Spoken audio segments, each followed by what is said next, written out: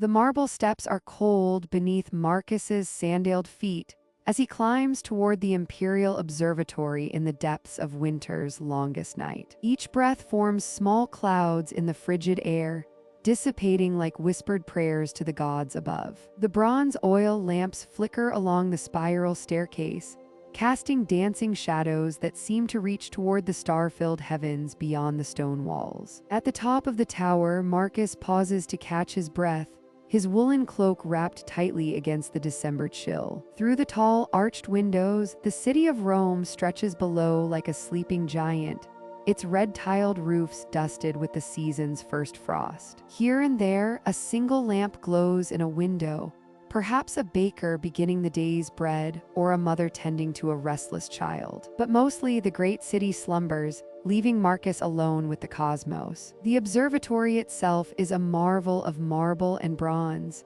its domed ceiling open to the sky through carefully calculated apertures. Augustus himself commissioned this sacred space, understanding that knowledge of the heavens brings wisdom to earthly rule. The walls are lined with scrolls containing the observations of generations, detailed records of planetary movements, lunar phases, and the slow procession of the seasons marked by stellar positions. Marcus moves to his workstation where the great bronze astrolabe awaits, its intricate circles and pointers gleaming in the lamplight like captured starshine. This magnificent instrument, crafted by the finest artisans of Alexandria, allows him to map the celestial sphere with precision that would amaze the philosophers of old. Its surface is smooth and warm to the touch, polished by years of careful handling. Tonight marks the winter solstice, the moment when the sun reaches its southernmost point,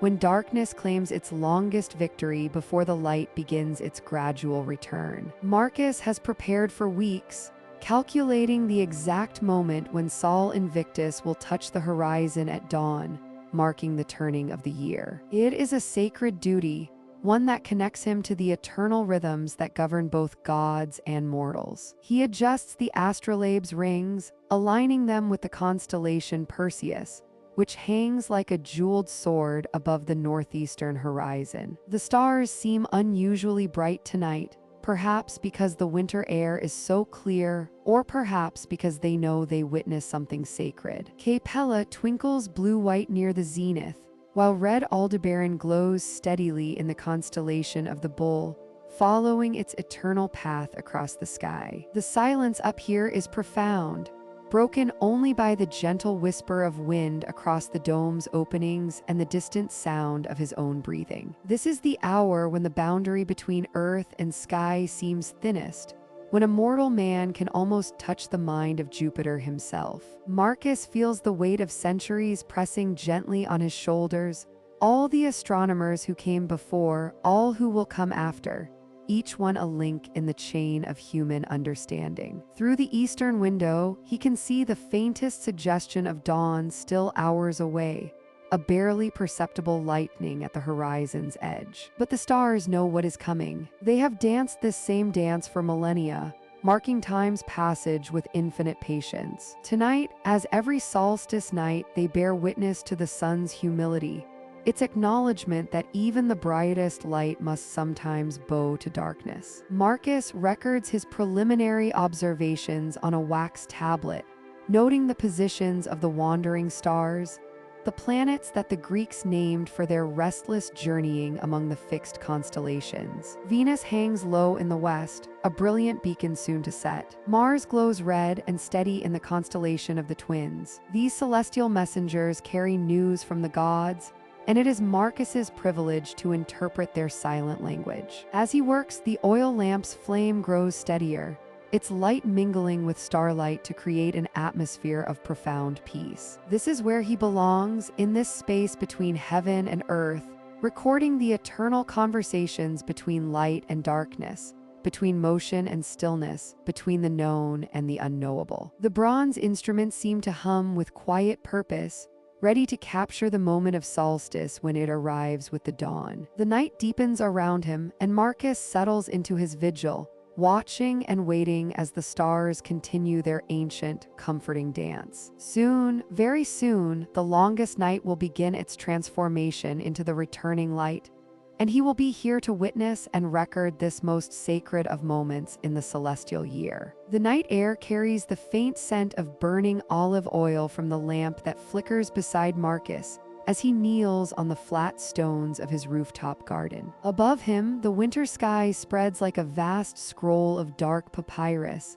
each star a pinprick of divine light piercing through to illuminate his sacred work. The city of Rome sleeps below, its cobblestone streets empty save for the occasional patrol of the urban cohort, their torches casting dancing shadows against the walls of distant insulae. Marcus reaches into the leather pouch at his side, his weathered fingers closing around a handful of coriander seeds. Each one feels like a tiny pearl in his palm, smooth and perfect, waiting to fulfill its earthly purpose. He has spent the afternoon watching Venus climb her graceful arc across the western sky, noting the precise moment when she aligned with the constellation of the Pleiades. The timing must be perfect. The seeds know when they are being planted in harmony with the celestial dance above. The clay pots before him are arranged with mathematical precision, each one placed to mirror the pattern of stars he observes night after night. Here, the 7 vessels that represent the Great Bear stretch across the northern corner of his garden. There, 5 smaller pots trace the outline of Cassiopeia,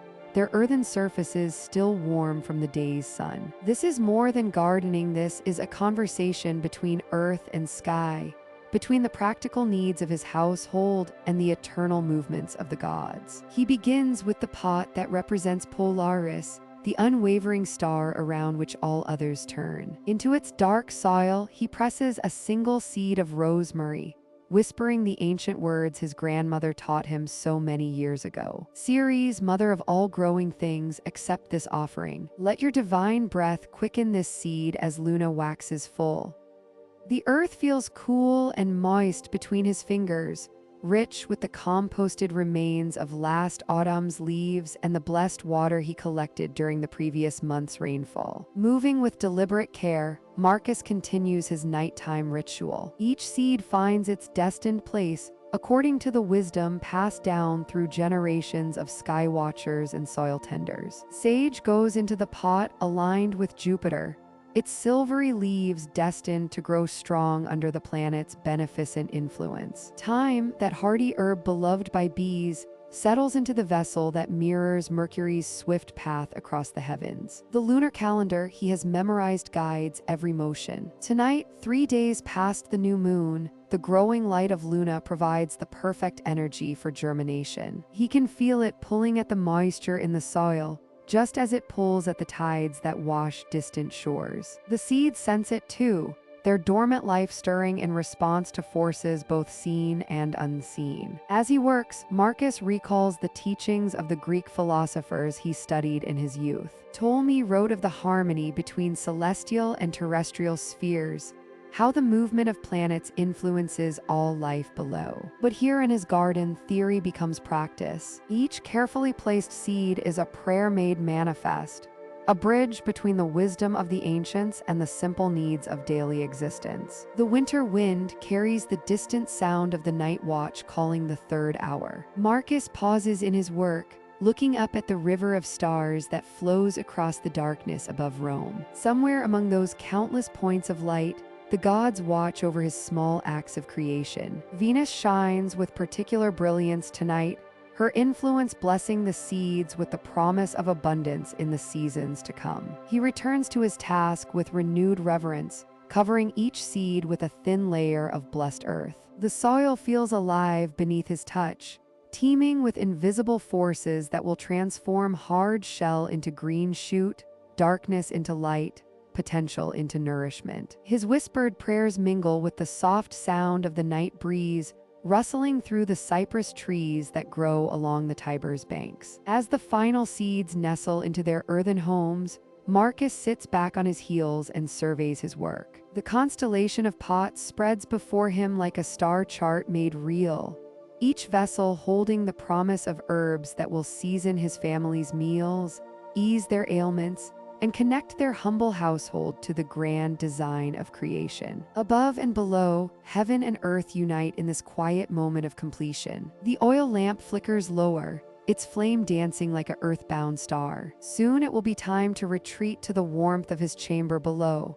But for now, Marcus remains in communion with the night, guardian of seeds and keeper of the ancient wisdom that flows between soil and sky. The soft glow of oil lamps flickered against the curved walls of the observatory as Marcus adjusted the bronze astrolabe with practiced hands. Outside, the first delicate snowflakes of winter had begun their gentle descent, each crystal catching the last light of dusk as it settled upon the 7 hills of Rome. The city below hummed with its evening rhythms, but here in this sanctuary of stars and calculations, time moved at the pace of celestial bodies. The sound of approaching footsteps on the stone stairs grew steadier, more deliberate than usual. Marcus recognized the measured cadence before the familiar voice called softly from the doorway. Emperor Antoninus Pius entered the circular chamber with his characteristic quiet dignity, his woolen cloak dusted with snow,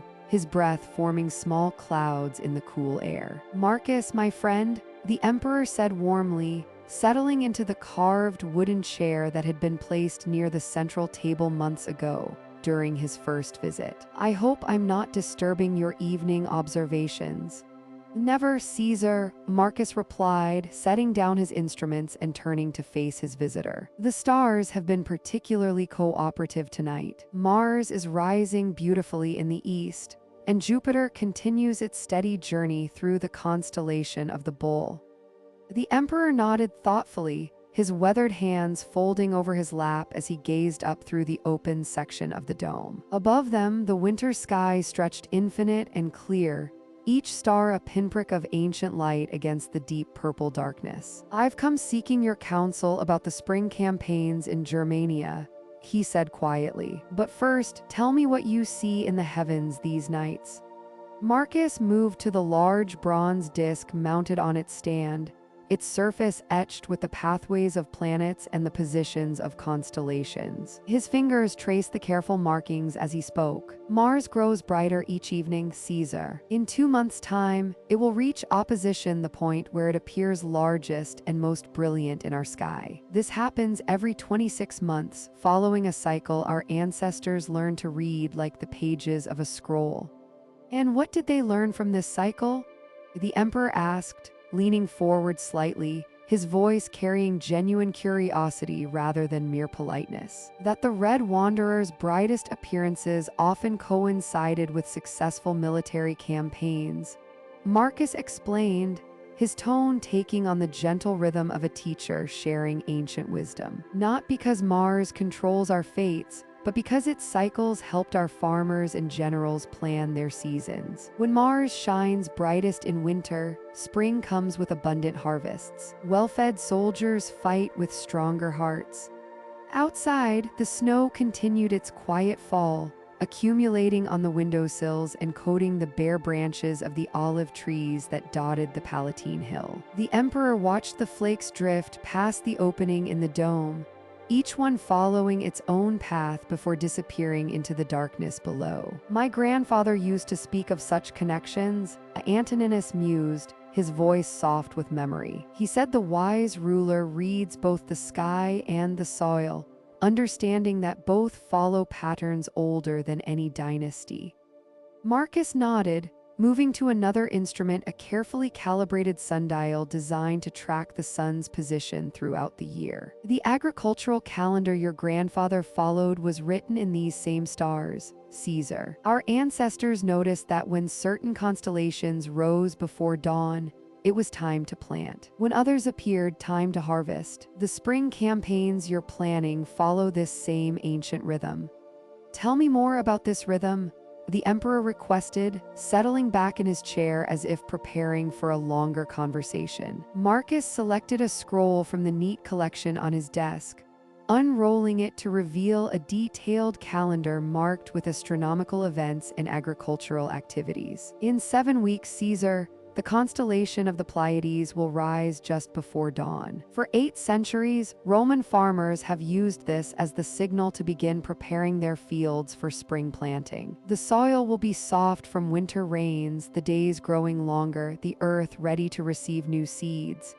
And this timing serves our military purposes as well, the emperor asked. Indeed, Marcus confirmed. By the time your legions reach the Germanic territories, the local tribes will be scattered to their fields, focused on their own planting seasons. Their warriors will be farmers first, soldiers second during these crucial weeks. The campaigns succeed not because Mars commands it, but because we align our human endeavors with the natural world's own schedule. The emperor sat in contemplative silence for several moments, watching as the snow continued to fall beyond the observatory walls. The oil lamps cast dancing shadows across the astronomical instruments, each bronze surface reflecting the warm light like miniature suns in the gathering darkness. There is great wisdom in observing before acting, Antoninus finally said, his voice carrying the quiet satisfaction of understanding. The stars teach patience as much as they teach timing. The pre-dawn air carries the scent of jasmine from the villa gardens as Marcus steps into his observatory courtyard. The marble tiles beneath his sandaled feet are still cool from the night, and dewdrops glisten like tiny stars on the bronze instruments arranged with careful precision around the sacred space. This is the hour when earth and sky whisper their secrets, when the ancient dance of celestial bodies reveals itself to those patient enough to listen. His water clock gurgles softly in the corner, its steady rhythm marking the passage of time with liquid precision. The bronze vessel, crafted by the finest artisans in Rome, catches the first pale light of dawn on its polished surface. Marcus approaches with reverence, checking the water level against the graduated marks etched into the metal. Each droplet that falls counts another moment in the eternal progression of days and seasons, another heartbeat in the cosmic symphony that has played since the gods first set the heavens in motion. The shadow dial stands waiting in the center of the courtyard, its bronze gnomon pointing toward the brightening eastern horizon. As Apollo begins his daily journey across the sky, shadows will creep across the carefully marked semicircle, telling tales of hours passing and seasons turning. Marcus runs his fingers along the smooth marble surface, feeling the worn grooves where countless shadows have traced their paths through days and months and years. With movements as practiced as prayer, he unrolls his papyrus scrolls across the stone table. The parchment crackles softly in the morning stillness, its cream-colored surface already filled with rows of careful notation. Greek letters march across the pages in neat columns, degrees and measurements, positions and calculations that capture the wandering paths of planets through their celestial neighborhoods. Each mark represents hours of patient observation, nights spent in communion with the turning sky. The stylus feels familiar in his weathered hands as he begins the morning's work. Venus hangs like a pearl against the purple dawn, her position shifting subtly from day to day in her eternal dance around the sun. Marcus measures her height above the horizon with his astrolabe, the bronze instrument catching golden light as he aligns the sighting arm with the morning star. 23 degrees, 4 divisions. The numbers flow onto papyrus with ink dark as midnight, joining thousands of other measurements in the growing archive of Roman astronomical knowledge. Time moves differently here in the observatory, flowing like honey in winter sunshine. Each measurement requires patience, careful alignment, precise calculation. There is no rushing the cosmos. The planets move in their appointed courses, whether emperors rise or fall, whether harvests flourish or fail. They are the eternal clockwork of creation, indifferent to human ambition yet intimately connected to the rhythms of earthly life. As the sun climbs higher, shadows shift across the courtyard with imperceptible grace. Marcus records each change, noting how the gnomon's shadow shortens toward noon, how the angle of light transforms the familiar space into a living sundial. The fountain in the corner trickles peacefully, its waters marking time in their own liquid language while birds sing their morning songs from the cypress trees beyond the garden walls. The scroll grows heavy with measurements as morning advances toward midday. Mars glows rust-red in the brightening sky, his position carefully noted and compared to yesterday's observations. Jupiter maintains his stately progress through the constellation of the Bull, while Saturn crawls almost imperceptibly along his distant orbit. Each wandering star receives its due attention, its position recorded with the same devotion Roman priests show to temple rituals. This work connects Marcus to something larger than himself, larger than Rome itself. Every measurement adds to a tradition stretching back to Babylon and Egypt, to the earliest stargazers who looked up and wondered about the patterns spinning overhead. His careful notations will outlive him, joining the vast library of human understanding about the cosmic order that governs all things. The morning air warms as the sun rises higher, and still Marcus continues his patient work. Each reading is double-checked, each calculation verified against previous observations. This is not mere scholarship, but sacred duty to read the writing in the sky, to preserve its wisdom for future generations who will also stand in gardens like this one, measuring time and space with bronze instruments and wondering eyes. As noon approaches and shadows shrink to their shortest reach, Marcus sets down his stylus and surveys the morning's work. Pages of papyrus now hold the sky's secrets, transforming celestial motion into earthly knowledge. The eternal rhythms continue their ancient dance overhead, indifferent yet intimate, cosmic yet personal. In this quiet courtyard, time itself becomes visible, measurable, beautiful. The water clock continues its patient dripping, and the shadow dial waits for afternoon light to begin the slow journey toward evening. Marcus rolls his scrolls with satisfied care, already anticipating tonight's observations when stars will emerge like old friends returning from a journey, ready to reveal new secrets to those wise enough to watch and wait. The morning sun filters through the olive trees as you hear the gentle clatter of wooden wheels against stone. Marcus looks up from his garden beds,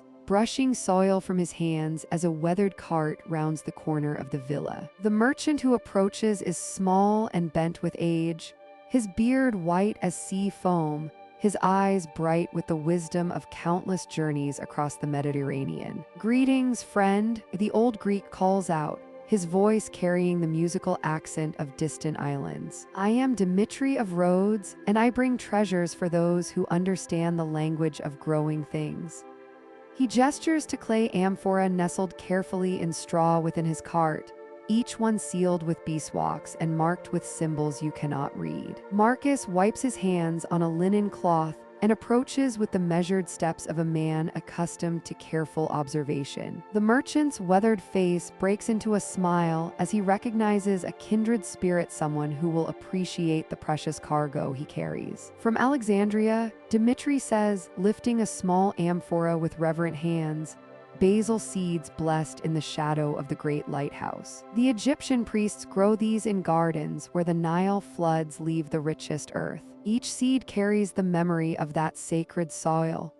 He opens the vessel, and the faint green scent of dried basil leaves drifts on the morning air. Marcus inhales deeply, his astronomer's mind already calculating the phases of the moon, the alignment of Venus, the most auspicious time for planting. "Tell me of their growing," he says, his voice soft with interest. The merchant's eyes sparkle as he reaches for another container. "Ah, but first rosemary from the cliffs of Crete, where the plants grow wild in soil kissed by sea spray. The island women gather these seeds at dawn, when the dew still holds the dreams of the night."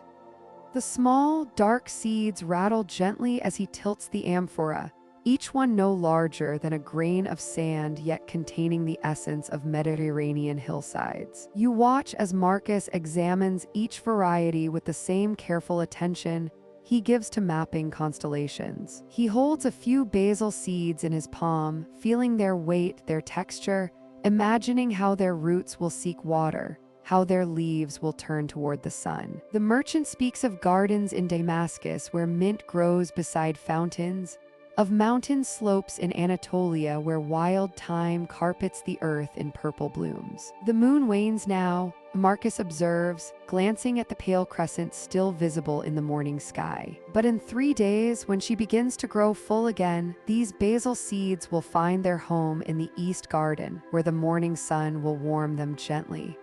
Dmitri nods approvingly. You understand the old ways. My grandmother taught me never to plant when the moon turns her face away.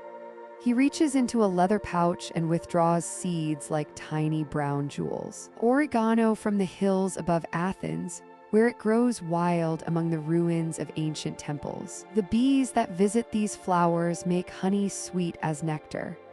The two men make their way to Marcus's garden, where neat rows of herbs already flourish in the Roman sun. The merchant kneels beside a bed of existing plantings, running the dark soil through his fingers. Good earth, he murmurs, your herbs will be content here. As the sun climbs higher, they settle in the shade of a fig tree. Marcus brings wine cooled in clay vessels, along with bread still warm from the morning's baking. The merchant's stories unfold like scrolls of parchment as they share the simple meal. He speaks of gardens terraced into hillsides in Sicily, where lemon trees grow beside ancient olive groves. He describes the floating gardens of Egypt, where herbs grow in baskets suspended over the Nile's life-giving waters. In Persia, Dmitri says, his voice growing dreamy in the afternoon warmth, I once saw a garden where every herb was planted according to the stars under which it was meant to flourish. Sage under Saturn's influence, mint beneath the gentle moon, basil reaching toward the sun's golden rays. Marcus listens with the deep attention of a student, even though his own knowledge runs equally deep. The sharing of wisdom, he knows, enriches both teacher and pupil, like rain falling on soil already fertile. The merchant stays until the sun begins its descent toward the western hills, his cart now lighter but his purse heavier with Marcus's silver. As he prepares to depart, he presses one final gift into the astronomer's hands, a small cutting of lavender, its roots still damp with morning dew. Plant this when Venus rises brightest in the evening sky, he says softly. It will bring peace to your garden and clarity to your observations of the heavens.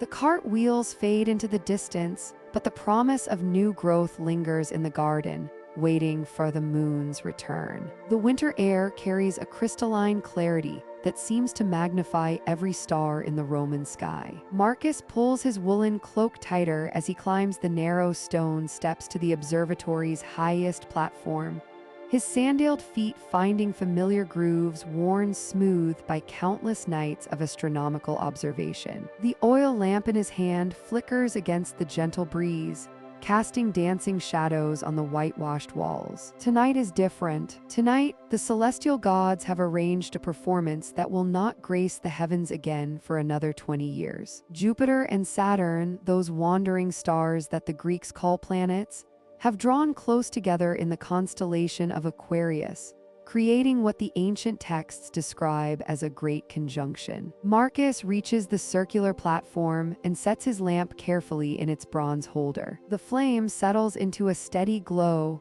illuminating his collection of instruments. The armillary sphere with its intricate bronze rings, the astrolabe that maps the stars' positions, and scrolls of parchment ready to receive tonight's observations. He has prepared for weeks, calculating when this celestial dance would reach its most magnificent moment. He tilts his head back and searches the western sky. There, just above the horizon, where the last traces of sunset have faded to deep purple, two bright points of light hang suspended like jewels on dark velvet. To the untrained eye, they might appear as a single star, unusually brilliant against the winter darkness. But Marcus knows better. His years of patient observation have taught him to see the subtle separation, the way Jupiter's golden light mingles with Saturn's paler glow. The astronomer arranges his writing materials with practiced precision. The ink in his bronze pot remains fluid despite the cold, mixed with just enough wine to prevent freezing. His reed pen is sharp and ready. These observations will join the careful records maintained by Roman astronomers for generations, contributing to the great celestial library that helps predict eclipses, plan festivals, and guide the timing of important state ceremonies. He begins his measurements using the astrolabe to record the exact position of the conjunction relative to nearby stars. The constellation of Aquarius spreads across the sky like a celestial river, and within its boundaries, these two wandering gods perform their stately dance. Marcus notes how Jupiter, king of the planets, appears slightly brighter, its golden radiance steady and confident. Saturn, more distant and mysterious, glows with a cooler light, like moonlight filtered through morning mist. The wind shifts, bringing with it the scent of olive oil from the lamps burning in the villa below, mingling with the crisp smell of winter air and the faint fragrance of cypress trees in the garden. Marcus pauses in his writing to simply watch,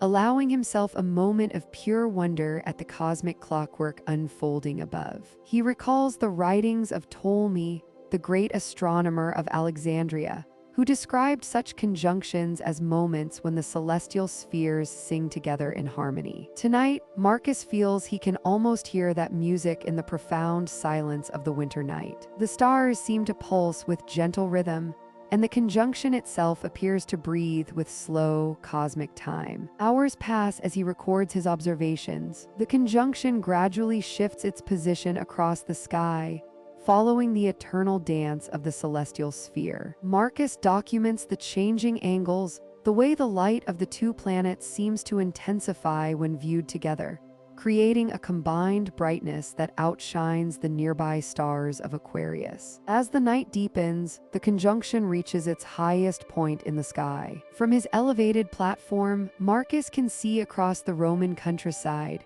where scattered villa lights twinkle like earthbound stars. The sight reminds him that he is not merely observing distant lights, but participating in a connection that spans from the smallest oil lamp to the mightiest celestial bodies. The cold begins to seep through his cloak, but Marcus remains at his post, driven by the knowledge that future astronomers will depend on his careful work. These records will outlive emperors and armies, contributing to humanity's growing understanding of the heavens. In 50 years, when this conjunction returns, some young astronomer will read these very notes and marvel at the continuity of human curiosity. As dawn approaches and the stars begin to fade into the growing light, Marcus completes his final measurements. The conjunction, though still visible, will soon disappear into the sun's radiance, not to emerge again until the next lunar cycle. He carefully seals his observations in a bronze tube,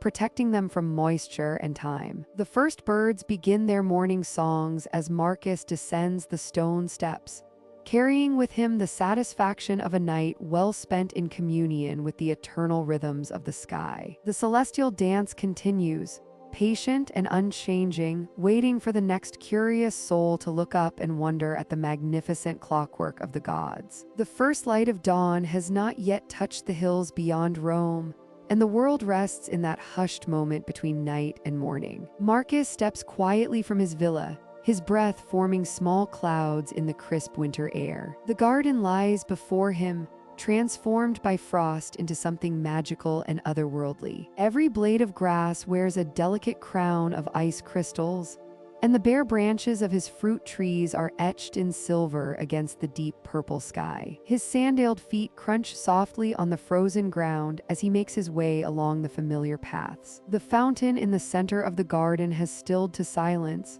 its surface glazed with a thin sheet of ice that reflects the last stars fading overhead. Marcus pauses here, as he does each morning, to listen to the profound quiet that winter brings. Even the early birds have not yet begun their songs. He carries with him a small bronze basin filled with lukewarm water, steam rising gently from its surface. This is his ritual, his meditation in the cold morning air. Moving with practiced care, he approaches the herb beds where his precious plants sleep beneath winter's protective veil. The rosemary stands sturdy and evergreen, its needle-like leaves dark against the frost, but even these hardy branches wear nature's crystalline jewelry. With infinite gentleness, Marcus dips his fingers into the warm water and begins to brush away the frost from each sprig of rosemary. The ice melts instantly at his touch, releasing the herb's concentrated fragrance into the cold air. The scent is deeper now, more intense than in the growing season,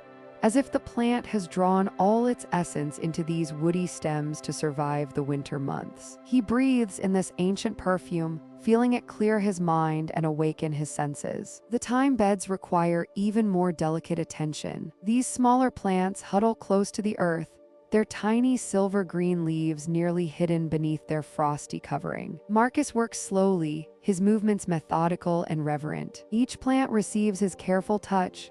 Each frost-covered stem is gently freed from its icy burden. The herbs seem to sigh with gratitude as the warmth of his fingers brings them momentary relief from winter's grip. As he tends to his sleeping garden, Marcus reflects on the wisdom of the seasons. These plants know something profound about patience and endurance. They do not fight against winter's arrival, but instead draw inward, concentrating their life force, waiting with quiet confidence for spring's inevitable return. Their roots run deep and strong beneath the frozen soil, unseen but vital, preparing for the explosion of growth that will come with warmer days. Near the eastern wall of the garden, where the morning sun will first break over the horizon, Marcus discovers a miracle that fills him with quiet joy. The garlic he planted during the autumn moon festival has begun its work. Pushing through the cold earth, tender green shoots emerge like tiny spears of hope.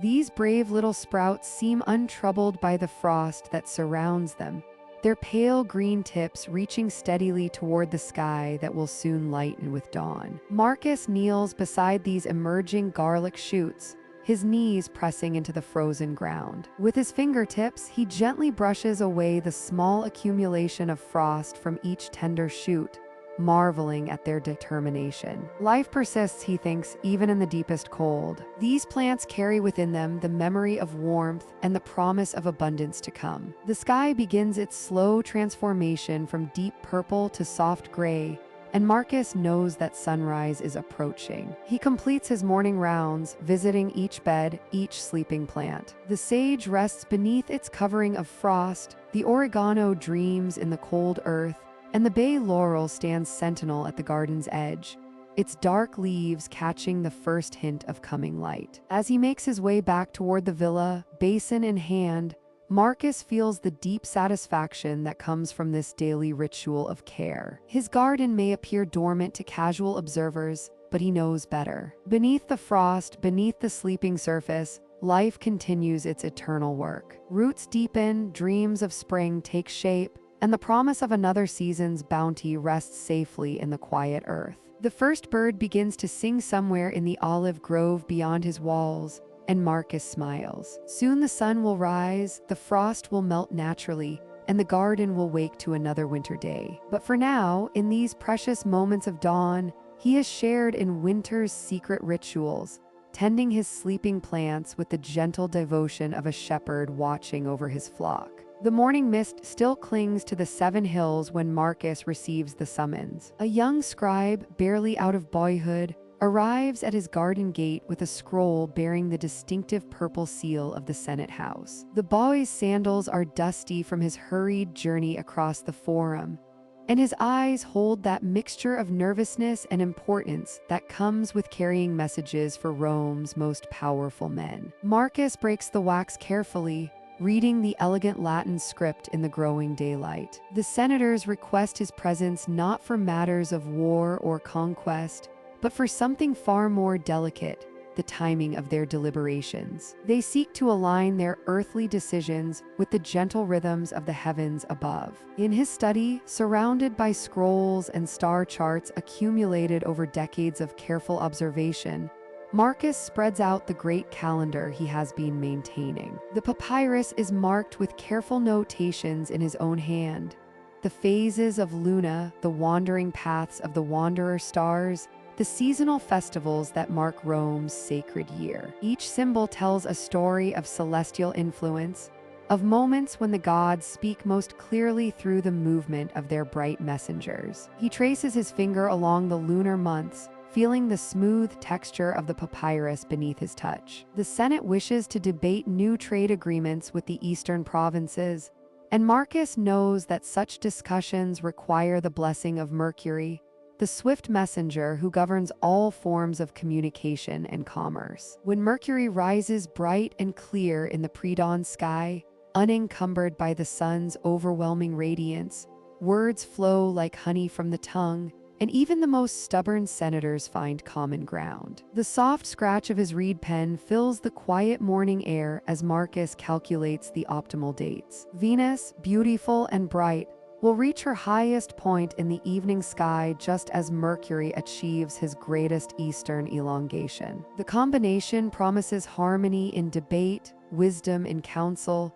and the kind of gentle persuasion that transforms adversaries into allies without anyone losing face or honor. Marcus considers the lunar calendar with equal care. The Romans have learned from their Etruscan ancestors that certain phases of the moon favor different types of deliberation. The waxing moon encourages growth and new beginnings, perfect for proposing innovative legislation. The full moon, bright and complete, illuminates hidden truths and brings clarity to complex issues. But for the delicate work of negotiation and compromise, the gentle waning moon provides the most favorable conditions, its gradual dimming encouraging flexibility and the release of rigid positions. As the sun climbs higher, warming the marble columns of his garden portico, Marcus prepares his recommendations with the careful precision of a master craftsman. He knows that the senators value his counsel not merely for its astronomical accuracy,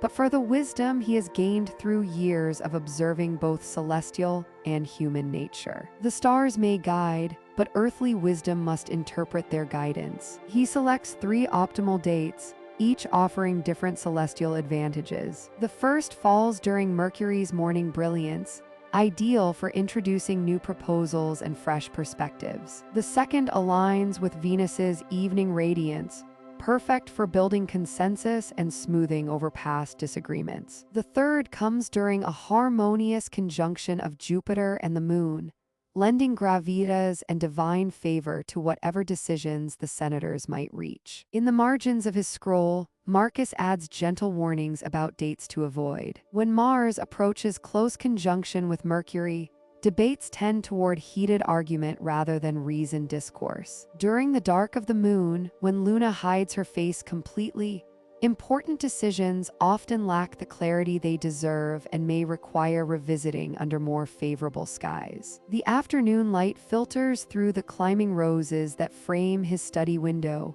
casting dappled shadows across his work table. Marcus rolls the finished scroll carefully, sealing it with his personal mark, a simple star surrounded by a wreath of olive leaves, symbolizing the peaceful marriage of celestial wisdom and earthly prudence. As evening approaches, he sends his reply back to the Senate House with the same young messenger, who has spent the day resting in the servants' quarters and sampling the cook's excellent honey cakes. The boy departs with renewed energy, carrying Marcus's celestial counsel toward the heart of the empire's political life. Marcus returns to his garden as the first stars begin to appear in the deepening twilight. Venus shines brilliant in the western sky, just as his calculations predicted, a bright beacon of harmony watching over the eternal city. Tomorrow, senators will debate the future of trade routes and provincial governance.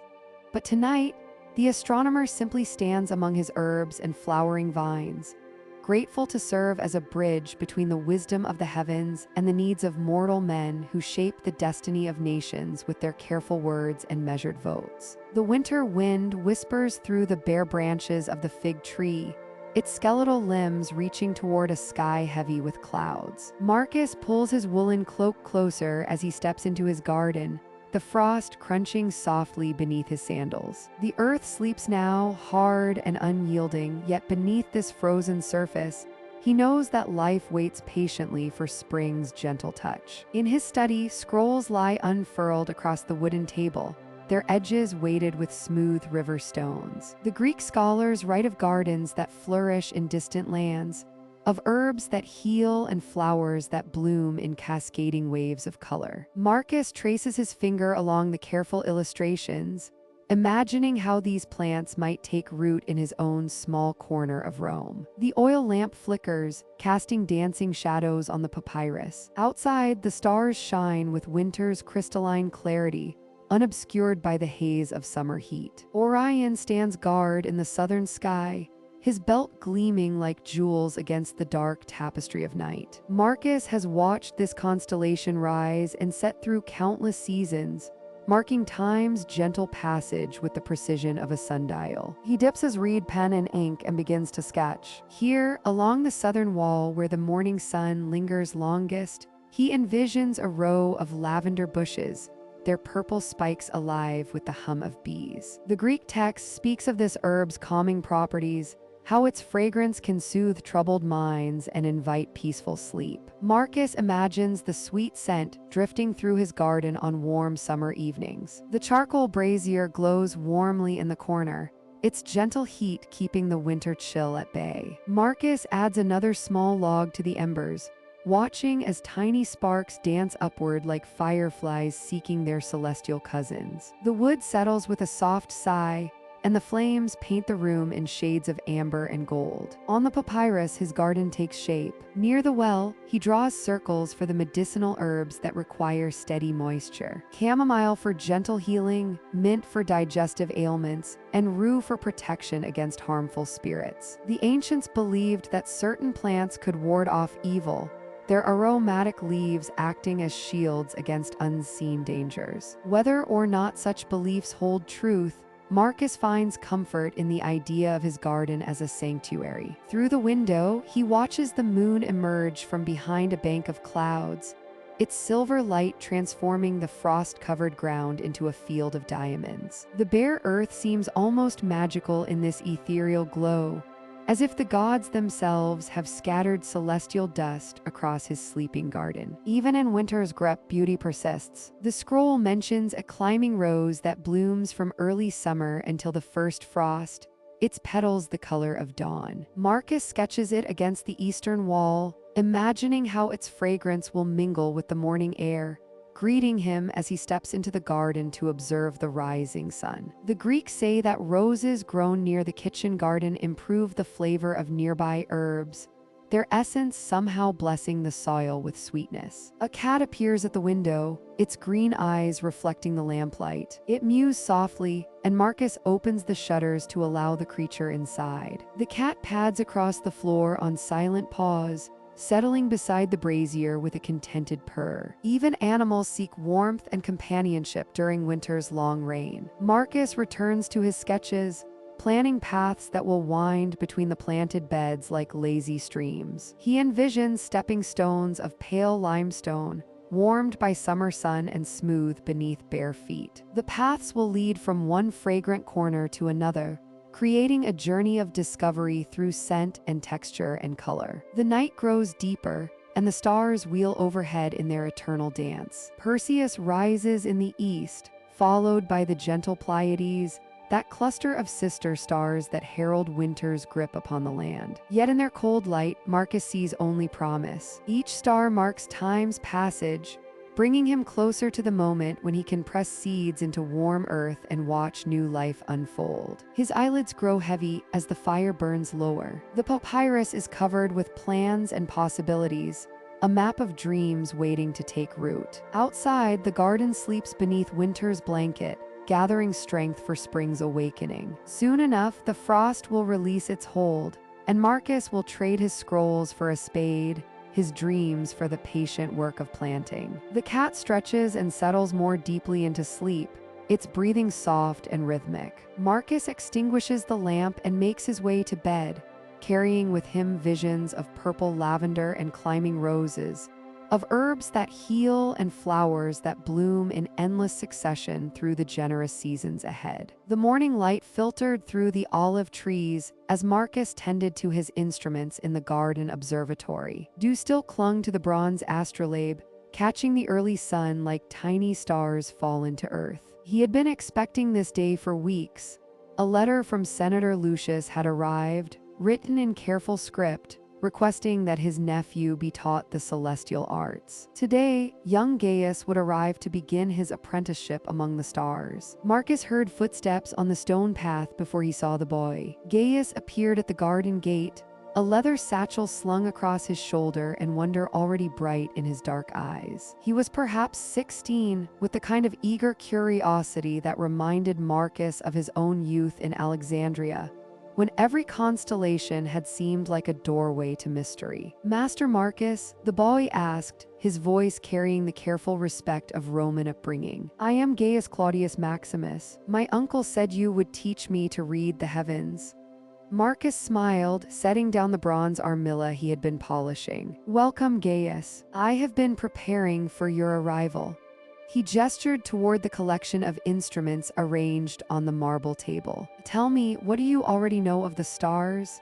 The young man's gaze swept across the observatory with barely contained excitement. "I know they move across the sky each night," he said slowly, "and that sailors use them to find their way across the sea. But beyond that," he spread his hands in honest admission of ignorance. "An excellent beginning," Marcus replied warmly. "To know what we do not know is the first step toward wisdom. Come, let me show you the garden where we study the cosmos." He led Gaius along the winding paths between herb beds and flowering shrubs, explaining how each section of the garden aligned with different regions of the sky. They paused at a sundial carved from Numidian marble, its bronze gnomon casting a precise shadow that marked the approaching noon hour. "This dial teaches us our first lesson," Marcus said, running his finger along the carefully etched hour lines. "The sun, like all celestial bodies, follows patterns that can be predicted and understood. What appears to be divine mystery often reveals itself as natural order, once we learn to observe carefully." Gaius nodded thoughtfully, already reaching for the wax tablet at his belt to make notes. Marcus was pleased to see such eagerness to learn. They returned to the observatory table, where Marcus selected the simplest of his instruments, a bronze disc marked with the months and seasons. "We will begin with the fundamentals," he said, his voice taking on the patient cadence of a practiced teacher. "First, you must learn to orient yourself. Tonight, we will find Polaris, the star that never moves, around which all others dance." As the afternoon wore on, Marcus introduced his new apprentice to the basic concepts that would form the foundation of his celestial education. They discussed the apparent motion of the sun, the changing positions of the moon, and the great wheel of stars that turned overhead each night. "The ancients called this the celestial sphere," Marcus explained, holding up a bronze model that gleamed in the slanting light. "Imagine the Earth at the center of a great hollow ball, with all the stars fixed upon its inner surface. As this sphere rotates, we see different constellations rise and set." Gaius studied the model intently, turning it slowly in his hands. "It's like being inside a vast temple," he murmured, "with the stars as decorations on the dome above." Marcus felt a familiar warmth at hearing such insight from a beginning student. "Precisely, and like any temple, once you understand its architecture, you can find your way around even in darkness." As evening approached, they prepared for their first practical lesson. Marcus brought out a simple star chart drawn on parchment, showing the major constellations visible in autumn. The lines connecting each group of stars formed familiar shapes: the Great Bear, the Swan, the eagle soaring through the river of stars that poets called the Milky Way. "Tonight," Marcus said, unrolling the chart on the table as shadows lengthened around them, "you will learn to recognize these patterns. We will start with the most important, the star that stands still while all others move around it." The air grew cool as twilight settled over the garden. Soon the first stars would appear, and Gaius would take his first steps along the path that led from earthbound wonder to celestial understanding. In the gathering dusk, the bronze instruments seemed to glow with anticipation, ready to unlock the secrets written in light across the Roman sky. Marcus smiled as he lit the oil lamp that would guide their studies through the peaceful hours ahead. The pale light of early dawn filters through the tall windows of Marcus's study, casting gentle shadows across the wooden tables where countless scrolls and wax tablets lie in careful arrangement. Outside, the Roman morning is still wrapped in winter's quiet embrace, though the first whispers of spring dance on the cool air. Inside this sanctuary of learning, two figures bend over their work with the patience of those who understand that true knowledge comes to those who wait and watch. Marcus runs his weathered fingers across a fresh piece of papyrus, its surface smooth and ready to receive the wisdom that has been gathering in his mind throughout the long winter months. Beside him, young Gaius holds a bronze stylus with the careful grip of one who has learned to value precision above speed. The scent of beeswax mingles with the faint aroma of dried herbs that hang from the ceiling beams, creating an atmosphere of scholarly calm that seems to slow time itself. The moon will reach her dark phase on the Ides of Martius. Marcus murmurs, his voice carrying the gentle authority of years spent studying the celestial dance. His eyes trace the careful calculations that cover the tablet before him, numbers and symbols that speak of lunar cycles and planetary movements. 3 days hence, when her light begins to return, the earth will be ready to receive the first seeds of spring. Gaius nods thoughtfully, his young face serious with concentration as he begins to sketch the outline of a chart on his own papyrus. The grid he creates is a thing of mathematical beauty, each square representing a day, each column a different crop that will soon transform the fields around their villa from winter's brown slumber to spring's green awakening. The old astronomer reaches for a container of dark ink, made from oak galls and iron, its rich color perfect for creating charts that must remain clear and readable throughout the planting season. With practiced strokes, he begins to mark the optimal planting dates, each mark placed with the precision of one who knows that the difference between abundance and scarcity often lies in the timing of a single day. Here, he says softly, pointing to a square marked with the symbol of grain, we plant the first barley when Luna shows her crescent smile and Jupiter holds steady in the house of Taurus. The earth will be cool but not cold, moist but not waterlogged.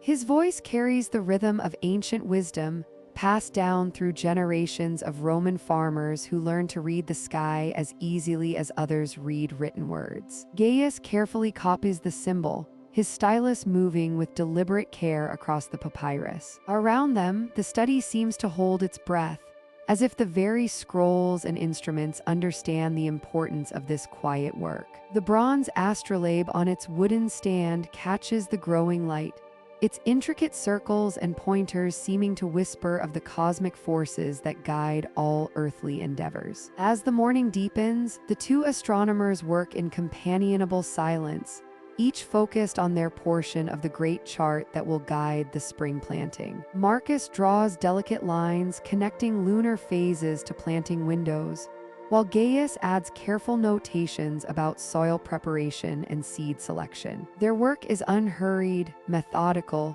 filled with the peaceful satisfaction that comes from creating something both beautiful and useful. The sound of distant birdsong drifts through the windows as the Roman countryside begins to stir with the promise of warmer days ahead. A gentle breeze carries the scent of early flowers, narcissus and wild roses that bloom despite winter's lingering presence. These subtle signs of seasonal change find their way into the charts as well, for Marcus has learned that true astronomical wisdom must account for all of nature's rhythms. Each symbol tells a story, the old man explains as he adds a delicate mark representing the optimal time for planting beans. Not just of the stars and moon, but of the earth itself, of rain and sun, of the ancient partnership between sky and soil that has fed our people for centuries beyond counting. The charts grow beneath their patient hands, becoming tapestries of agricultural wisdom woven from threads of celestial observation. When complete, these documents will find their way to farmers throughout the region, carried by messengers who understand that they bear more than mere paper and ink. They carry the accumulated wisdom of generations who learn to live in harmony with the rhythms of both earth and sky. As the morning light grows stronger, painting the study in shades of gold and amber, Marcus and Gaius continue their gentle labor, preparing the spring charts with the quiet satisfaction of those who serve both knowledge and community with equal devotion. The morning air carries a different quality now, softer somehow, as if winter's harsh breath has finally begun to ease. Marcus steps into his garden just as the first pale light of dawn touches the frost-covered earth. His sandaled feet make gentle impressions in the thin layer of snow that still clings to the shadowed corners of his sanctuary. There, near the sundial where Venus had shone so brilliantly through the dark months, something catches his eye. A small miracle pushes through the crystalline snow, the tiniest splash of purple, no larger than his thumbnail. Marcus kneels carefully, his woolen cloak pooling around him as he examines this brave little messenger of spring. The crocus is perfect in its simplicity. 6 delicate petals unfurl toward the strengthening sun, their deep purple hue made more vivid by contrast with the white snow surrounding them. At the flower's heart, 3 golden stamens stand like tiny torches, catching and holding the morning light. Marcus can see the dewdrops clinging to each petal, transformed into miniature prisms that scatter rainbows across the snow. A Proserpina stirs, he whispers to himself, remembering the ancient stories of the goddess who brings spring back from the underworld. As if responding to his words, a gentle breeze moves through the garden, carrying with it the faintest hint of warming earth. Young Gaius appears at the garden gate, his morning duties in the villa completed. His eyes widen when he sees Marcus kneeling beside the sundial. "Magister," he says softly, approaching with reverent steps. "Have the spring stars sent us a gift?" Marcus smiles, gesturing for his student to join him. "Come see what courage looks like, Gaius. This small flower has pushed through frozen ground and snow to greet the sun. It teaches us something about persistence, about following the natural order even when the way seems impossible."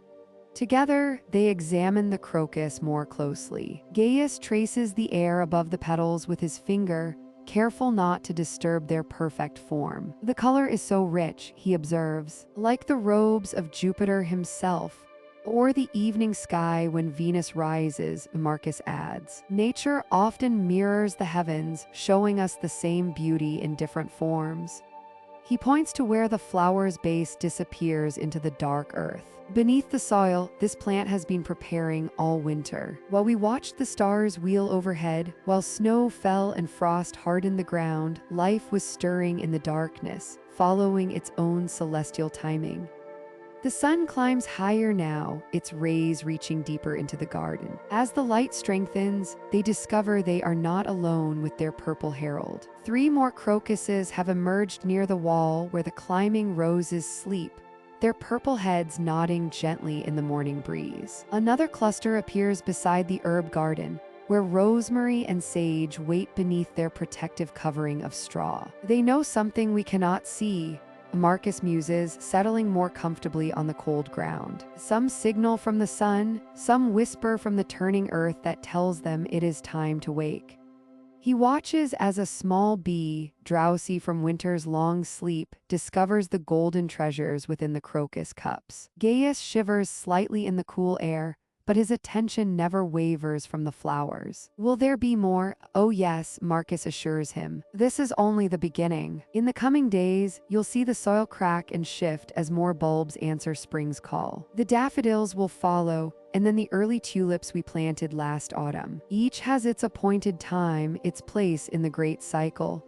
They sit in comfortable silence, watching the light strengthen and spread across the garden. The snow begins to soften at the edges, revealing dark patches of earth that steam gently in the warming air. A robin lands nearby, cocking its head to listen for movement beneath the soil. "Shall we offer our gratitude?" Marcus suggests. Together, they rise and face the east, where the sun now shines with genuine warmth. Marcus raises his hands toward the brightening sky. "Great Proserpina, we welcome your return. We thank you for this sign of spring's approach, for the promise held in these first brave flowers."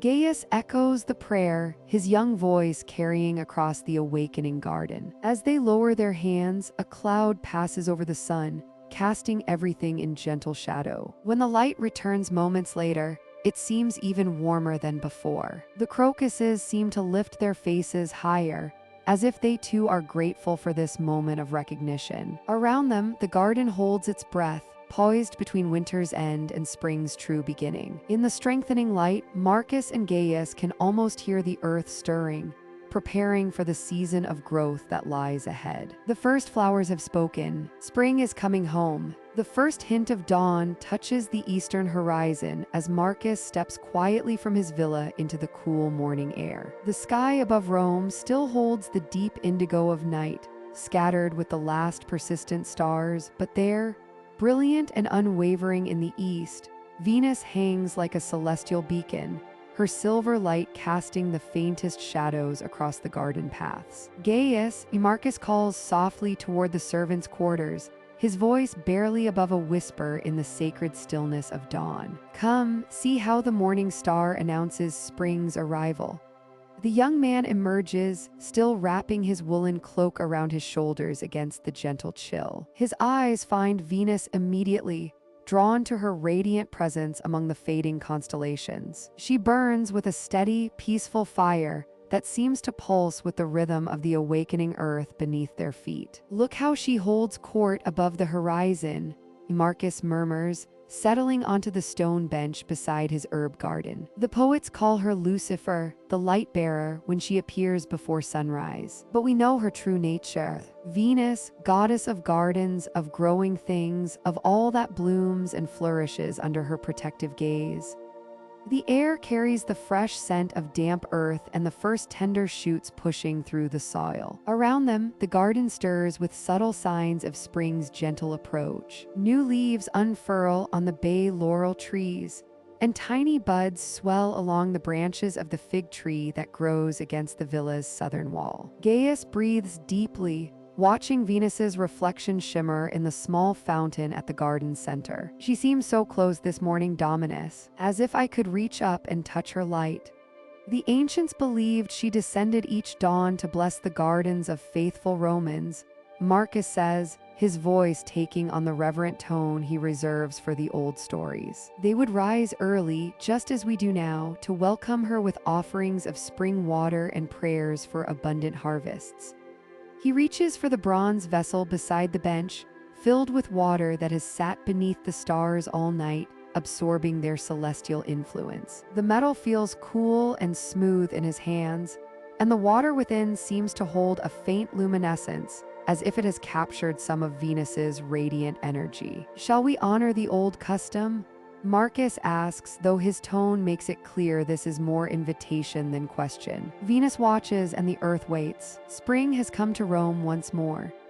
Together they rise and walk slowly among the garden beds where winter herbs have survived the gentle cold.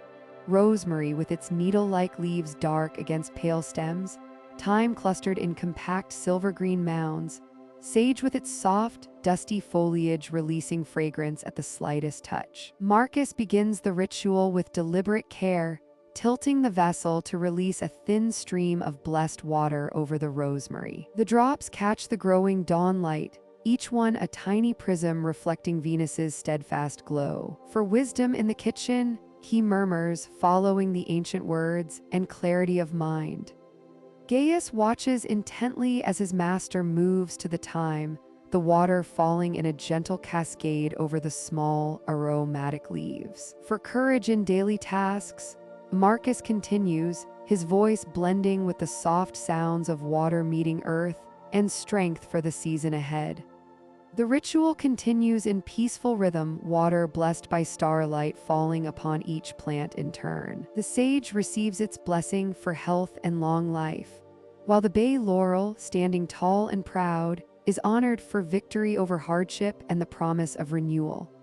Above them, Venus holds her position in the brightening sky, though her light grows softer as the eastern horizon begins to blush with rose and gold. The morning star seems to approve of their careful observance, blessing their simple ceremony with her presence. Feel how the garden responds, Marcus whispers as they complete their circuit of the beds. Around them, the very air seems lighter, filled with possibility and the promise of growth. The plants appear more vibrant, their colors deeper and richer in the growing light. The sun's first rays begin to climb above the distant hills, and Venus gracefully yields her dominion of the sky, fading into the brightening dawn like a gentle spirit returning to her celestial realm. But her blessing remains, settled into the blessed earth like morning dew, promising abundance for the season ahead. Marcus sets the empty vessel beside the fountain and stands quietly, his weathered hands resting on Gaius's shoulder. Together they watch the last of Venus's light merge with the golden sunrise, feeling the ancient connection between heaven and earth, between the eternal dance of the stars and the simple, sacred act of tending a garden. The morning star has risen. Spring has come to Rome. The dawn light filters through the olive trees as Marcus makes his way to his garden on this most sacred of days. The spring equinox has arrived, when the sun stands perfectly balanced above the earth, granting equal portions of light and shadow to the world. His sandals whisper against the stone path, still cool with morning dew, as he carries his precious burden, a collection of clay pots filled with seeds that have waited all winter for this moment. The air holds that peculiar stillness that comes only twice each year, when the earth seems to pause and take a breath. Marcus sets down his vessels beside the freshly turned soil, breathing in the rich scent of earth that promises new growth. Behind him, the villa still sleeps, but here in his sanctuary, the day begins with ancient ritual. He kneels beside the first bed, his weathered hands sifting through the dark loam. The soil feels alive beneath his fingers, warmed by yesterday's sun yet still holding the coolness of night. This is the moment astronomers and farmers alike have waited for, when the celestial dance above mirrors perfectly the awakening below. As above, so below, the old saying whispers through his mind. From the first pot, he draws out seeds of basil, each one small and dark as a night star. Marcus has studied the movements of the heavens long enough to know that timing matters in all things. The basil seeds slip between his fingers like tiny planets, each one destined to become a guardian of his garden. He presses them gently into the earth, spacing them with the careful precision he brings to mapping constellations. For protection, he murmurs, covering each seed with a light blanket of soil. The basil will grow strong and fragrant, its leaves releasing their sweet, peppery scent whenever touched by the breeze. Ancient wisdom tells that basil planted on the equinox holds special power, its roots drinking deeply from the earth's balanced energy. Next come the mint seeds, pale green and delicate. Marcus creates a small furrow near the garden's edge, where morning sun will give way to afternoon shade. Mint loves water, and he has positioned this bed near the channel that brings fresh spring water down from the hills. The seeds rest in their earthen cradle like sleeping promises of cool summer mornings, when the mint will be ready to brew into healing teas. Each seed carries within it the memory of countless seasons, the wisdom of plants that have grown in Roman gardens since time immemorial. Marcus thinks of his grandmother, who taught him these rituals when he was no taller than the garden walls. She would say that plants planted on the equinox remember the balance of this day throughout their growing season. The parsley seeds are next, small and ridged like tiny shields. Marcus plants these in the sunniest corner of his garden, where they will catch the first rays of dawn and the last golden light of evening. Parsley for strength, his grandmother's voice echoes across the years. These seeds will become deep green leaves that will flavor the villa's meals and strengthen the bodies of all who taste them. As he works, the sun climbs higher, its light growing stronger but never harsh on this balanced day. A gentle breeze stirs the branches above, setting the olive leaves to whispering ancient secrets. The sound mingles with the distant splash of the fountain in the villa's courtyard, creating a symphony of peace that seems to bless his work. Marcus takes his time with each planting, feeling the rhythm that connects his hands to the earth, his garden to the stars. This is meditation in its purest form, the astronomer becoming farmer, the scholar becoming servant to the eternal cycles he spends his nights observing. The same forces that govern the movements of planets guide the germination of these humble seeds. When the last seed is planted, Marcus sits back on his heels, surveying his work. The garden looks unchanged to casual eyes, but he knows better. Beneath the surface, a quiet miracle begins. Each seed will split and send forth its first pale root, reaching down into darkness while preparing to stretch toward light. In a few weeks, the first green shoots will emerge, marking time as surely as any sundial. The sun stands nearly overhead now, the shadows short and sharp around him. Marcus rises, brushing earth from his hands, and walks to the small shrine at the garden's heart. He lights a stick of frankincense, letting its sweet smoke rise into the still air as an offering of gratitude. The equinox garden is planted, the year's most important ceremony complete. As the fragrant smoke disperses into the warming day, Marcus knows that his living calendar has begun its eternal cycle once more. The herbs will grow, the seasons will turn, and his garden will mark time in the most beautiful way possible, with life itself reaching always toward the light. The morning sun casts long shadows across the cobblestones as small groups of farmers and gardeners make their way up the gentle slope toward Marcus's observatory. Word has spread through the neighborhoods below that the astronomer who tends the rooftop garden shares his knowledge freely. And today, like many mornings this season, the curious and the practical-minded come seeking wisdom written in starlight. Marcus stands at the edge of his garden terrace, watching their approach with quiet satisfaction. There is old Flavius, whose vegetable plots feed half his street. Behind him walks young Claudia, carrying her infant son while balancing a basket of early herbs. The baker Aurelius climbs slowly, his flour-dusted hands already reaching for the small scroll where he records the lunar calendar for his bread-making schedule. These are the people who feed Rome, and they understand, perhaps better than senators or scholars, that the sky's rhythms touch everything that grows. "Welcome, friends," Marcus calls softly, his voice carrying the same gentle authority he uses when speaking to the stars themselves. "Come, see how the heavens guide the humble work of our hands."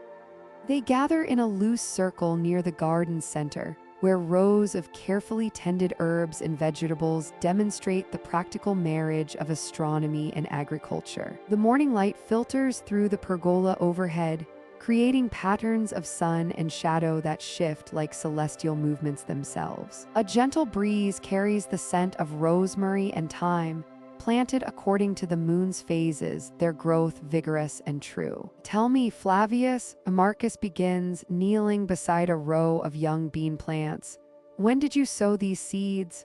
The old farmer's weathered face creases into a knowing smile. 3 days after the new moon, just as you taught us last spring. The roots grow strong when they cannot see their shadow." Marcus nods approvingly, his fingers brushing the soil around the plants. "The ancients knew this wisdom long before we were born. When the moon hides her face, the earth's moisture rises, calling to seeds like a mother calls to her children. Root vegetables planted in this darkness burrow deep and store well through winter." Young Claudia shifts her baby to her other hip and leans forward with interest. "But what of my healing herbs, Marcus? When should I gather them for the strongest medicine?"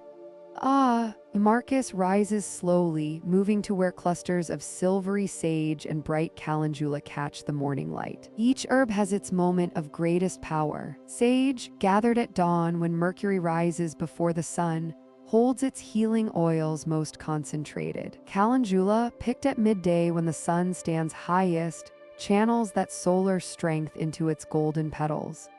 He demonstrates by pinching a sage leaf, releasing its sharp, clean fragrance into the air. "See how the dew still clings here in the early morning. This moisture carries the plant's essence, concentrated through the night when the stars sang to it."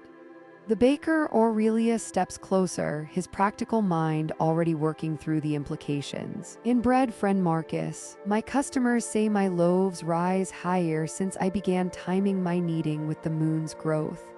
Marcus's eyes twinkle with the joy of shared knowledge. "Bread is alive, Aurelius, like all growing things. When the moon waxes, growing fuller each night, Everything on Earth feels that same pull toward expansion. Your yeast awakens more eagerly. Your dough stretches more willingly toward the sky. Knead when the moon grows, and your bread will grow with it. As the morning progresses, Marcus leads his small group through the garden's living classroom. He shows them how to read the subtle signs that connect earth and sky, the way morning glory vines spiral to match the stars' rotation, how certain flowers open only when specific constellations rise. His hands, stained with soil and sun-spotted with age, gesture toward plants and sky with equal reverence. The farmers of Egypt knew these secrets when our city was still a collection of hills beside a muddy river. Marcus tells them, pausing beside a row of grain that will be harvested when Mars reaches its highest point at midnight. They planted by the flooding of the Nile, which itself follows the rising of the star they called the Weeping Sister. All knowledge flows like water from the ancients to us, from us to our children.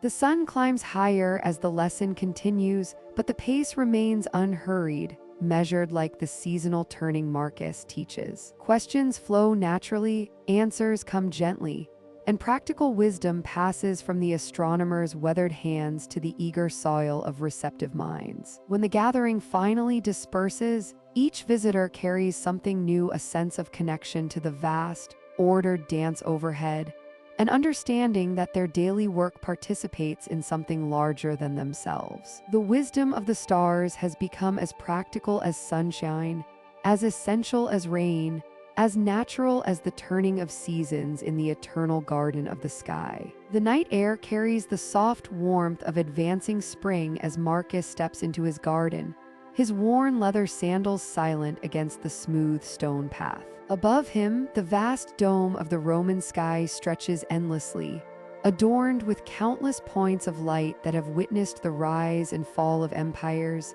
yet remain constant in their eternal dance. Gaius follows close behind, his young eyes already drawn upward to the familiar patterns that have become their nightly companions. The torches along the garden wall flicker gently, casting just enough light to navigate while leaving the heavens unobscured by their earthly glow. The fountain in the center of the garden murmurs its quiet song, a peaceful counterpoint to the silence of the stars above. Look closely tonight, my dear student, Marcus says, his voice carrying the gentle authority of years spent in contemplation of the cosmos. See how Ursa Major has moved since winter's end. The Great Bear no longer stands so high in the northern sky, but has begun her slow descent toward the western horizon.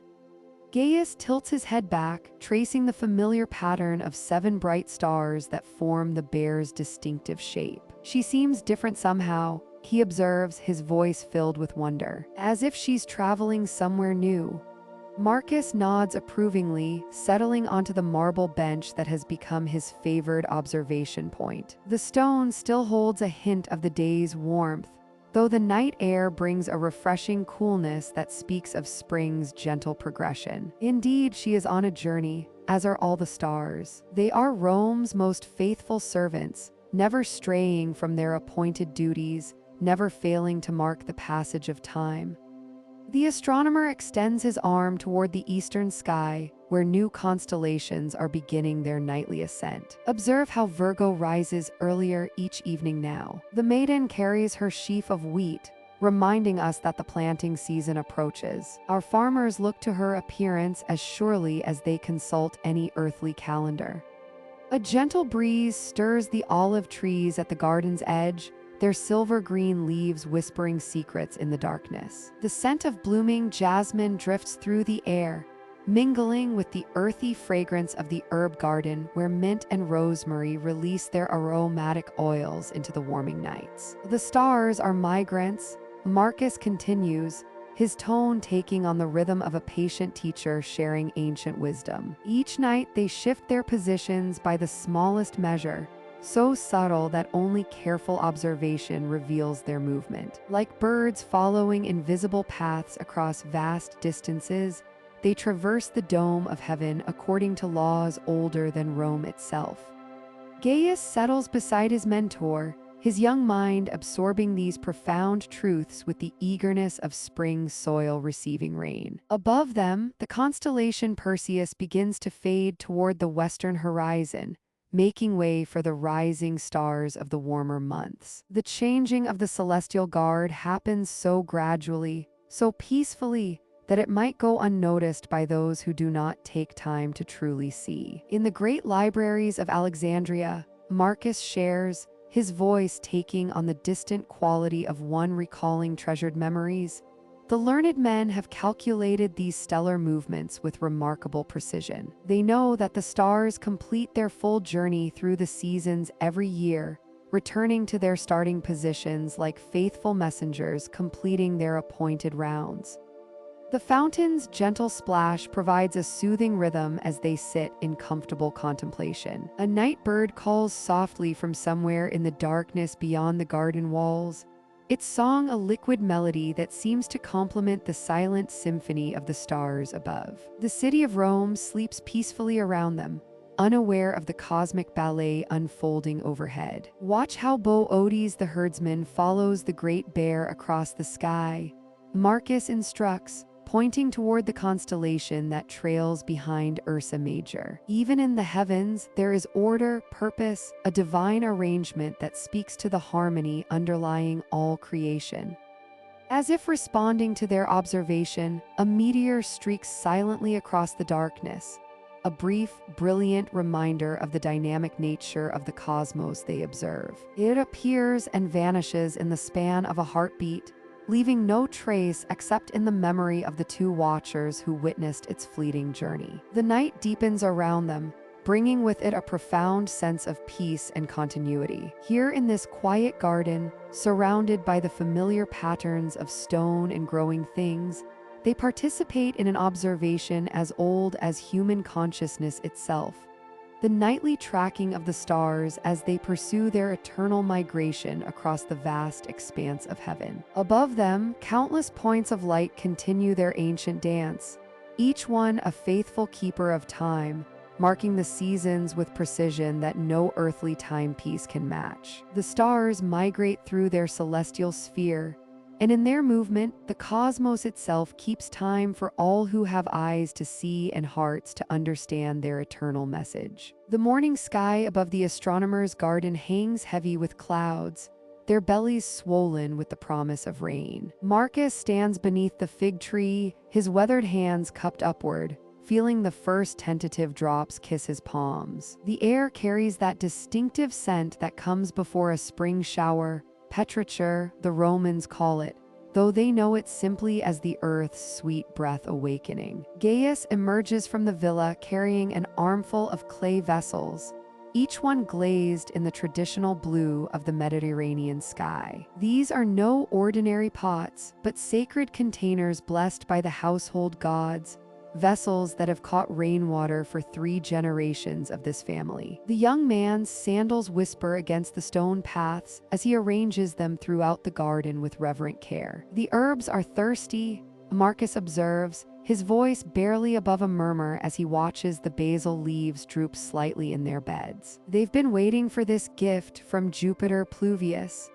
The first real drops begin to fall now, each one landing with a soft percussion on the broad leaves of the grapevines that climb the garden walls. The sound grows gradually, like distant applause becoming closer, more insistent. The rain taps against the terracotta roof tiles of the villa, creating a gentle rhythm that seems to slow time itself. Gaius positions the final vessel beneath the eaves, where the water will flow pure and clean from the gutters. His movements are unhurried, ceremonial almost, as if he understands the sacred nature of what they are undertaking. The old astronomer taught him well that water blessed by sky and earth holds special power for growing things. The shower arrives in earnest now, drumming against the garden with increasing intensity. Marcus raises his arms to the heavens, speaking words in the old tongue, a prayer passed down from his grandfather's grandfather. The Latin syllables roll off his tongue like honey, asking the gods to bless this water, to fill it with the essence of life itself. Steam rises gently from the sun-warmed stones as the cool rain strikes them. The air fills with the green scent of growing things drinking deeply, mint and rosemary, thyme and sage, all opening their leaves to receive this celestial gift. The young olive trees shimmer as droplets cling to their silver-green foliage, and the grapevines seem to straighten and strengthen before their eyes. Gaius watches in fascination as the clay vessels begin to fill, the clear water catching and holding fragments of sky. Each drop that falls into these sacred containers will carry with it the memory of clouds, of wind, of the vast dome of heaven that arches over Rome. This is water that has traveled from the sea to the sky and back to earth again, a cycle as old as time itself. The astronomer moves slowly through his garden, pausing at each bed to whisper blessings. His voice mingles with the sound of falling rain, creating a kind of music that seems to resonate in the very soil. The herbs respond as if they understand, their stems growing visibly straighter, their leaves unfurling like tiny green flags of gratitude. The rain continues its gentle assault on the earth, washing the dust from every surface, leaving the world clean and bright. The marble sundial in the garden center disappears beneath a curtain of silver droplets, its bronze gnomon casting no shadow on this cloudy day. Instead, time seems measured only by the filling of the vessels and the deepening satisfaction in the soil. As the shower reaches its peak, Marcus and Gaius stand together beneath the broad canopy of the fig tree, watching their sacred work unfold. The vessels are nearly full now, each one a perfect mirror reflecting the gray-white sky above. This water will be precious beyond measure, a few drops to bless new plantings, a cupful to revive struggling seedlings, a blessing to carry them through the dry summer months ahead. The rain begins to soften, transitioning from downpour to gentle mist. The air grows cleaner, cooler,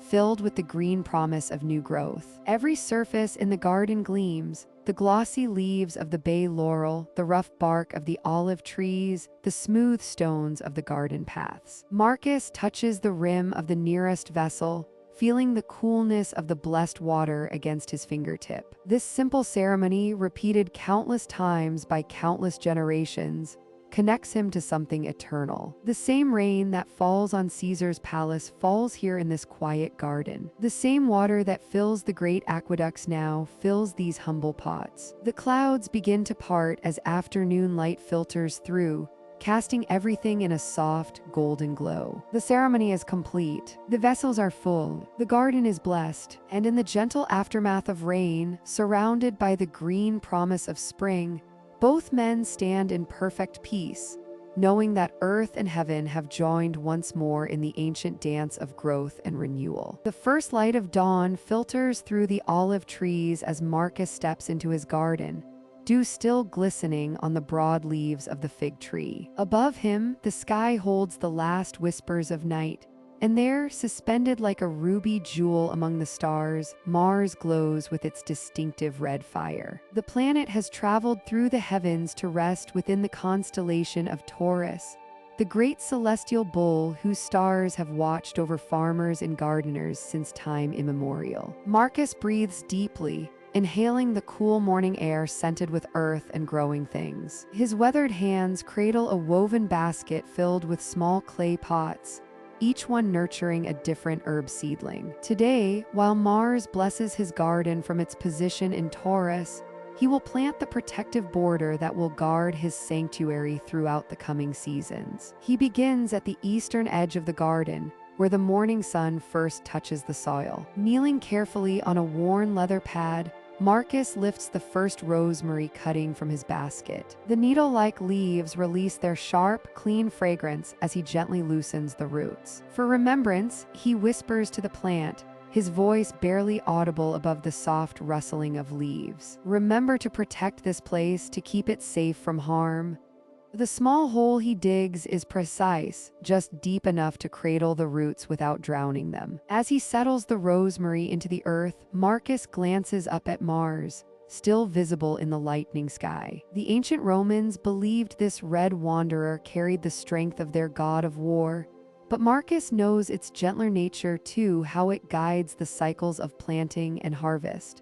How its position among the stars speaks of protection rather than conquest. Moving slowly along the garden's perimeter, Marcus plants each rosemary cutting with deliberate care. The rhythm of his work is meditative: dig, plant, water, move forward. His knees press into the soft earth, and he can feel the coolness seeping through his simple tunic. A thrush calls from somewhere in the cherry tree, its song pure and liquid in the morning stillness. Between each rosemary plant, Marcus creates space for lavender. These seedlings are smaller, more delicate, their silver-green leaves already promising the purple blooms that will come with summer's heat. As he plants the first lavender cutting, its familiar scent rises like incense, calming and sweet. For peace, he murmurs, smoothing the soil around the tender roots. Bring tranquility to all who enter here.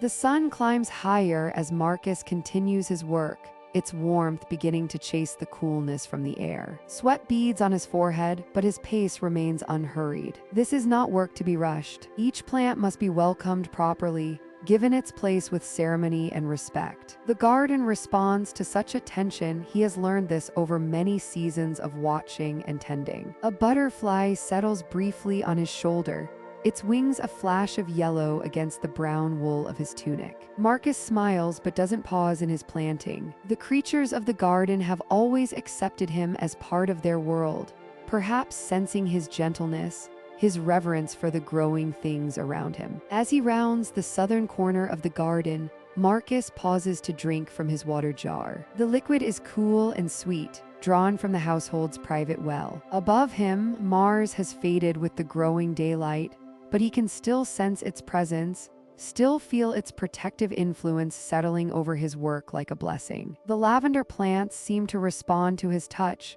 their leaves releasing waves of fragrance as he settles each one into the earth. Soon this border will be a living wall of scent and color, drawing beneficial insects while discouraging those that would harm his vegetables and fruit trees. But more than that, it will be a guardian ring, each plant standing sentinel through sun and rain, season after season. By the time Marcus completes the circle, the sun stands well above the horizon. His hands are dark with soil, his tunic damp with honest sweat, but his heart is light. The new plants seem to shimmer in the morning light, already beginning their slow work of taking root, of claiming their places in this protected space. He stands slowly, brushing earth from his hands, and surveys his work. The garden feels complete now, wrapped in its protective embrace of rosemary and lavender. Above, though invisible in the bright morning sky, Mars continues its journey through Taurus, carrying with it the ancient promise of protection and growth. Marcus gathers his tools and empty basket,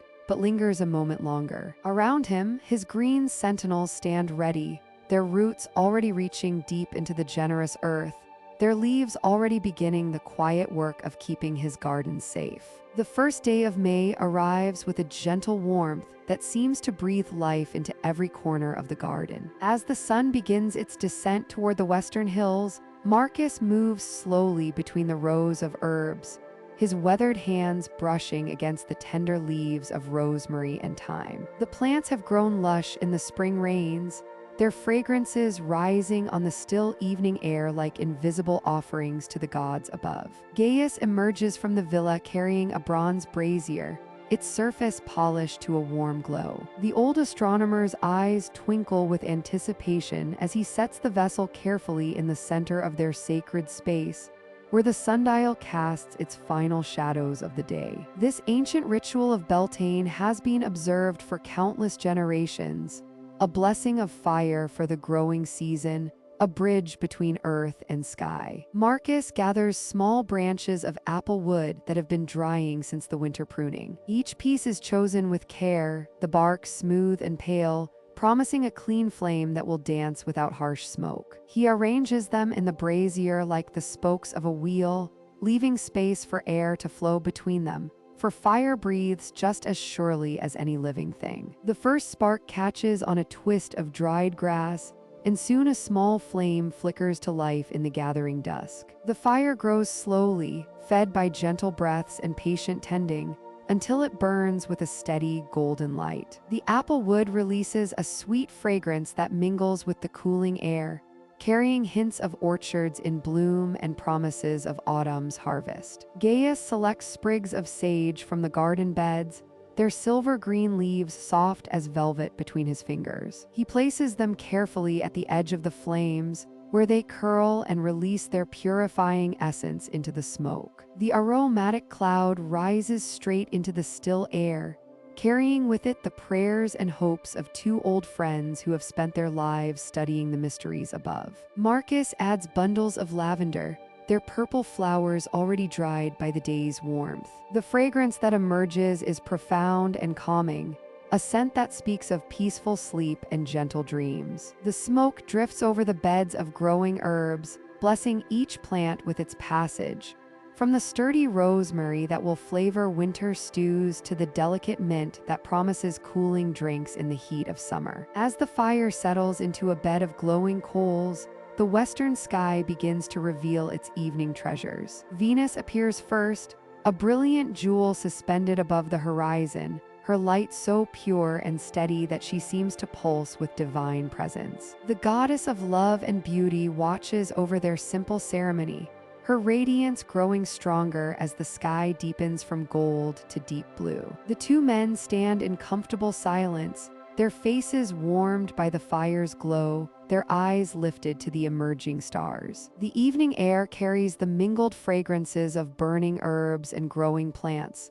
a perfume that speaks of cycles within cycles, of seasons turning and returning, of the eternal dance between earth and heaven. Other stars begin to appear, scattered like seeds across the darkening vault. Gaius points out the constellation of Bootes, the plowman, rising in the east with perfect timing for the planting season. Marcus nods, understanding the ancient wisdom that connects the movement of stars to the work of human hands, the way celestial rhythms guide the eternal tasks of sowing and harvesting. The fire burns lower now, its flames smaller but no less sacred. The coals glow like captured stars, their heat radiating outward to warm the roots of nearby plants. This blessing will linger long after the last ember fades, a gift of energy that will help the herbs grow strong and fragrant through the long days of summer ahead. Venus continues her vigil in the western sky, her light reflected now in the dewdrops that begin to form on the garden leaves. The air grows cooler, carrying new scents from the warming earth, the green promise of growth and abundance that this simple ceremony has helped to invoke. As the brazier settles into glowing silence, Marcus and Gaius remain beside it, two guardians of ancient wisdom, keepers of the sacred connection between the stars above and the garden below. The Beltane fire has done its work, blessing another cycle of growth, another season of wonder in their small corner of the eternal cosmos. The night embraces them gently, filled with the soft whisper of growing things and the eternal light of distant suns. The morning sun rises earlier now, casting long golden fingers across the villa's terracotta tiles before Marcus has even stirred from his sleeping chamber. Through the small window that faces east, warm light spills onto the stone floor, carrying with it the promise of summer's approach. The air itself seems different, softer, more generous, filled with the green scent of growing things that have awakened from their winter sleep. Marcus rises slowly, as has become his custom, allowing his aged joints to adjust to the new day. The wooden floors feel pleasantly cool beneath his bare feet as he makes his way through the villa's quiet corridors. Gaius will not arrive for another hour, but Marcus finds himself drawn to the garden in these early moments, when the world belongs only to the plants and the lingering stars. Stepping through the doorway, he pauses to take in the transformation that has occurred almost without his noticing. The herb garden, which just weeks ago showed only the tentative green tips of new growth, now spreads before him in lush abundance. The mint, particularly, has responded to the longer days with enthusiastic vigor. What began as modest clumps scattered throughout the designated beds has now woven itself into thick, fragrant carpets that release their cooling scent with each gentle breeze. Marcus kneels beside one of these mint patches, running his weathered fingers through the soft leaves. The plant feels different now, fuller, more substantial. Where winter mint was delicate and sparse, summer mint grows bold and generous. He closes his eyes and inhales deeply, feeling the familiar tingle in his nostrils, the clean sensation that seems to clear not just his breathing but his very thoughts. Moving slowly through the garden paths, Marcus observes how each plant has responded to the sun's changing position. The basil, barely visible shoots just a month ago, now reaches toward the sky with broad, glossy leaves that shimmer in the morning light. He touches one gently, feeling its tender surface, and brings his fingers to his nose. The aroma is intoxicating, warm, spicy, carrying hints of the summer dishes his cook will soon prepare. The rosemary, ever steady through the seasons, shows its appreciation for the increased warmth in subtler ways. Its needle-like leaves seem more vibrant now, their silver-green color deepened to something richer, more complex. When Marcus brushes against a branch, the familiar piney fragrance seems stronger, more concentrated, as if the plant has been storing sunlight within its very essence. Above him, the sky lightens gradually from deep purple to soft rose, then to the pale blue that will deepen throughout the day. Venus, still visible in the brightening sky, appears more delicate now, competing with the growing strength of the sun. Marcus watches as the morning star slowly fades, a familiar daily dance that never fails to fill him with wonder. He settles onto the stone bench that faces east, positioning himself to observe both the garden and the sky simultaneously. This is where Gaius will find him when he arrives, and Marcus looks forward to sharing these observations with the young man whose enthusiasm for learning has brought new joy to his own aging heart. The sound of sandals on stone announces Gaius's arrival, and Marcus turns to see the young man approaching with his characteristic quick steps. But even Gaius seems to move more slowly in the warming air, his pace naturally adjusting to the languid rhythm that summer encourages. Master Marcus, Gaius greets him, settling beside him on the bench without need for invitation. Their daily lessons have developed their own comfortable routine, and the young man has learned to begin each session by simply observing, allowing the garden to reveal its lessons gradually. Look closely at the mint, Marcus suggests, his voice soft in the morning stillness. Notice how it has spread since our last observation. The plant responds to the sun's height in the sky, just as we track the celestial movements above us. Gaius nods, his dark eyes moving across the green expanse. It's like watching the stars wheel overhead, he says slowly. The patterns change so gradually that you must pay careful attention to notice the movement. Exactly, Marcus replies, pleased with his student's insight. The sun climbs higher each day now, staying longer in its journey across the sky. The plants feel this change in their very roots, in their leaves, in the speed of their growth. They read the sky as carefully as we do, though they respond with growth rather than with scrolls and calculations.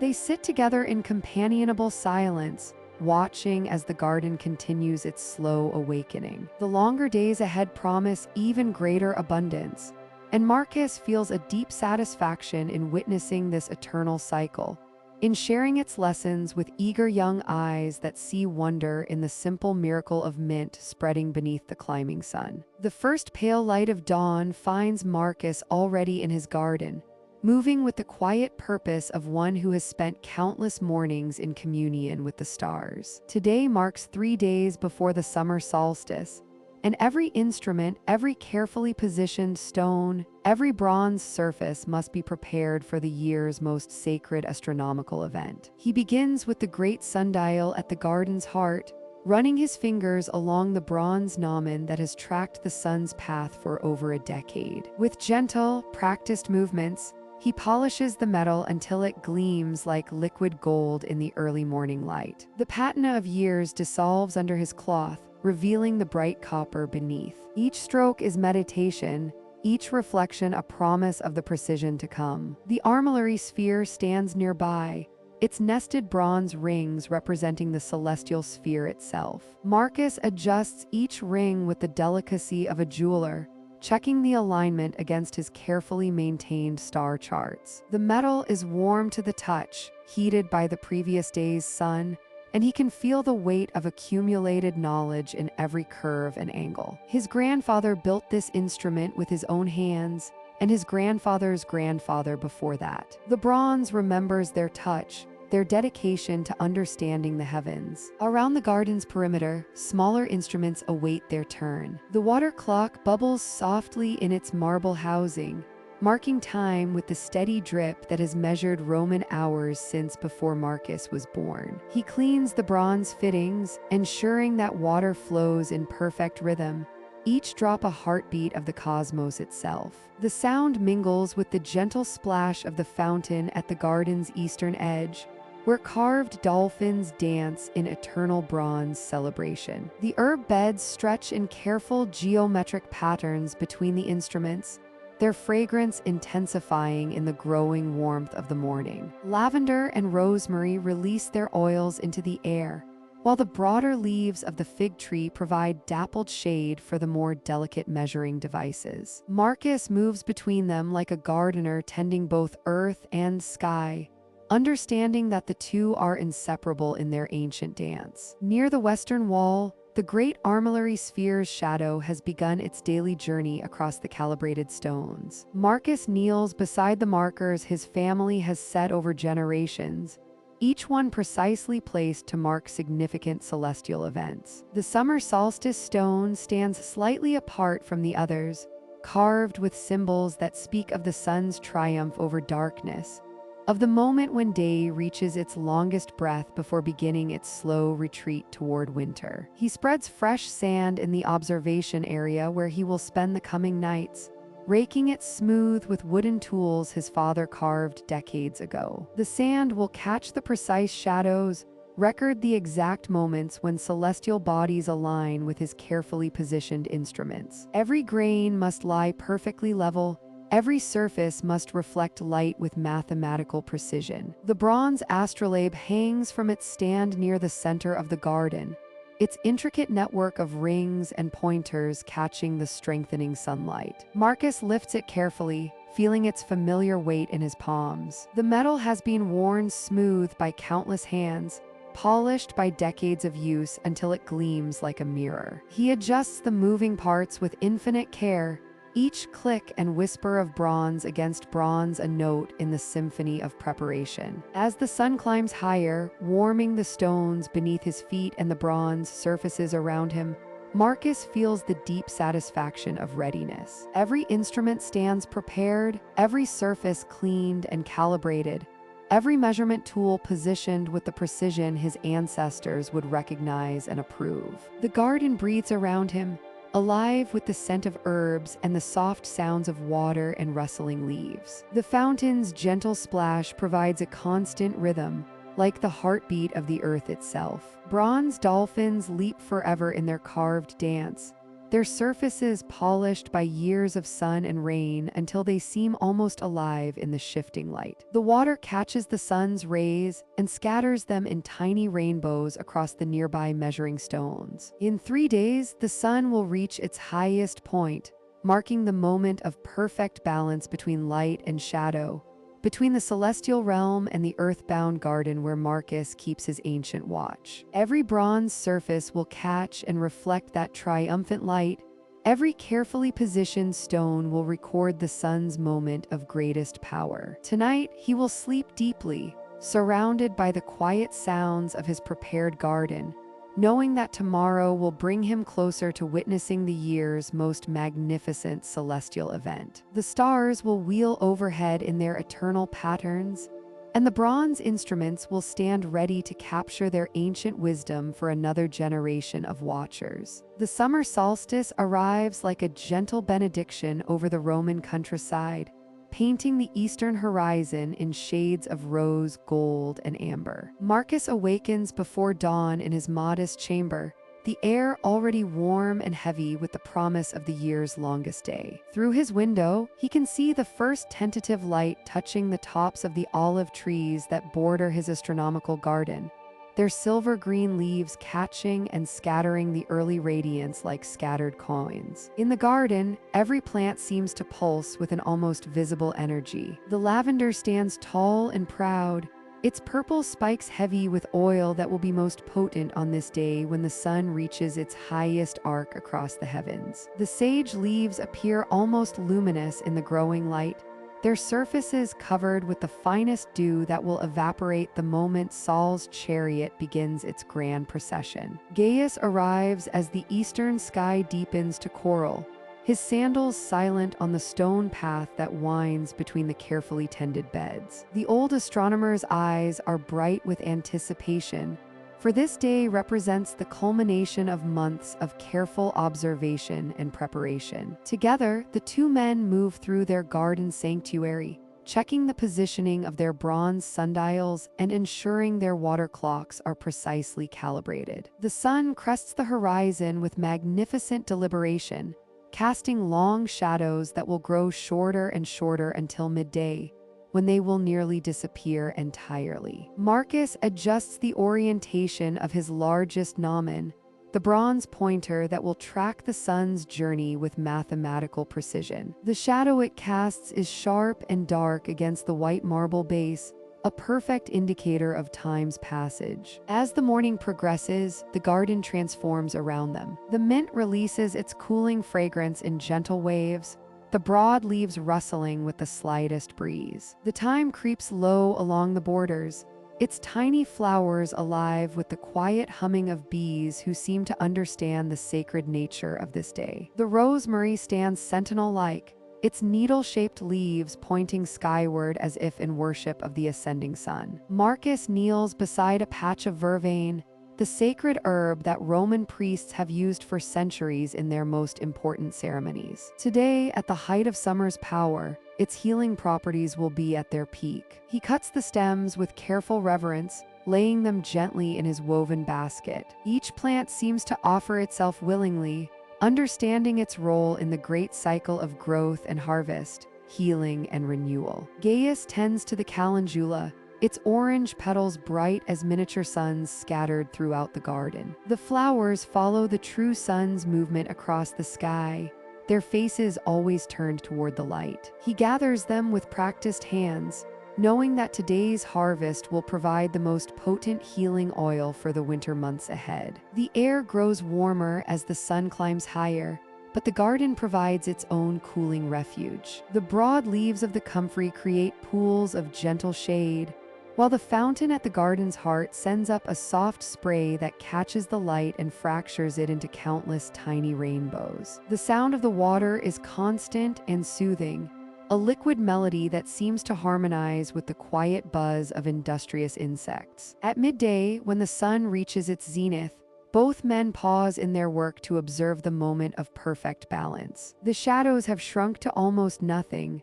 huddled close to the bases of plants and sundials. Marcus records the exact angle of the sun's rays, noting how they fall upon his carefully positioned instruments. This data will help him predict the movements of celestial bodies for months to come. The afternoon brings its own quiet magic. The herbs seem to shimmer in the intense light, their essential oils warming and concentrating under the sun's direct gaze. Marcus and Gaius move slowly through their tasks, harvesting chamomile flowers that will brew into the most soothing teas, gathering fennel seeds that rattle softly in their pods like nature's own gentle music. As evening approaches and the sun begins its gradual descent toward the western hills, the garden takes on a golden glow that seems almost supernatural. The air is sweet with the mingled fragrances of dozens of flowering plants, each contributing its own note to the complex symphony of scents. The harvest baskets overflow with the day's bounty,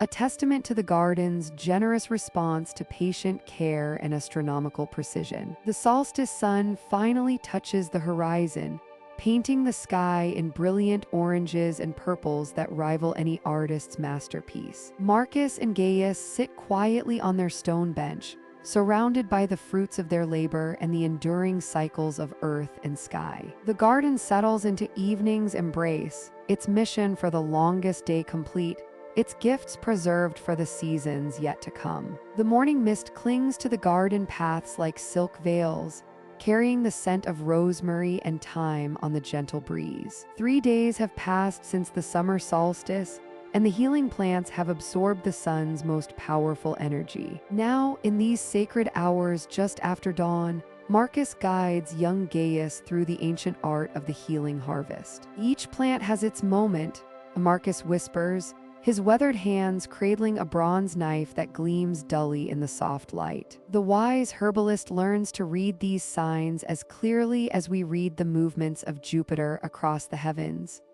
The old astronomer kneels beside a patch of lavender, its purple spikes heavy with morning dew. The flowers seem to shimmer with their own inner light, as if they've captured starlight in their petals. Gaius watches intently as his mentor demonstrates the careful cut, the blade slicing through the stem with a whisper. Bronze, never iron, Marcus explains, his voice barely disturbing the morning stillness. Iron disrupts the plant's essence, but bronze allows the healing power to flow unbroken.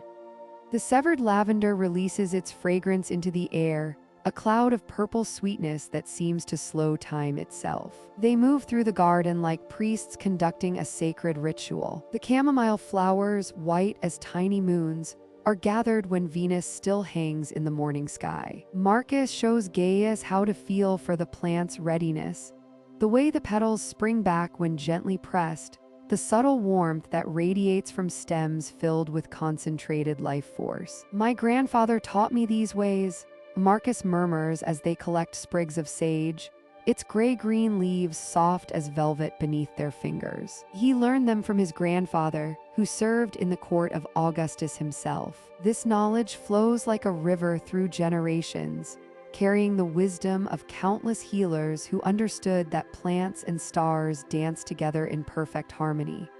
The sun climbs higher, painting the garden in shades of gold and amber. They gather feverfew for headaches that come with the heat of summer, its small white flowers clustered like stars in miniature constellations. Gaius breathes deeply as he cuts each stem, following Marcus's patient instruction. The young man's movements grow more confident with each plant, his bronze knife finding the perfect angle, the precise moment when the cut should be made. In a corner of the garden where shadows still linger, they find the mint that grows beside the old stone fountain. Its leaves are dark and glossy, almost black in the dim light. Mercury's plant, Marcus explains, touching the cool leaves with reverence. Best gathered when the messenger of the gods holds dominion over the morning sky. The water trickles softly nearby, adding its gentle music to the symphony of the waking garden. Their woven baskets fill slowly with treasures more precious than gold. Rose petals for the heart, gathered when their perfume is most intense. Rosemary for memory and clear thinking, its needle-like leaves releasing their sharp, clean fragrance with each careful cut. Every plant yields its bounty at the perfect moment, as if the garden itself orchestrates this ancient dance between human hands and growing things. As the morning progresses, they carry their harvest to the rooms above the observatory. Here, in chambers warmed by the climbing sun, wooden drying racks wait like altars for their offerings. Marcus shows Gaius how to arrange each herb with loving care, lavender hung in loose bundles to preserve its essential oils, chamomile spread on clean linen to dry evenly in the gentle heat. The attic rooms fill with the mingled fragrances of the harvest. Sage and rosemary create an atmosphere of ancient wisdom, while the sweet scent of rose petals softens the air like a whispered blessing. Through small windows, they can see the city of Rome awakening below, but here in this sanctuary above the stars, time moves to a different rhythm entirely. These essences will serve us throughout the year, Marcus says softly, adjusting a bundle of mint to catch the morning light more perfectly. When winter winds bring fever, when autumn dampness settles in old bones, when spring's restlessness troubles the spirit, each plant will remember this perfect morning and share its healing power with those in need. Gaius nods, understanding flowing through him like warm honey. He sees now how everything connects, the movement of planets overhead, the growing cycles of the garden below, and the endless human need for healing and comfort. In the golden dust motes dancing through the sunlit air, in the gentle rustle of drying herbs, in the peaceful silence that wraps around them like a benediction, he feels the deep contentment that comes from work done in harmony with nature's ancient rhythms. The healing harvest is complete, and another chapter in the astronomer's garden begins to unfold. The emperor's chambers lay bathed in the gentle amber glow of oil lamps, their flames dancing like captured stars against the marble walls. Marcus stood quietly in the doorway, his weathered hands cradling a small ceramic vessel that held within it the culmination of months of careful preparation. The scent of chamomile and lavender drifted upward like a whispered prayer to the gods above. Emperor Antoninus Pius sat upon the edge of his bed, his noble features drawn with the weariness that had plagued him for weeks. Sleep, that most basic of human needs, had become as elusive as morning mist. The weight of empire rested heavily upon his shoulders, and his mind refused the gentle surrender that darkness offered. But tonight would be different. Tonight, Marcus had brought something special. "Your Imperial Majesty," Marcus said softly, bowing low as he approached. "I have prepared the remedy we discussed, harvested and blessed according to the ancient wisdom passed down through generations of those who read the stars." The emperor looked up, hope flickering in his tired eyes like the first light of dawn. "Tell me of its making, good Marcus. Your knowledge of both earth and sky brings comfort to my troubled thoughts." Marcus settled into a chair beside the imperial bed, his movements unhurried and deliberate. The chamomile was gathered 3 nights past, when Luna showed her fullest face to the world below. Each bloom was picked at the moment when the moon's light touched its petals, capturing within them the celestial essence of peaceful slumber. The flowers seemed to glow with their own inner light as I placed them gently in my basket. The old astronomer's voice carried the rhythm of storytelling, each word chosen to soothe and calm. "The lavender came from the highest terraces of my garden, where it grows closest to the heavens above. These particular stems were cut just as Jupiter rose in the eastern sky, his benevolent influence blessing each purple spike with the power to ease troubled minds and grant the gift of rest." Steam rose from the vessel in Marcus's hands, carrying with it the mingled fragrances of summer meadows and mountain slopes. The emperor breathed deeply, and already his shoulders seemed to relax, the tension flowing from them like water from a gentle spring. "The water itself holds special power," Marcus continued, his voice soft as silk. "Drawn from the sacred spring that feeds the fountains of your palace, it was collected at dawn on the day Jupiter entered the house of healing. I blessed it under the open sky, allowing the morning stars to cast their peaceful light upon its surface until it shimmered like liquid silver." The astronomer lifted a small silver spoon from beside the vessel, its surface polished to mirror brightness. The brewing required patience, as all good things do. The herbs were steeped slowly, allowed to release their essences gradually while I spoke the old words of blessing, calling upon the gods of sleep and peace to infuse this simple mixture with their divine grace. Emperor Antoninus Pius accepted the warm cup with reverent hands, feeling its gentle heat seep through the ceramic and into his palms. The aroma that rose to meet him spoke of summer evenings and peaceful gardens, of times when the world moved more slowly and rest came naturally with the setting sun. "The taste will be gentle, my lord," Marcus assured him, "sweet as honey from the flowers that bloom in eternal spring, with just a hint of that green freshness that speaks of growing things and renewal. Drink slowly, savoring each sip, and feel the herbs begin their gentle work." The emperor raised the cup to his lips, tasting first the sweetness Marcus had promised, then the deeper, earthier notes that spoke of soil and sunshine, rain and wind. With each swallow, he felt a subtle shifting within himself, as though invisible threads of tension were being carefully untied, one by one. "The chamomile brings dreams of golden fields," Marcus murmured, his words flowing like a gentle stream. "Fields where nothing urgent waits, where time moves with the lazy pace of summer afternoons. The lavender carries you to mountain meadows where the air is thin and clean, where purple flowers nod in breezes that have traveled from places beyond the edge of the world. As the emperor finished the last drops of the blessed remedy, Marcus began to collect his few belongings. The oil lamps seemed to burn more softly now, their light taking on the quality of distant stars rather than earthly flame. "Sleep will come gently tonight, your imperial majesty," the old astronomer whispered as he prepared to leave. "The herbs will work their ancient magic, and the blessing of the stars will watch over your rest until dawn breaks golden over the 7 hills."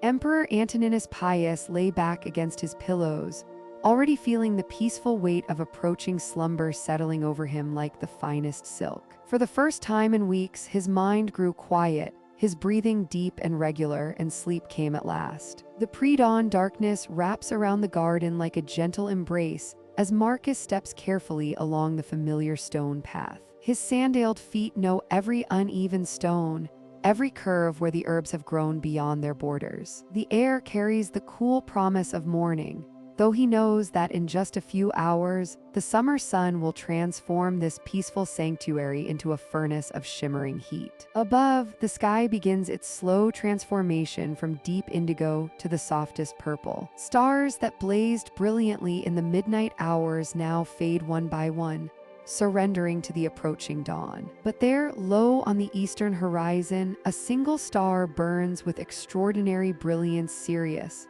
the dog star, rising like a beacon in the gentle twilight. Marcus pauses beside the sundial at the garden's heart, tilting his weathered face upward. The bronze gnomon catches the faintest glimmer of approaching daylight. For weeks now, he has watched this celestial drama unfold, the gradual return of Sirius to the morning sky, heralding the season Romans call the dies caniculaires, the dog days of summer. "Gaius," he calls softly, knowing his young apprentice will be stirring in the villa. "Come quickly, but bring your cloak."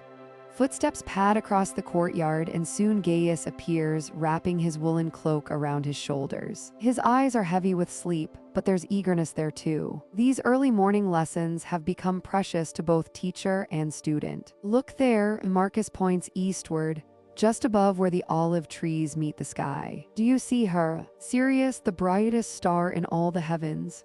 Gaius squints, then his eyes widen. "It's so bright, like a jewel floating in the darkness." "The Egyptians call her Sopdet," Marcus explains, his voice carrying the reverence of years spent studying the stars. "They know that when she rises before the sun, the great river Nile will soon flood its banks, bringing life-giving water to their desert lands. Here in Rome, we know her appearance signals the hottest days ahead when the very air shimmers with heat." They stand together in comfortable silence, watching as the star pulses with blue-white fire. Around them, the garden seems to hold its breath. The rosemary bushes release their piney fragrance more strongly in the cool air. Night-blooming jasmine still perfumes the darkness with its honeyed scent, though soon the heat will cause the delicate flowers to close their petals until evening comes again. Marcus moves toward the raised beds where they grow their medicinal herbs. "Come, let us prepare our green companions for the trials ahead." See how the basil leaves already curl slightly at their edges. They sense what's coming. Together, they begin the careful work of deep watering. Marcus has learned, through decades of observation, that plants watered deeply in the pre-dawn hours can better withstand the scorching afternoon sun. The water penetrates deeply into the earth, creating cool reservoirs that roots can draw upon throughout the burning day. The dog star teaches us about cycles, Marcus says as he adjusts the flow from a clay irrigation pipe. "Just as she disappears from our sky each winter, hidden by the sun's glare, only to return triumphant in summer, so too must we learn the rhythms of our garden. There is a time for planting, a time for growing, and a time for protecting what we have nurtured." They move methodically through the bed's lavender, sage, oregano thyme. Each plant receives its careful measure of water, delivered slowly so the earth can drink deeply. The steady trickle of water creates a peaceful symphony, occasionally punctuated by the distant call of early rising birds. As they work, the sky continues its slow brightening. Sirius, though still brilliant, begins to pale slightly as her celestial rival approaches. Soon, the sun's golden rim will appear above the eastern hills, and the dog star will fade from view, invisible against the brightening sky until tomorrow's dawn. Will she be there again tomorrow? Gaius asks, straightening from where he's been tending a struggling mint plant. Every morning now until autumn comes, Marcus assures him. Each day she'll rise a little earlier, climb a little higher, reminding us that summer's peak approaches. The ancient poets wrote that she brings the heat with her breath, but I prefer to think she warns us kindly, giving us time to prepare.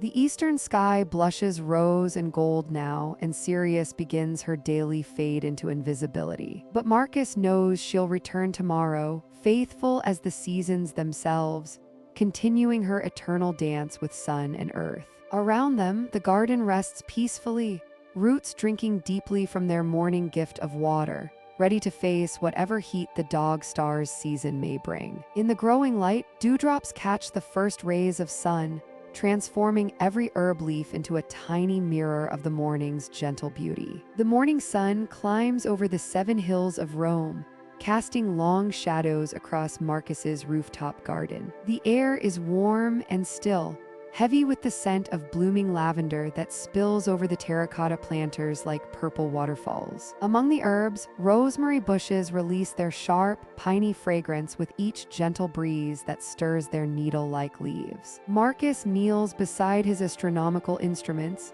adjusting the bronze astrolabe to catch the early light. The metal is cool beneath his weathered fingers, polished smooth by years of careful handling. But today, something different fills the air, a low, drowsy humming that speaks of ancient rhythms and timeless purpose. The first bee arrives as the sun reaches the height of a man above the horizon. She is golden and heavy with purpose, her wings catching the light like tiny stained glass windows. She hovers for a moment above the lavender, then settles onto a cluster of purple blooms with the delicate precision of a master craftsman selecting the perfect tool. Marcus pauses in his work, watching as more bees join the first. They move with unhurried grace from flower to flower, their bodies dusted with pollen like tiny gods blessed with golden powder. The humming grows richer, deeper, a sound that seems to vibrate through the very stones of the garden. "Look, Marcus," Gaius whispers,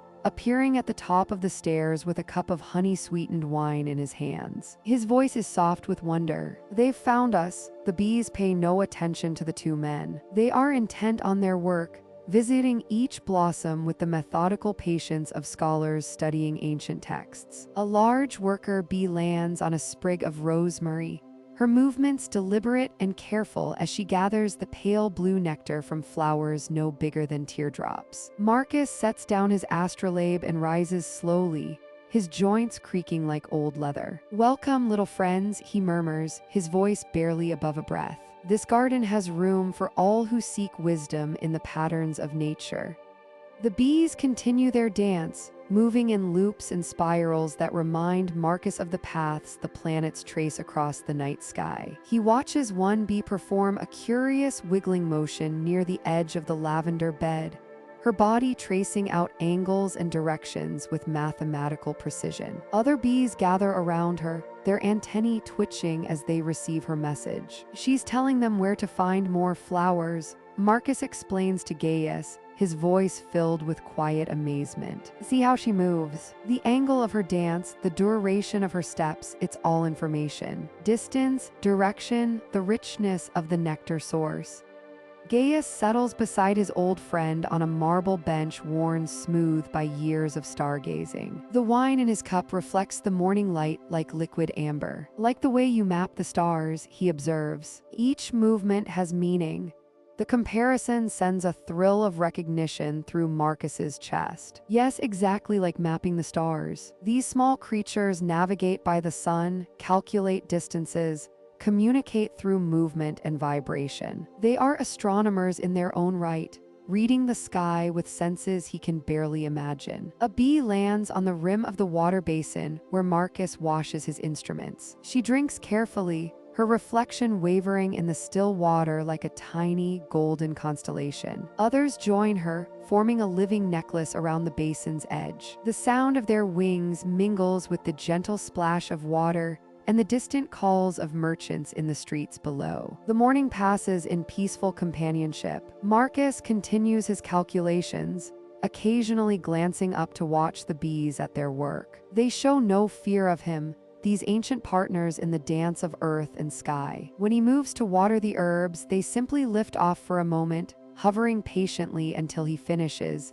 then return to their blossoms. By midday, the lavender bushes hum with life. Dozens of bees work among the purple spikes, their bodies heavy with pollen and nectar. The air shimmers with their movement, creating patterns that shift and flow like living mathematics. Marcus finds himself thinking of Virgil's words about bees, divine creatures who share in the mind of heaven, who never die but return always to the eternal dance of creation. Here, in this small garden above the eternal city, he sees the truth of those ancient verses played out in miniature. As the sun reaches its zenith, the bees' activity gradually slows. They will return tomorrow and the day after, and throughout the long summer ahead. They have claimed this garden as their own, and Marcus could not be more pleased with his new tenants. The partnership is complete, bees and astronomer, both reading the patterns written in light and movement, both finding their place in the grand design of the cosmos. The summer morning air carries the scent of salt and possibility as Marcus climbs the winding stone steps to the observatory's highest tower. His sandals whisper against the worn marble,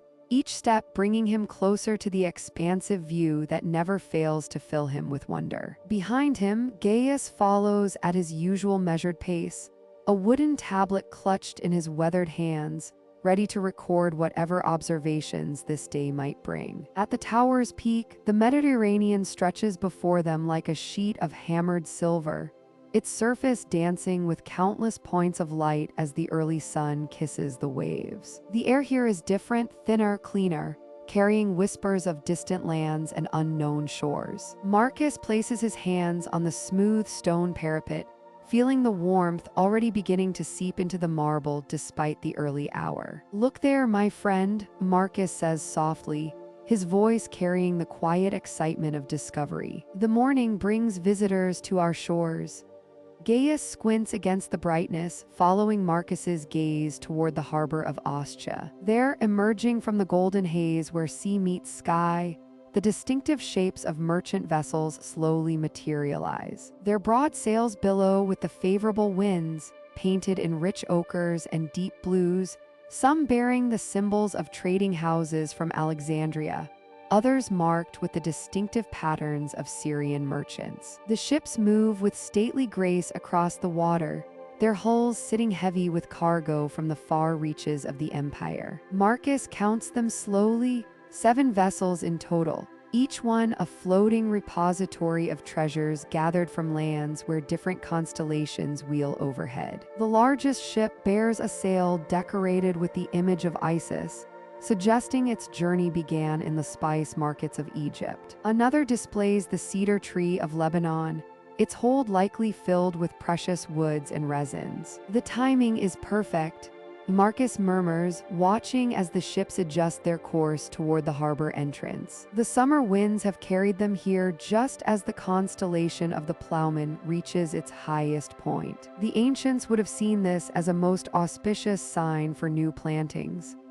Gaius nods thoughtfully, making careful notes on his tablet. The old scribe has learned to see the world through Marcus's eyes, understanding how the astronomer weaves together the movements of celestial bodies with the rhythms of earthly life. Together, they have spent countless hours planning the garden's expansion, considering not just which plants might thrive in Roman soil, but when the stars themselves might favor their cultivation. The morning breeze carries new scents now, cinnamon and cardamom, frankincense and myrrh. Even at this distance, the exotic aromas speak of the treasures contained within those ship holds. Marcus's mind begins to catalog the possibilities. Seeds of Arabian jasmine that might flourish in the garden's southern corner, where the morning sun lingers longest. Cuttings of Damascus roses, said to bloom with petals soft as silk. Perhaps even the legendary lotus seeds from the Nile Delta, which might take root in the reflecting pool he has planned near the meridian line. The merchants will need time to unload their goods,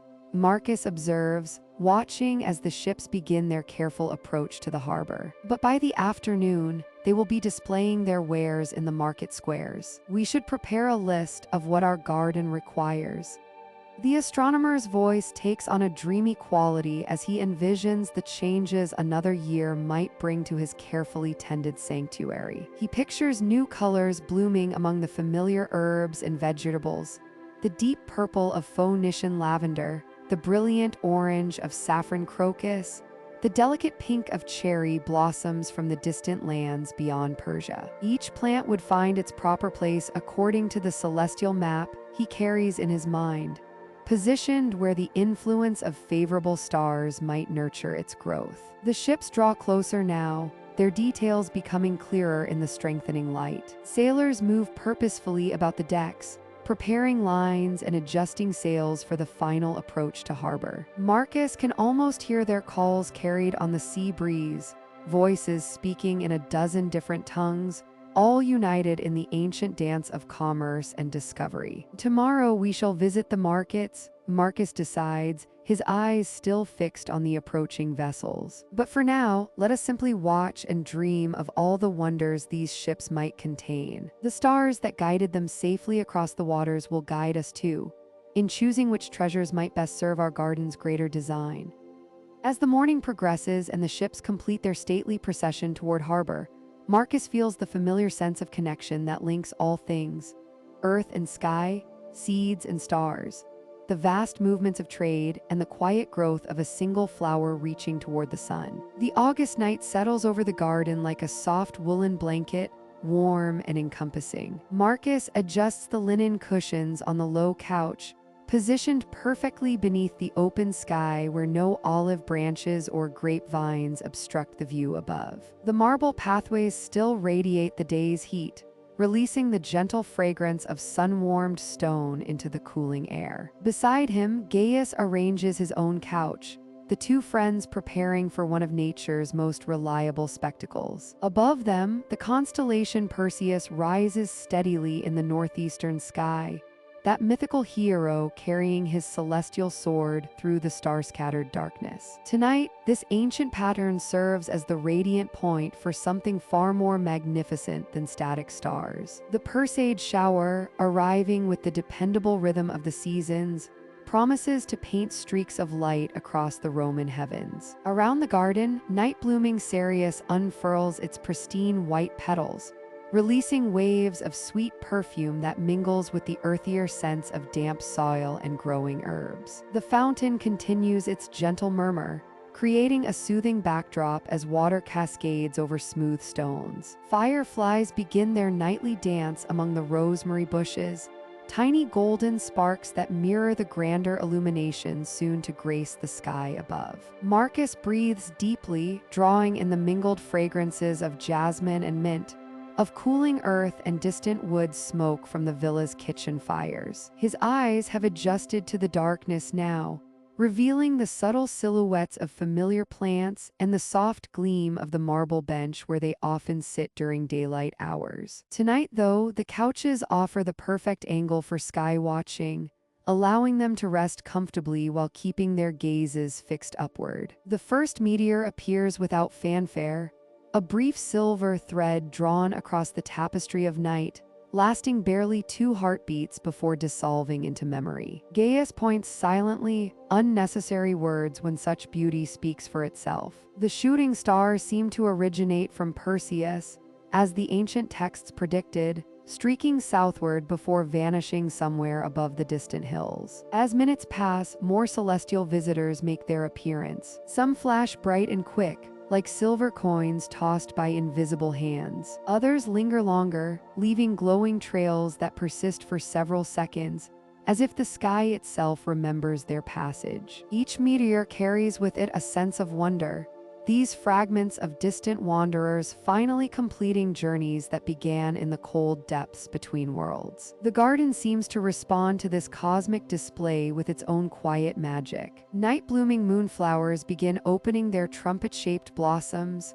pale and luminous in the starlight. The scent of evening primrose drifts across the pathways, while somewhere in the herb beds, a nightingale begins its liquid song, as if providing musical accompaniment to the light show overhead. Marcus finds his thoughts turning to wishes, as they always do during meteor showers. Each falling star represents possibility, a moment when the boundary between earth and sky seems thin enough to cross with hope alone. He wishes for continued abundance in their garden, for the healthy growth of every seedling they've planted with such care. He wishes for the sweet weight of ripe fruit on autumn branches, for the steady flow of the spring that feeds their fountain. More meteors streak past, sometimes 2 or 3 in quick succession, sometimes single visitors that demand solitary attention. The display reaches its crescendo as the constellation Perseus climbs higher, sending its children earthward with increasing frequency. Some meteors are bright enough to cast momentary shadows among the garden plants,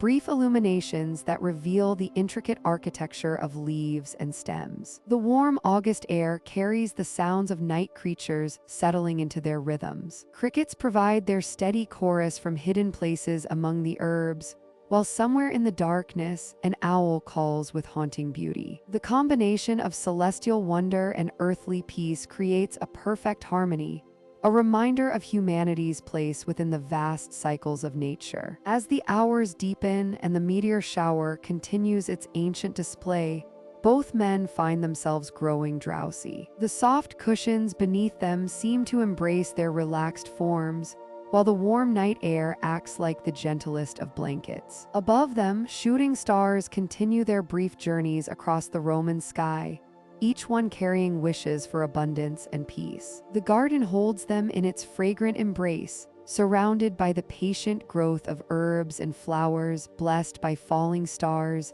and cradled in the timeless rhythm of earth and sky. Here, beneath the Perseid shower, time moves with the unhurried pace of growing things and eternal constellations, offering a perfect sanctuary for dreams and gentle rest. In this space where astronomy meets agriculture, where ancient wisdom meets simple contentment, the shooting stars write their temporary stories across the permanent canvas of night, blessing the garden and all who rest within its peaceful boundaries. The late summer evening settles over Marcus's garden like a gentle embrace, the air thick with the mingled fragrances of countless herbs that have reached their glorious peak. You can almost taste the sweetness on the breeze as it carries the scent of chamomile flowers, their white petals glowing pale in the golden light that slants through the villa's columns. The garden has become a symphony of abundance, every corner alive with the rustling whisper of mature plants swaying in the warm Mediterranean air. Marcus moves slowly between the raised beds, his weathered hands trailing through clusters of oregano that release their pungent oils at his touch. The herb's tiny purple flowers have dried into perfect seed heads, each one a promise of next year's harvest. He pauses, closing his eyes and breathing deeply, as if trying to capture not just the fragrance but the very essence of this perfect moment when summer reaches its fullest expression. Gaius approaches with a collection of small clay vessels, each one carefully crafted by the villa's potter specifically for seed storage. The smooth terracotta gleams warm in his hands as he sets them down on the wooden table that Marcus has placed beneath the spreading branches of an ancient olive tree. The tree's silvery leaves create a natural canopy, dappling the workspace with shifting patterns of light and shadow. Together, the two men begin their evening ritual of seed gathering, a practice as old as agriculture itself. Marcus demonstrates how to test the readiness of fennel seeds, rolling them between his fingers and listening for the subtle sound they make when perfectly dry. The bronze-colored seeds fall into the clay vessel with the softest whisper, like tiny raindrops on stone. Notice how the constellation of Virgo climbs higher each night now, Marcus observes, his voice carrying the contentment of a man surrounded by the fruits of patient labor. The ancients knew that when the maiden rises at sunset, it is time to gather the seeds of wisdom. His words float on the evening air as naturally as the herb-scented breeze that stirs the garden. Gaius nods, carefully labeling a vessel filled with coriander seeds using a reed stylus dipped in lamp black mixed with tree sap. His movements are deliberate and reverent, understanding that these small brown spheres carry within them the potential for countless future meals, countless moments of healing, countless connections between the earth and the stars above. The basil plants tower nearly to their shoulders now, their broad leaves releasing waves of sweet, peppery fragrance with every touch. Marcus shows Gaius how to pinch the flower spikes at just the right moment, allowing the plant to continue producing tender leaves while preventing it from going completely to seed. Some flowers they leave, however, for the bees that still visit in the cooling evenings, their drowsy humming adding a gentle undertone to the garden's peaceful chorus. As the sun sinks lower, painting the sky in shades of amber and rose,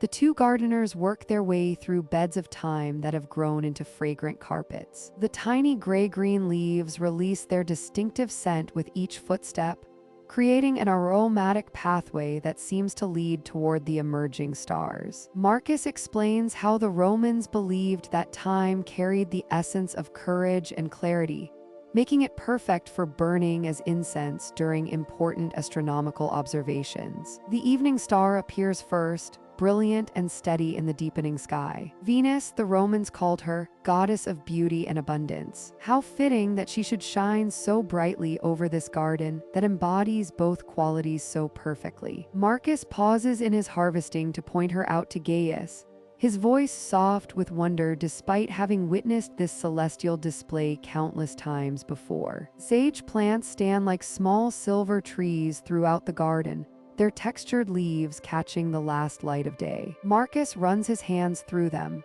releasing clouds of their distinctive earthy fragrance, and explains how the herb's Latin name, salvia, comes from the word meaning to heal.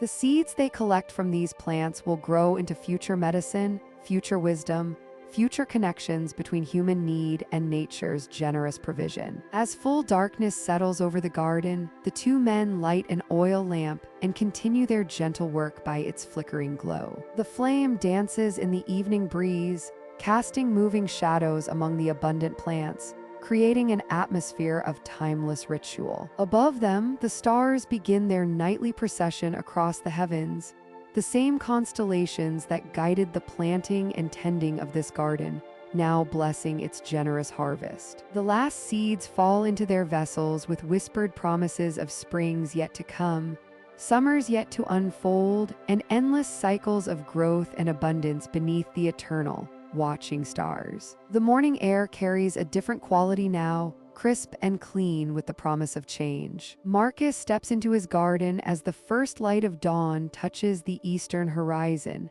knowing that today the celestial scales will find their perfect balance. The autumn equinox has arrived, that sacred moment when day and night stand as equals, neither claiming dominance over the other. His sandals whisper against the stone pathway, still damp with dew that catches the early light like scattered diamonds. The herbs in their carefully tended beds seem to sense the shift in seasons. Basil leaves have begun to darken at their edges, and the mint grows more slowly now, conserving its energy for the months ahead. Even the olive tree that stands sentinel at the garden's heart shows subtle signs of autumn's approach, its silver-green leaves touched here and there with hints of gold. Marcus pauses beside his observation table, where scrolls of calculations rest beneath a protective cloth. Today's measurements will be particularly significant, marking the precise moment when the sun crosses the celestial equator. He has been preparing for this day since the summer solstice,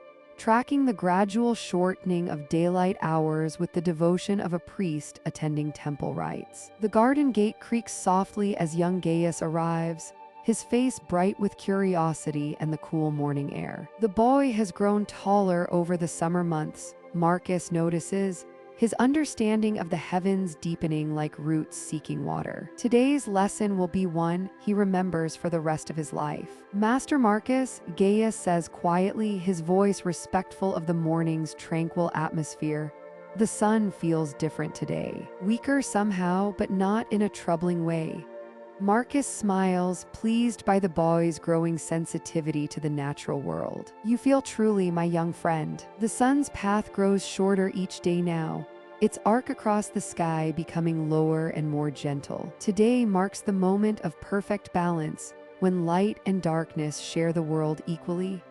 They move together to the sundial at the garden's center, its bronze gnomon casting a sharp shadow across the marble face. The shadow's length and angle tell stories of time and season to those who know how to read them. Marcus places his hand on the warm stone, feeling the pulse of centuries in its solid presence. Throughout the empire, Marcus continues, his voice taking on the rhythm of patient instruction. Farmers are reading these same signs. In Gaul, the apple orchards heavy with fruit. In Hispania, the olive groves preparing for harvest. In Egypt, the grain stores being readied for the season's abundance. All connected by this moment, this perfect balance of light and shadow. The sun climbs higher now, painting the garden walls with warm amber light. A gentle breeze stirs the grapevines that climb along the eastern wall, their leaves beginning their slow transformation from deep green to bronze and gold. The grapes themselves hang in heavy clusters, their skin dusky with ripeness, waiting for the harvest moon that will soon follow. Gaius kneels beside a bed of late-blooming flowers, touching their petals with gentle fingers. Will they survive the coming cold? He asks. Some will sleep, Marcus replies, settling beside the boy on the soft earth. Their roots will rest deep in the warming soil while their visible growth fades. Others will complete their cycle, leaving seeds for spring's return. The garden teaches us about endings that are also beginnings, about the wisdom of rest after labor.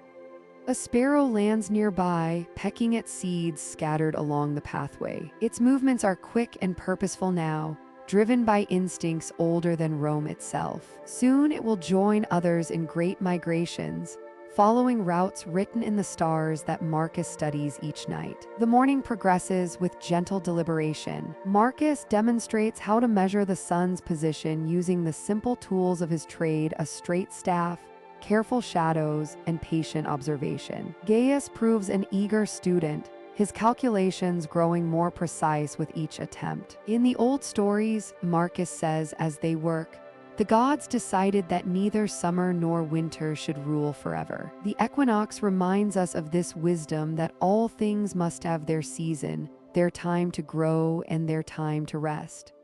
As midday approaches, the shadows grow shorter and more precise. The moment of perfect balance draws near, that brief instant when day and night stand poised in harmony. Throughout the garden, leaves continue their slow dance toward autumn colors, and the very air seems to shimmer with the promise of change. The equinox will pass in a single moment, but its effects will ripple through the months ahead, guiding the rhythm of harvest and rest, preparation and reflection, until the wheel of seasons turns once more towards spring's return. The morning air carries the first whisper of autumn's approach as Marcus steps into the garden sanctuary, dew still clinging to the leaves of sage and rosemary that have grown full and fragrant through the summer months. The sun, now rising later each day, casts longer shadows across the carefully tended beds where months of patient cultivation have yielded their treasures. Gaius is already at work beside the stone table they've arranged beneath the olive tree,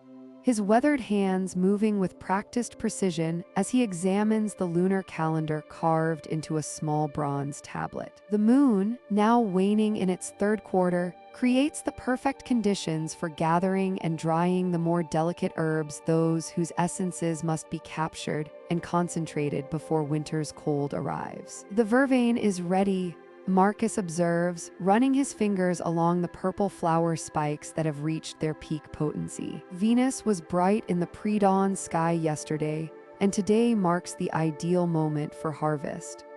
They work together in comfortable silence, cutting the stems at just the right length, leaving enough of the plant to regenerate while taking what they need for the winter months ahead. The preservation work begins in earnest as they arrange the morning's harvest on wooden drying racks positioned to catch the gentle breeze. Lavender sprigs are bound with soft twine into small bundles, each one tied with mathematical precision to ensure proper air circulation. The scent rises around them like incense, filling the garden space with its calming fragrance that seems to slow time itself. Gaius demonstrates the ancient art of pressing oils, showing Marcus how to layer rose petals between smooth stones, applying just enough pressure to release the precious essences without bruising the delicate plant matter. Our ancestors learned that different plants require different treatments.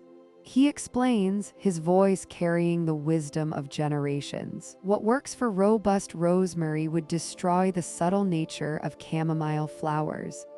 They move to the grinding station, where a marble mortar and pestle wait beside carefully sorted piles of seeds and roots. Fennel seeds, dried to perfect crispness, release their sweet anise fragrance as they're ground into fine powder. Each circular motion of the pestle is deliberate and unhurried, creating a rhythm that matches the peaceful pulse of the garden around them. The afternoon brings work with the solar oils, those preparations that require the concentrated warmth of direct sunlight. Glass vessels filled with olive oil and floating herb leaves are positioned where they'll catch the slanting autumn rays. Hypericum flowers turn the oil a rich golden color as they steep, creating a healing preparation that will carry summer's warmth through the darkest winter days. As shadows lengthen, they turn their attention to the moon-influenced preparations. Certain herbs, Gaius explains, must be processed only when lunar energy is at its strongest. Tonight, with the moon approaching its dark phase, they'll prepare tinctures from the more mysterious plants, those associated with dreams and deep sleep, with the subtle energies that flow between earth and stars. The evening work takes place by lamplight in the small preparation chamber adjacent to the garden. Here, ceramic vessels hold different stages of preservation, some sealed and waiting, others requiring daily attention. Marcus learns to read the subtle signs that indicate when each preparation has reached its optimal state, understanding that patience is as important as any technique. Steam rises gently from the warming vessels, carrying fragrances that blend and mingle in the enclosed space. Calendula petals release their golden essence into warm oil, while nearby, mint leaves slowly surrender their cooling properties to create a salve for summer's last heat. Each process unfolds according to its own natural timeline, teaching the rhythm of true preservation. The night deepens around their work as they carefully label each preparation with symbols that record not just the contents, but the precise astronomical conditions under which it was created. Future users will know that this batch of chamomile oil was prepared during the moon's dark phase in late autumn, when the plant's sedative properties reach their peak concentration. Finally, as the oil lamps burn lower and the last vessels are sealed and stored, Marcus and Gaius step back into the garden where their year's work now rests in various stages of transformation. Bundles hang drying in the gentle night breeze, while sealed containers hold concentrated essences that will serve through winter and into the following spring. The stars above seem to approve of their careful work, twinkling with particular brightness over the garden where ancient wisdom continues to unfold. Tomorrow will bring new aspects to consider, new preparations to monitor, but tonight the autumn preservation work is complete, carrying forward the concentrated essence of a full growing season into the darker months ahead. The evening air carries the sweet perfume of ripening grapes as you walk alongside Marcus through the garden's vine-covered arbor. Overhead, the leaves rustle softly in the gentle breeze, their broad shapes creating intricate patterns of shadow and amber light. The sun hangs low on the western horizon, painting the sky in shades of honey and rose, while the first stars begin their nightly emergence. "Look there, Gaius," Marcus says softly, his weathered finger pointing toward the eastern sky. "Do you see how Libra rises with the sunset? The scales have appeared right on schedule, just as they have for countless generations." His voice carries the quiet satisfaction of one who has watched this celestial dance unfold year after year. You follow his gaze to where the constellation emerges, its stars forming the delicate balance of scales against the deepening twilight. The pattern seems to float just above the garden wall, as if the gods themselves have hung their measuring device in the heavens to weigh the approaching night. Throughout the empire, Marcus continues, settling onto the stone bench beneath the heaviest cluster of grapes. Vintners are watching these very same stars tonight. In the hills of Gaul, along the terraced slopes near Pompeii, in the sun-baked valleys of Hispania, they all know what Libra's rising means. He reaches up to cradle a particularly full bunch of purple grapes, their skin dusted with the pale bloom that speaks of perfect ripeness. The weight of the fruit bends the vine downward, creating graceful arcs throughout the arbor. Some clusters hang so low you can smell their sweet fragrance without bending, a rich, concentrated essence that promises excellent wine. Marcus examines them with the practiced eye of someone who has tended these vines through many seasons. "My grandfather taught me to watch for this moment," he says, his voice growing even softer as the memories flow. He would say that the stars know secrets that even the most experienced vintner might miss. The grapes may look ready to our eyes, but Libra tells us when they're truly ready in their hearts.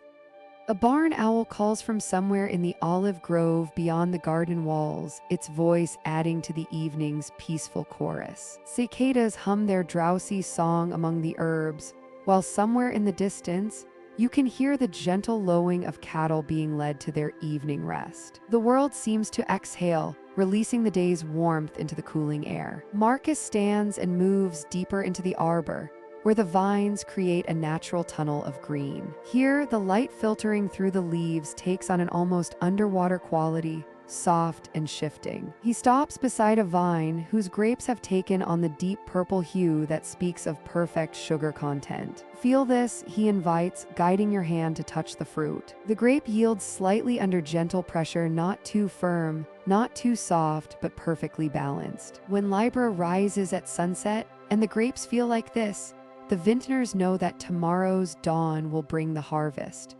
You can almost see them now, thousands of workers throughout the Roman world, making their way through vineyards in the early morning light. Families working together, their voices mixing with the rustle of leaves and the satisfying sound of ripe fruit dropping into wicker baskets. Children running between the rows, their laughter echoing across the hillsides as they help gather the smaller clusters. Each region has its own traditions, Marcus explains, settling back onto the bench. Some sing the old harvest songs passed down from their grandparents. Others work in contemplative silence, listening to the morning birds and feeling the cool earth beneath their feet. But all of them look up at Libra and know they're part of something much larger than themselves.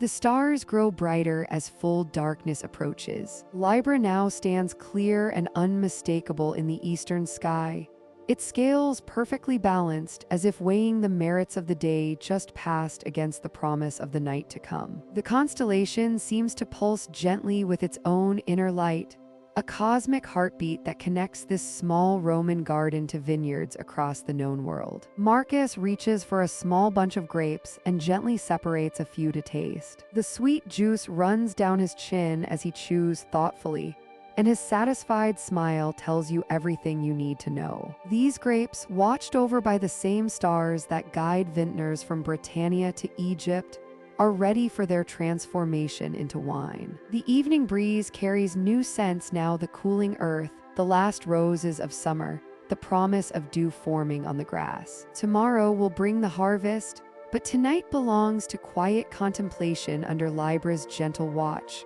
surrounded by the abundance of a garden perfectly in tune with the rhythms of the heavens above. The autumn air carries the scent of ripening quinces as you step into Marcus's garden on this peaceful evening in Rome. The sun has begun its gentle descent toward the western hills, painting the sky in soft amber hues that seem to echo the golden leaves rustling overhead. Tonight, something special stirs in the garden. A visitor has come from distant Athens, drawn by tales of Marcus's unique understanding of the celestial dance above and its mysterious connection to the earth below. The visitor is Apollodorus, a Greek philosopher whose weathered hands speak of countless scrolls unrolled and ancient texts carefully studied. His white beard catches the last rays of sunlight as he bends to examine a late-blooming chrysanthemum, its bronze petals unfurling like tiny stars against the darkening soil. Marcus approaches with quiet steps, carrying 2 cups of warm honeyed wine, the steam rising gently in the cooling air. "Your garden speaks of patience," Apollodorus murmurs, his voice carrying the gentle cadence of one accustomed to thoughtful discourse. "I have traveled many roads to reach this place, following whispers of an astronomer who tends both stars and soil with equal devotion."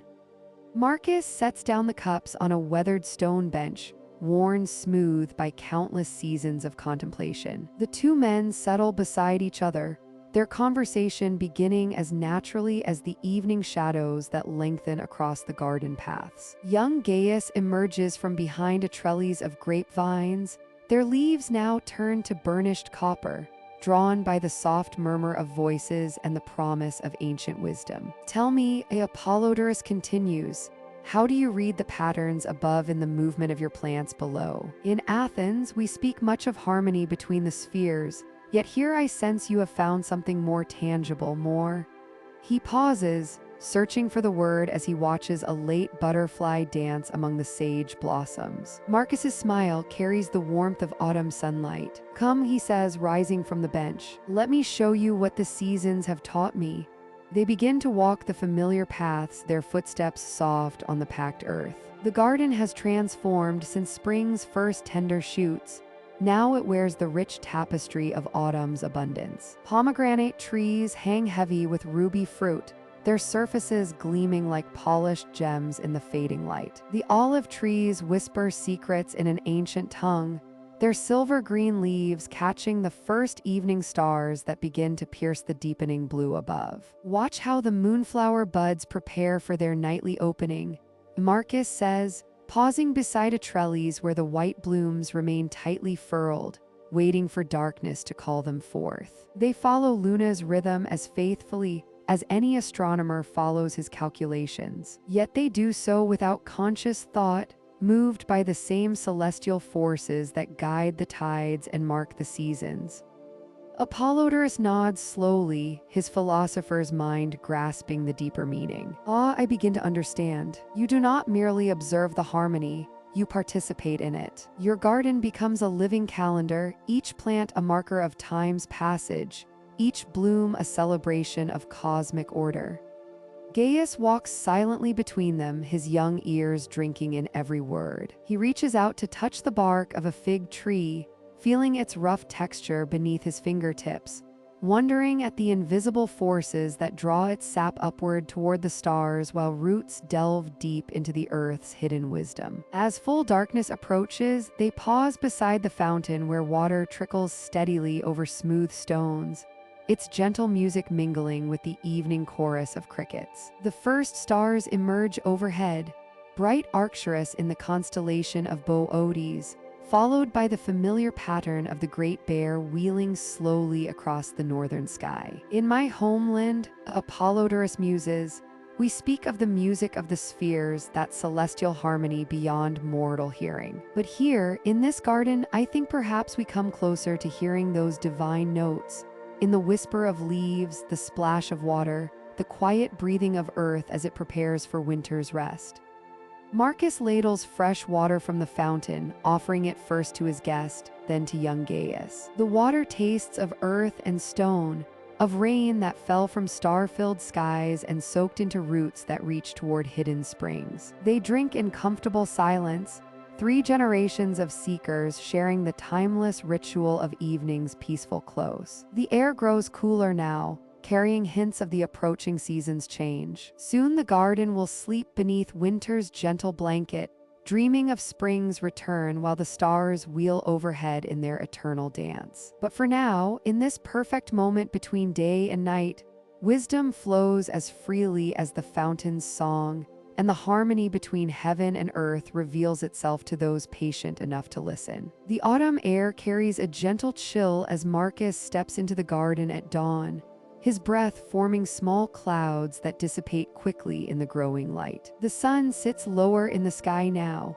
casting longer shadows between the carefully tended rows of herbs and vegetables. Frost has touched the edges of the more delicate leaves, leaving them rimmed with silver that sparkles briefly before melting away. Gaius is already at work near the herb's spiral, his weathered hands moving methodically as he gathers armfuls of dried oak leaves that have fallen throughout the courtyard. The leaves rustle softly as he carries them, their golden brown surfaces catching the morning light. The old gardener moves with the practiced rhythm of someone who has prepared countless gardens for winter's arrival, each motion deliberate and unhurried. The tender plants will need protection soon, Gaius says quietly, his voice barely disturbing the peaceful morning air. Marcus nods, kneeling beside a patch of delicate mint that has grown throughout the summer months. The leaves are still green, but he can sense their vulnerability to the coming cold. Together, they begin spreading the collected leaves around the base of each plant,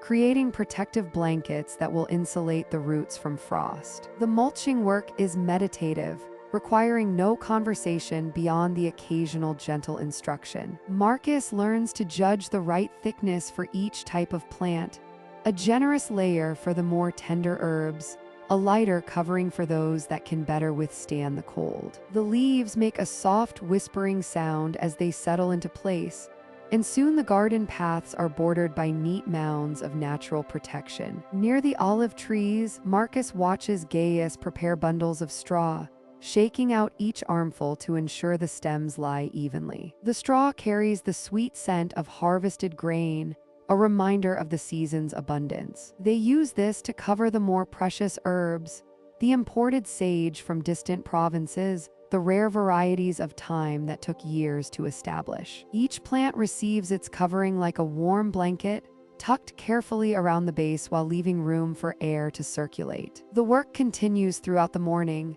peaceful and unhurried. They move the more delicate potted plants to a sheltered alcove near the house, where the walls will provide protection from winter winds. The ceramic pots scrape gently against the stone as they slide them into position, creating a small garden within the garden. Here, the rosemary and lavender will wait out the cold months, their woody stems strong enough to survive but grateful for the additional shelter. As the sun climbs higher, warming their backs as they work, Marcus finds himself appreciating the quiet satisfaction of these preparations. There is something deeply comforting about this careful tending, this gentle preparation for the months ahead. Each plant they protect represents not just survival, but the promise of spring's eventual return. Gaius pauses to examine a particularly treasured specimen, a small bay tree that he has nurtured for several seasons. Its glossy leaves are still vibrant green,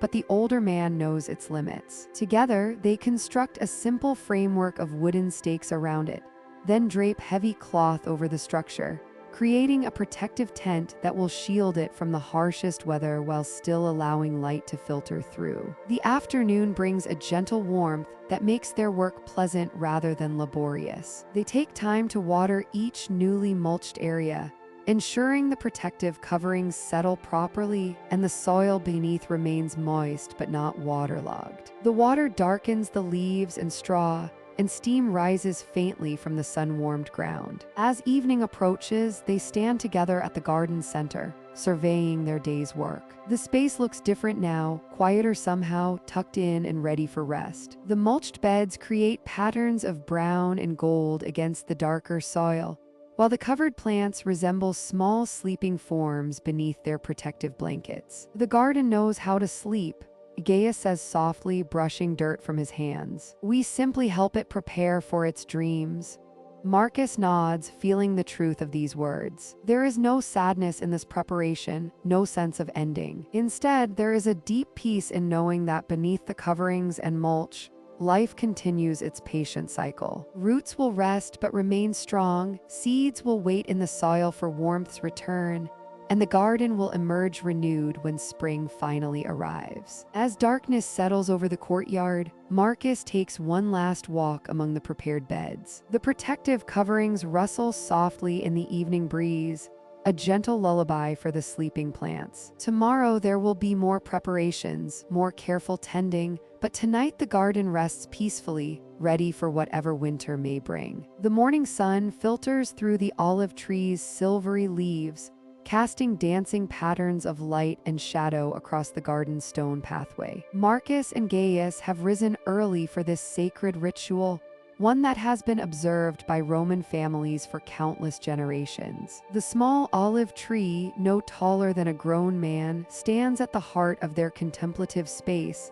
its ancient trunk weathered and wise despite its modest size. The autumn air carries the faintest chill, a gentle reminder that the year is turning toward its quiet close. Gaius moves slowly through the garden, his steps deliberate and reverent, carrying a small clay vessel filled with the finest oil pressed from their neighbor's grove. The vessel is simple but beautiful, its terracotta surface warmed by the morning light, adorned with a delicate pattern of vines that spiral around its curved sides. Marcus follows behind, his hands cupped around a bundle of frankincense, the precious resin releasing its sweet, earthy fragrance into the cool air. This incense has traveled far to reach their Roman garden, carried by merchants along the ancient trade routes that connect their world to distant lands. As he walks, small tendrils of aromatic smoke curl upward, creating ephemeral spirals that dissolve into the brightening sky. They pause before the olive tree,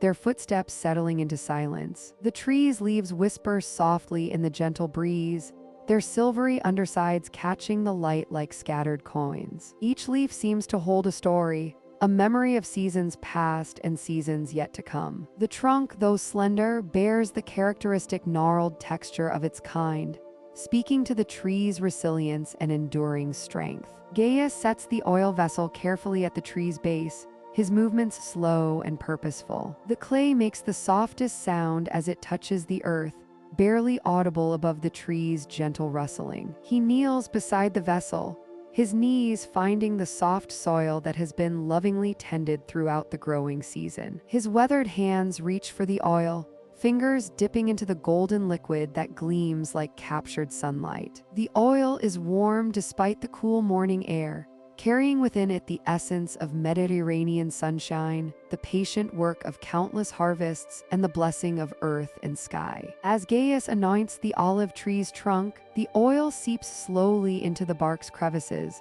darkening the gray-brown surface and releasing a rich, nutty fragrance that mingles with the frankincense. Marcus begins to speak, his voice soft and measured, carrying the weight of tradition and the warmth of heartfelt gratitude. His words are not grand or elaborate, but simple and sincere, asking for the tree's continued health, for peace in their garden, and for abundance not just of fruit, but of quiet moments like this one. His prayer flows naturally, like water finding its course, each word chosen with care and spoken with genuine reverence. The olive tree seems to listen, its leaves moving gently in response to the soft currents of air that drift through the garden. Above them, a few wispy clouds move slowly across the pale blue sky, their shadows passing over the garden like gentle blessings. The morning light grows stronger, warming the stone benches and brick pathways, bringing the garden fully to life. Gaius completes the anointing,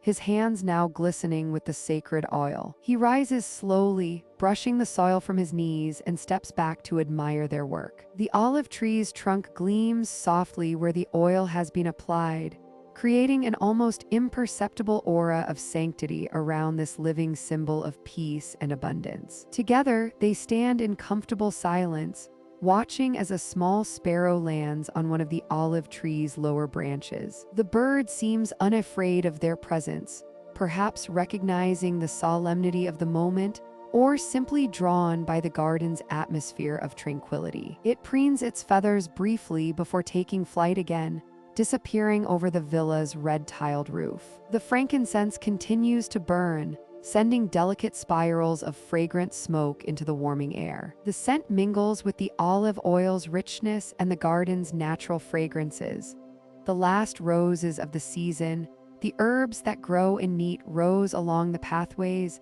and the clean smell of morning dew slowly evaporating from stone and leaf. This blessing ceremony connects their small Roman garden to olive groves throughout the empire, from the hills of Tuscany to the sun-drenched islands of Greece, from the ancient trees of Syria to the newer plantations of Hispania. Each olive tree blessed this season carries forward the same hopes for peace, prosperity, and the continuation of traditions that bind communities together across time and distance. As the morning advances and the sacred ritual draws to its gentle close, Marcus and Gaius remain beside their blessed olive tree, grateful for this moment of connection to the earth, to their ancestors, and to the enduring cycles that govern all life beneath the Mediterranean sun. The winter night wraps around Marcus like a familiar cloak as he steps into his garden, the frost-touched earth crunching softly beneath his sandaled feet. Above him, the great planet Jupiter blazes with steady magnificence,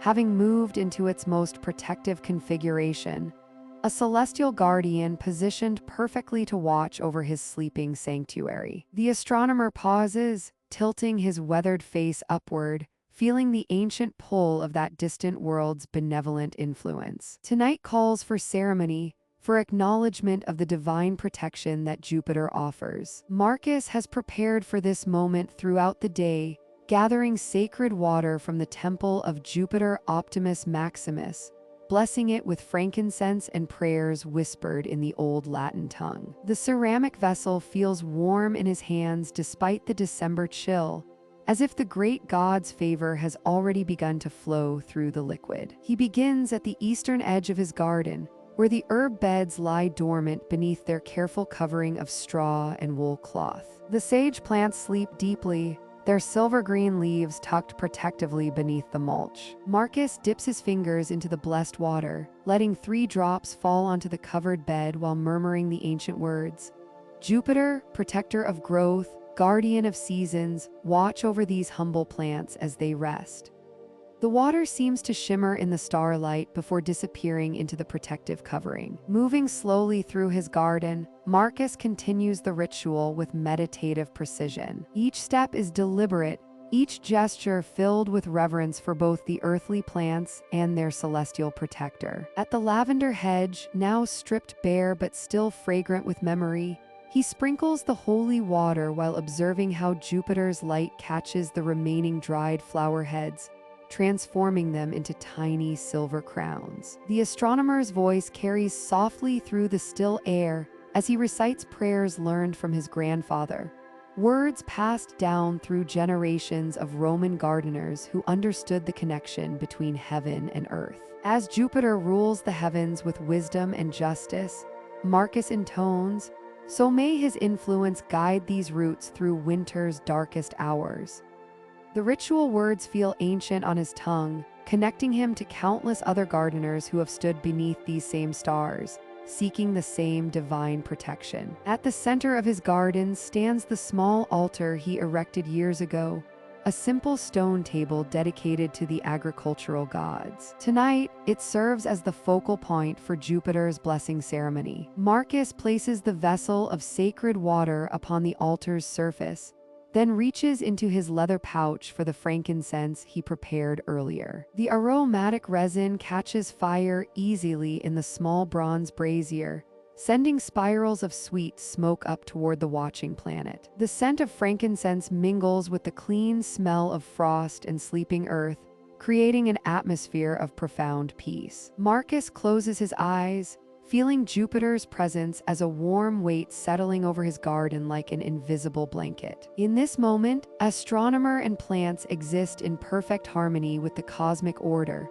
protected by forces far greater than themselves. He continues his circuit of the garden, blessing the covered rose bushes that will bloom again come spring, the dormant fruit trees with their bare branches reaching toward Jupiter's light, and the small plot where his vegetables sleep beneath their winter coverings. Each receives its share of blessed water, each is acknowledged and protected by the ceremony. The ritual moves at the pace of meditation, unhurried and complete. Marcus finds himself thinking of Jupiter not as a distant celestial body, but as a benevolent presence intimately concerned with the welfare of growing things. Ancient Roman wisdom teaches that the king of planets governs expansion, prosperity, and protection, qualities his garden desperately needs during winter's harsh months. As he completes the final blessing at the garden's western boundary, Marcus feels a deep sense of completion settle over him. The ceremony has created an invisible shield around his sleeping sanctuary,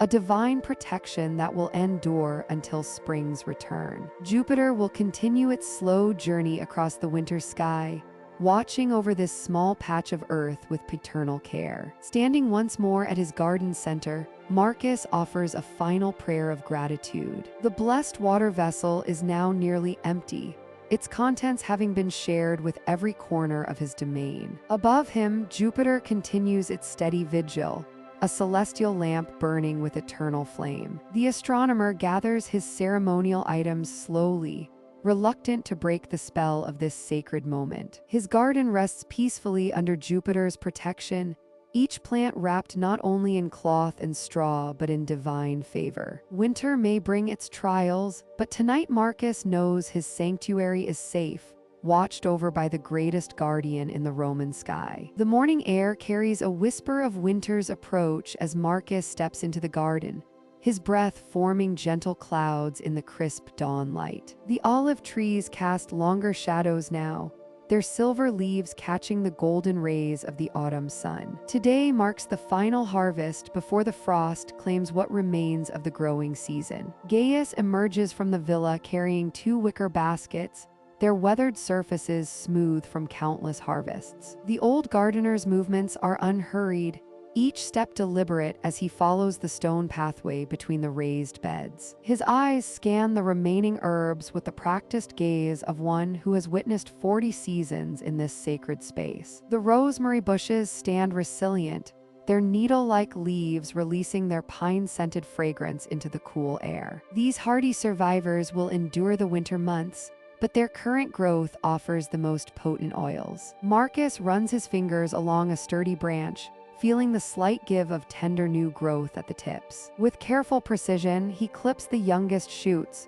their green stems snapping cleanly under his bronze shears. Each cutting falls into the basket with a soft whisper, joining its companions in their final earthly purpose. The rosemary's scent grows stronger with each cut, as if the plant is offering its most precious essence as a farewell gift. Marcus pauses between plants, allowing the aromatic oils to settle into his palms, carrying with them the memories of summer rain and morning dew. The thyme grows in low, spreading mounds throughout the garden, its tiny leaves forming dense carpets of silver green. Gaius kneels beside the largest patch, his weathered hands moving with surprising gentleness among the delicate stems. The plant's woody base will survive the winter, but these tender top growths must be gathered now or lost to the coming cold. As Gaius works, he hums an old farming song, its melody mixing with the soft rustle of leaves and the distant sound of water flowing through the stone channels. Each sprig of thyme releases its earthy, almost mystical fragrance,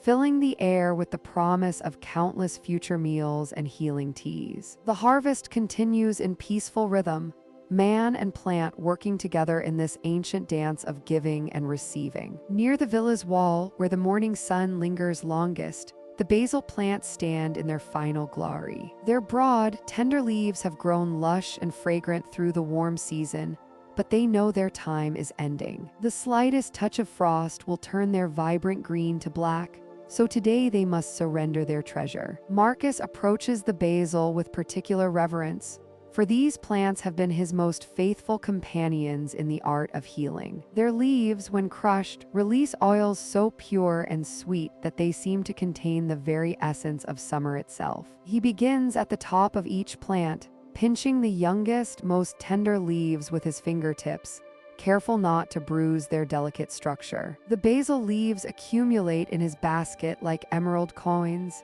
each one a small miracle of nature's generosity. Some still bear tiny white flowers at their tips, the plant's final attempt to ensure its legacy before winter's arrival. Marcus includes these flowering tops, knowing they carry concentrated oils and will dry beautifully for winter teas. As the sun climbs higher, warming the garden with its gentle rays, both men work in companionable silence. Their baskets grow heavy with the season's final offerings. The plants seem to sense the approaching change, releasing their fragrances more freely, as if eager to share their accumulated wisdom before the dormant months ahead. The harvest draws to a close as the morning light transforms from gold to the clearer white of midday. The baskets overflow with green abundance rosemary branches with their resinous promise, thyme sprigs carrying the essence of wild hillsides, and basil leaves holding summer's last sweet breath. Each herb offers its gift willingly, trusting in the ancient covenant between plant and gardener. Marcus and Gaius carry their precious cargo toward the villa's drying rooms, where the herbs will transform into concentrated medicines and seasonings. Behind them, the garden settles into its preparing stillness, the harvested plants already beginning their quiet retreat toward winter's rest. The cycle continues as it has for countless generations in the eternal rhythm of growth, harvest, rest, and renewal. In the distance, the olive trees whisper their silver-leafed approval, while the dormant grapevines begin their slow preparation for the months of contemplation ahead. The garden knows its work is nearly done, and peace descends like a gentle blanket over this sanctuary where earth and sky meet in perfect harmony. The western horizon drinks in the last light of day as you stand beside Marcus in the astronomer's garden, watching the great celestial scorpion begin its slow descent toward the earth.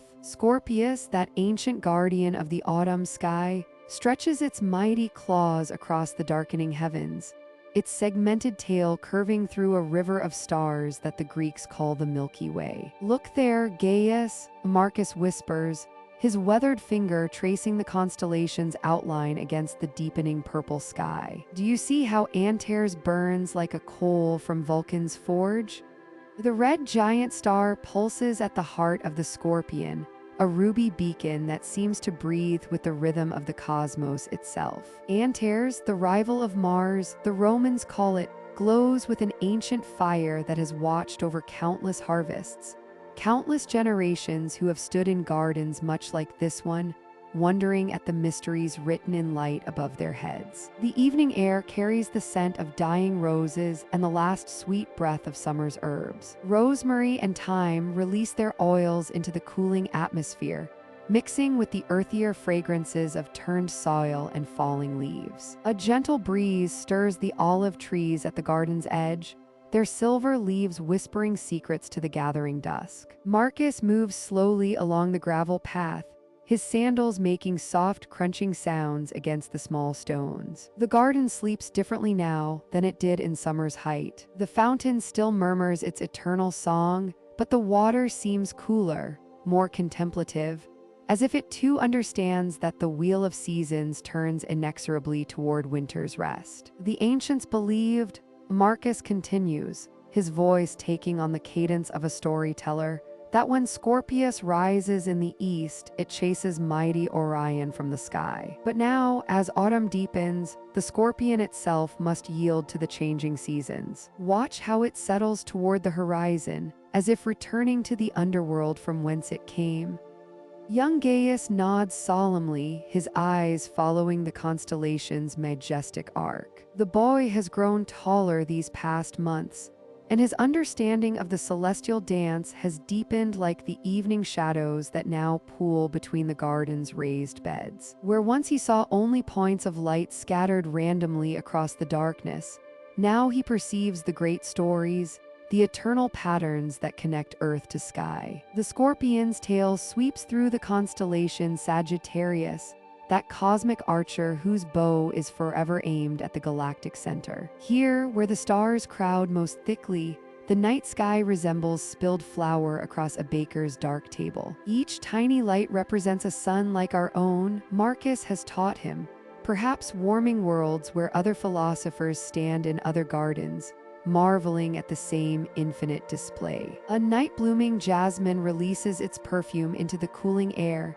its white flowers opening like tiny stars come down to earth. The parallel seems fitting on this evening when the boundaries between heaven and earth feel gossamer thin. Somewhere in the olive grove beyond the garden walls, a nightingale begins its liquid song, adding music to the visual symphony above. Antares continues its steady pulse, that red heartbeat of the Scorpion constellation. Ancient Arab astronomers called it the heart of the Scorpion, and indeed it does seem to throb with life, growing brighter and dimmer in a rhythm that speaks of stellar winds and nuclear fires burning in the depths of space. Though Marcus cannot know the true nature of this distant sun, that it could contain our own sun 1,000 times over, he senses its majesty, its role as a cosmic lighthouse guiding the season's passage. The garden's sundial stands silent now, its bronze gnomon casting no shadow in the starlight. But time continues its flow, measured now by the wheeling constellations rather than the sun's bright path. This is the astronomer's clock, the great celestial timepiece that marks not hours but seasons, not days but the long cycles that govern harvest and planting, festivals and ceremonies. As full darkness settles over the villa, more stars emerge from the deepening sky. The Scorpion's form becomes clearer, its claws reaching toward the constellation Libra, its tail arching over the southern horizon where it will soon disappear until spring calls it back to the eastern sky. This is the eternal dance, the cosmic rhythm that has turned since time began and will continue long after the last Roman villa crumbles to dust. Marcus places a gentle hand on Gaius's shoulder as they stand together in the fragrant darkness, two figures small beneath the infinite dome of night. The garden settles into its evening rest around them, preparing for the deeper sleep of winter, while overhead the stars continue their ancient vigil, writing stories of time and season in light across the darkness. The evening air holds a crystalline quality that speaks of change. Marcus stands at the edge of his beloved garden, watching as the last golden light of autumn fades behind the distant hills of Rome. The sky above stretches endless and clear, painted in the deepest blue he has ever witnessed. Not a single cloud mars its perfect surface, and the air lies so still that even the olive leaves hang motionless on their branches. The stars will be magnificent tonight, he murmurs to himself, but his words carry the weight of knowledge. Such clarity comes with a price. When the heavens reveal themselves so completely, when not even the whisper of wind disturbs the atmosphere, frost walks close behind. Gaius emerges from the observatory, his arms laden with lengths of soft linen cloth. The old gardener's weathered hands move with the practiced efficiency of decades spent reading nature's subtle signs. The water in the shallow basins has begun to sing, he says quietly, referencing the peculiar high-pitched tone that water makes just before it surrenders to ice. Together, they begin their evening ritual of protection. Marcus kneels beside a row of tender basil plants, their leaves still green and fragrant despite the advancing season. He draws the cloth over them with the same gentle care he might use to tuck a child into bed. The fabric settles softly, creating small tents that will trap the earth's warmth through the dangerous hours before dawn. Gaius tends to the rosemary bushes, their woody stems sturdy but their newer growth vulnerable to frost's bite. His movements are unhurried, meditative. Each plant receives individual attention, each covering adjusted to allow for air circulation while providing shelter. The scent of herbs rises around them, released by their gentle handling oregano and thyme, sage and mint, creating an aromatic cloud in the cooling air. The ancients believed that plants could sense the approach of winter, Marcus says as he moves to the next row. They spoke of a wisdom in roots and leaves that surpassed human understanding.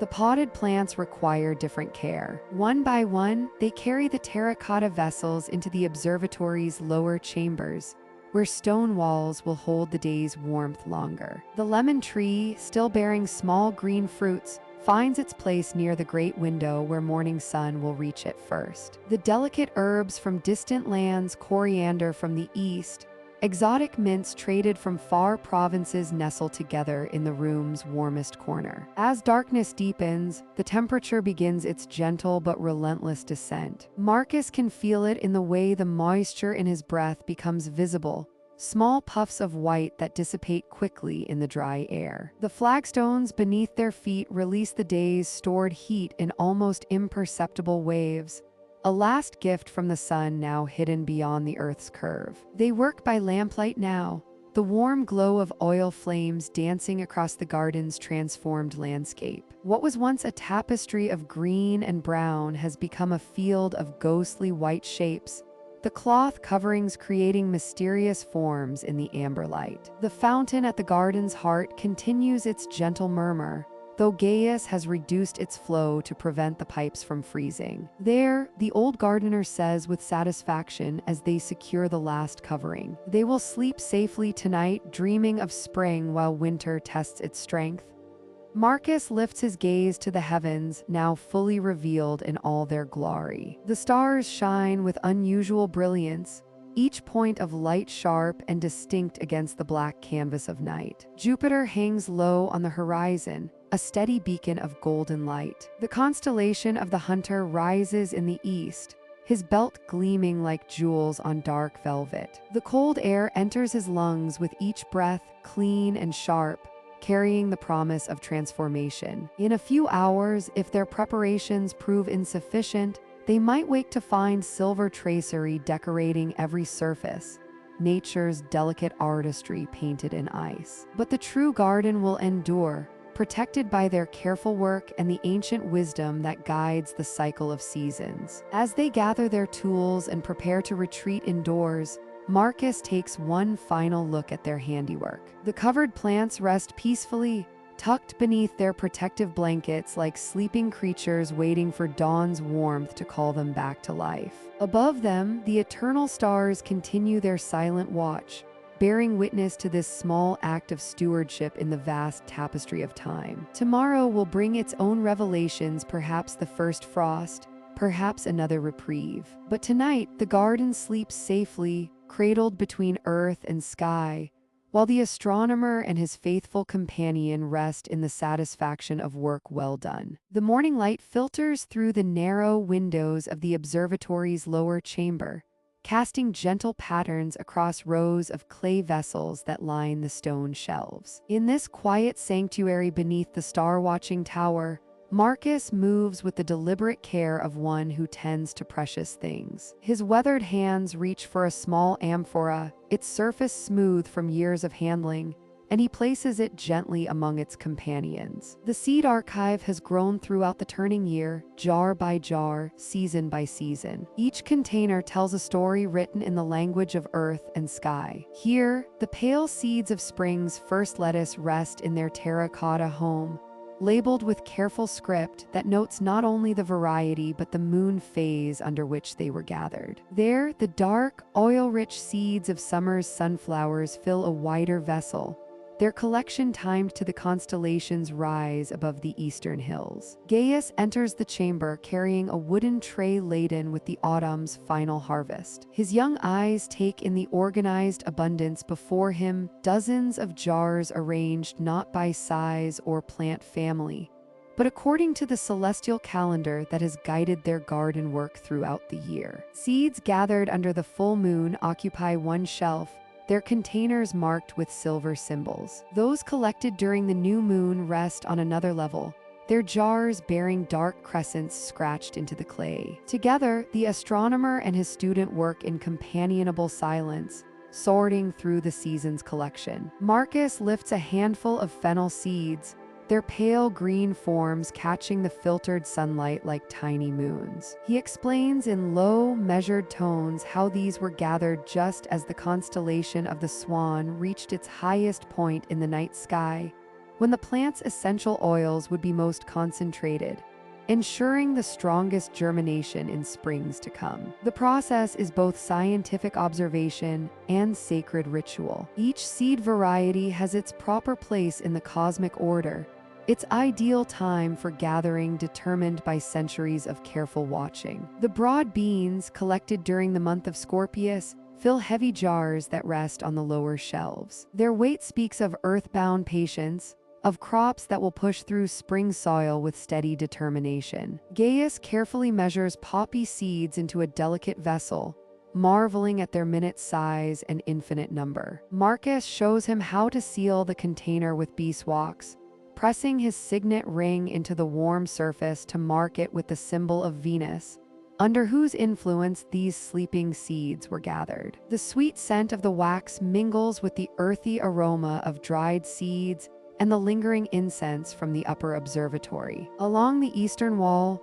larger containers hold the seeds of trees and shrubs, the patient crops that think in decades rather than seasons. Olive pits from the grove beyond the city walls rest in amphorae marked with Jupiter's sign, gathered when the great planet dominated the autumn sky. These will not see their purpose fulfilled for many years, but their potential stretches across generations, linking past harvest to distant future abundance. The afternoon deepens as their work continues. Light shifts across the chamber, illuminating different sections of their living library. Marcus explains how the arrangement itself follows astronomical principles: seeds of fire-ruled plants on the southern exposure, water-ruled varieties toward the north, each finding its proper place in the cosmic harmony that governs all growing things. In one corner, special vessels hold the seeds of rare herbs used in the observatory's work, plants that sharpen night vision for stellar observation,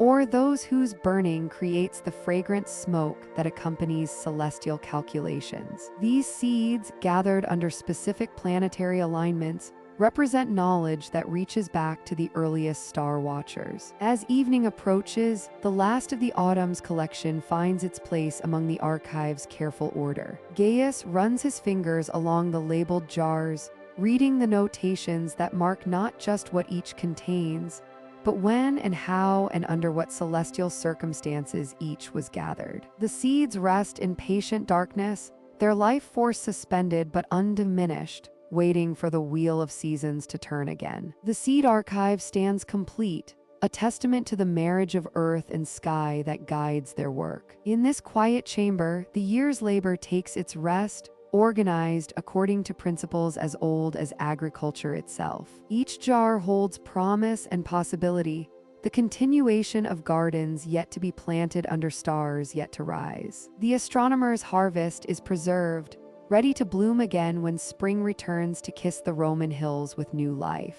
The first snowflakes arrive like whispered secrets from the gods, drifting down through the purple twilight of a December evening in Rome. From the warmth of the observatory, Marcus and young Gaius press their faces against the cool, bronze-framed window, watching as winter begins its gentle reclamation of their beloved rooftop garden. The snow falls with infinite patience, each flake a small miracle spiraling down from the darkening sky. It settles first on the bare branches of the fig tree, outlining each twig in pristine white. The dormant rosemary bushes become soft sculptures, their woody stems disappearing beneath accumulating crystals of ice. Even the stone sundial, that faithful timekeeper of their summer observations, accepts its winter crown with silent dignity. Gaius breathes against the window, creating a small circle of mist. "Master Marcus," he whispers, his voice filled with wonder, "it's as if the stars are falling to visit our garden." Marcus smiles, pulling his woolen cloak closer around his shoulders. "Perhaps they are, young one. Perhaps Ceres herself is sending celestial seeds to nourish the earth while she sleeps." The oil lamps within the observatory cast a warm amber glow across their weather charts and star maps, creating pools of golden light that dance across the walls. Outside, the snow continues its ancient dance, transforming their familiar garden into something otherworldly. The wooden planters that held their summer herbs now wear caps of white. The small olive tree stands like a patient sentinel, its silver-green leaves barely visible beneath their snowy burden. Marcus remembers the year that has passed in this sacred space above the bustling city. Spring's first tentative shoots pushing through the dark soil. Summer's abundance when the garden overflowed with life, and their nights were spent tracking the movements of Mars across the constellation of the Twins. Autumn's golden light filtering through yellowing leaves as they harvested the last of their herbs and prepared their instruments for winter's approach. Now winter has arrived, not as a harsh conqueror, but as a gentle guardian. The snow muffles the distant sounds of the city below the clip-clop of horses on cobblestones, the calls of late vendors closing their stalls in the forum, the laughter from the nearby tavern. All becomes hushed, reverent, as if the very air recognizes the sacredness of this transformation. Gaius traces patterns on the misty window. Do you think the seeds remember summer while they sleep in the soil? I believe they dream, Marcus replies softly. Just as we dream of warm nights studying the stars, they dream of sunshine and rain, of stretching their leaves toward Apollo's chariot as it crosses the sky. Winter is not an ending, dear boy, but a time of deep rest, of gathering strength for the cycle to begin anew.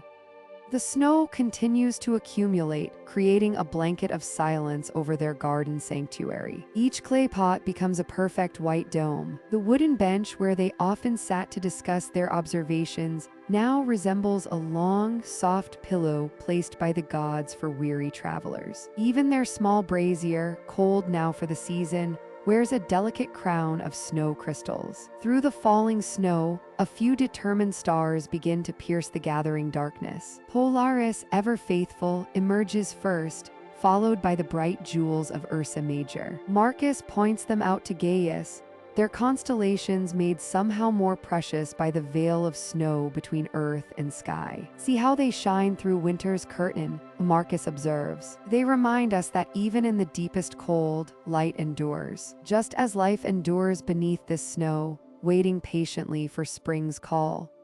Inside their warm refuge, the two astronomers share a cup of heated wine mixed with honey, its sweet warmth spreading through their bodies as they watch winter claim their garden. The snow falls thicker now, erasing the last traces of brown earth, creating a world made new in white silence. Gaius yawns, his eyelids growing heavy in the warm, lamplit chamber. Will we still study the stars in winter, Master Marcus? Of course, Marcus replies gently. Winter skies hold their own mysteries, their own beauty. And while our garden sleeps, we'll plan for spring, which seeds to plant, which herbs will best serve our studies, how to arrange our plantings to catch the morning light. As the boy's breathing deepens into sleep beside the warm brazier, Marcus continues his vigil at the window. The snow falls steadily now, transforming their rooftop retreat into a crystalline palace. Beneath this pristine covering, he knows that life rests peacefully, seeds dreaming in the dark soil, roots drinking slowly from the earth's hidden springs, preparing for spring's eventual return. The eternal cycle continues, as predictable and comforting as the stars themselves, each season flowing into the next with the wisdom of ages. Tonight, winter claims the astronomer's garden, wrapping it in silence and snow, keeping it safe until the sun grows strong once more. The winter wind whispers across the rooftops of Rome as Marcus adjusts the oil lamp, its golden flame casting dancing shadows across the weathered scrolls spread before him. The small room above the bakery has become a sanctuary of learning,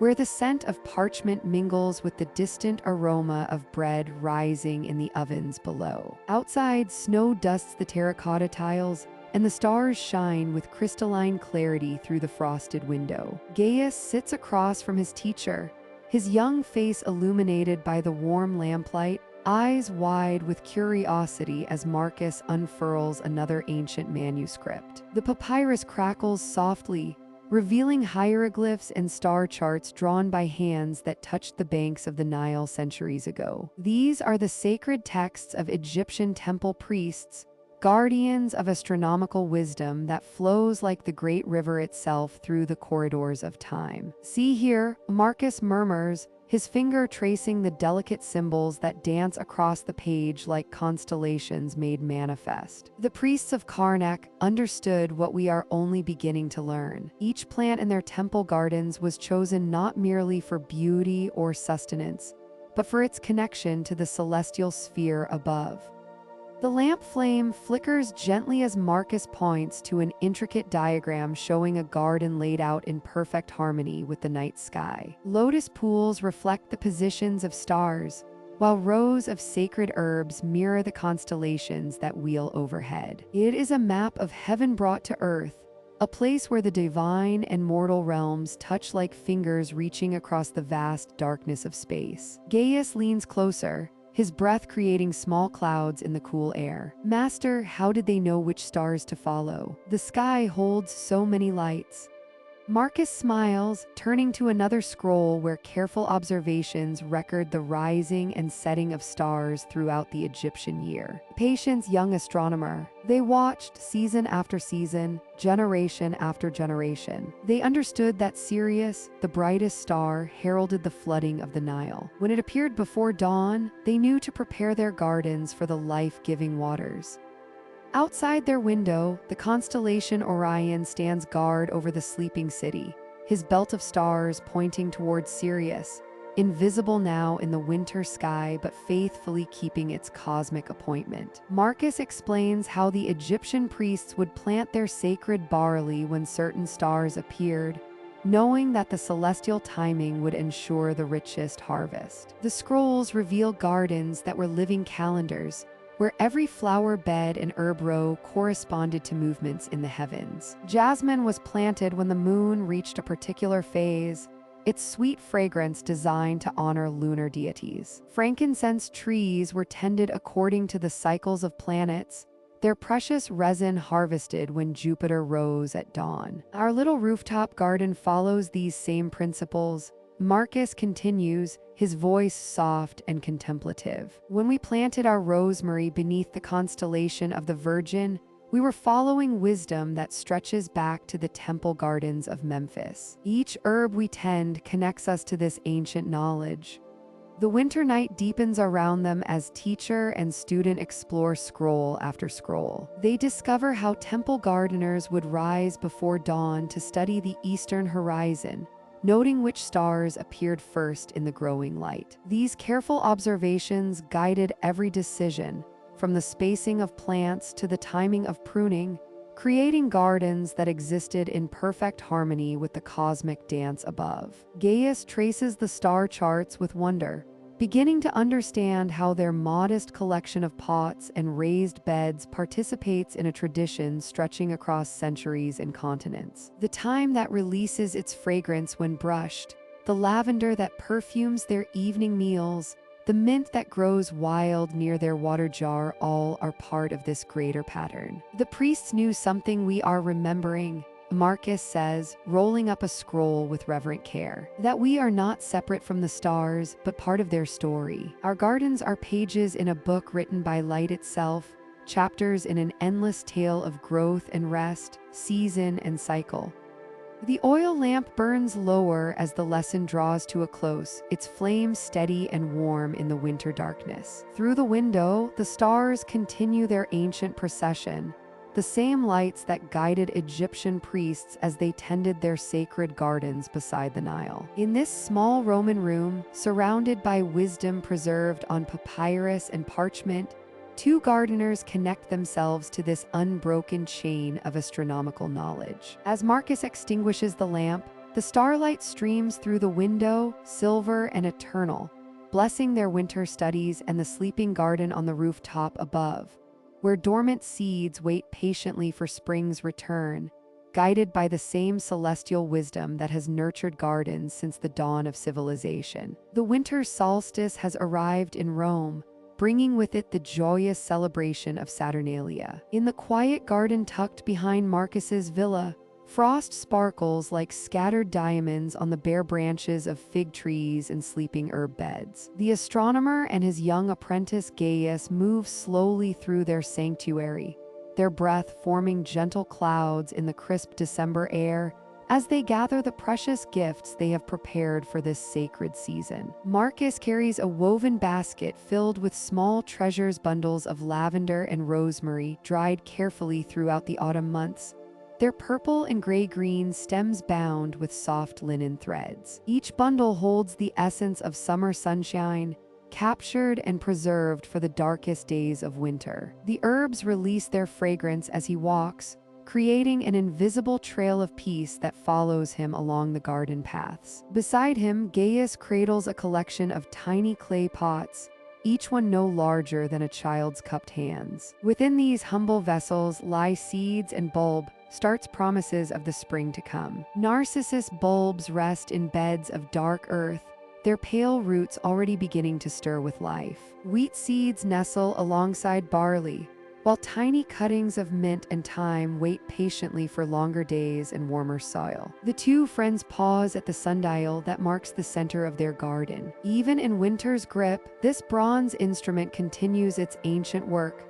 casting its shadow across Roman numerals that have marked countless seasons. Today, the shadow falls precisely where it should on this shortest day, confirming what the stars have already whispered, that light will soon begin its slow return to the world. Each gift carries two blessings, Marcus says quietly, his weathered hands adjusting the bundles in his basket. The blessing of earth, from soil that has nurtured and plants that have grown, and the blessing of sky, from stars that have watched over every seed and every harvest.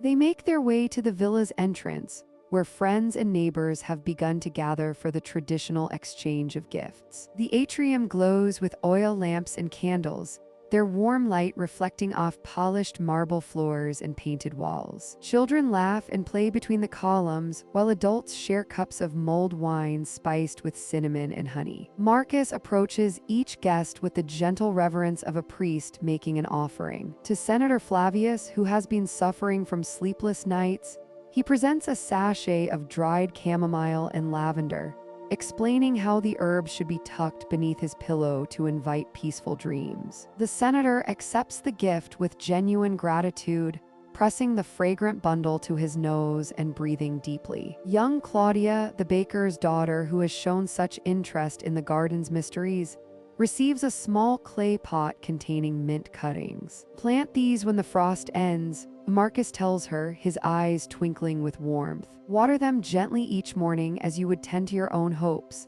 and by summer you will have enough mint to flavor 100 honey cakes.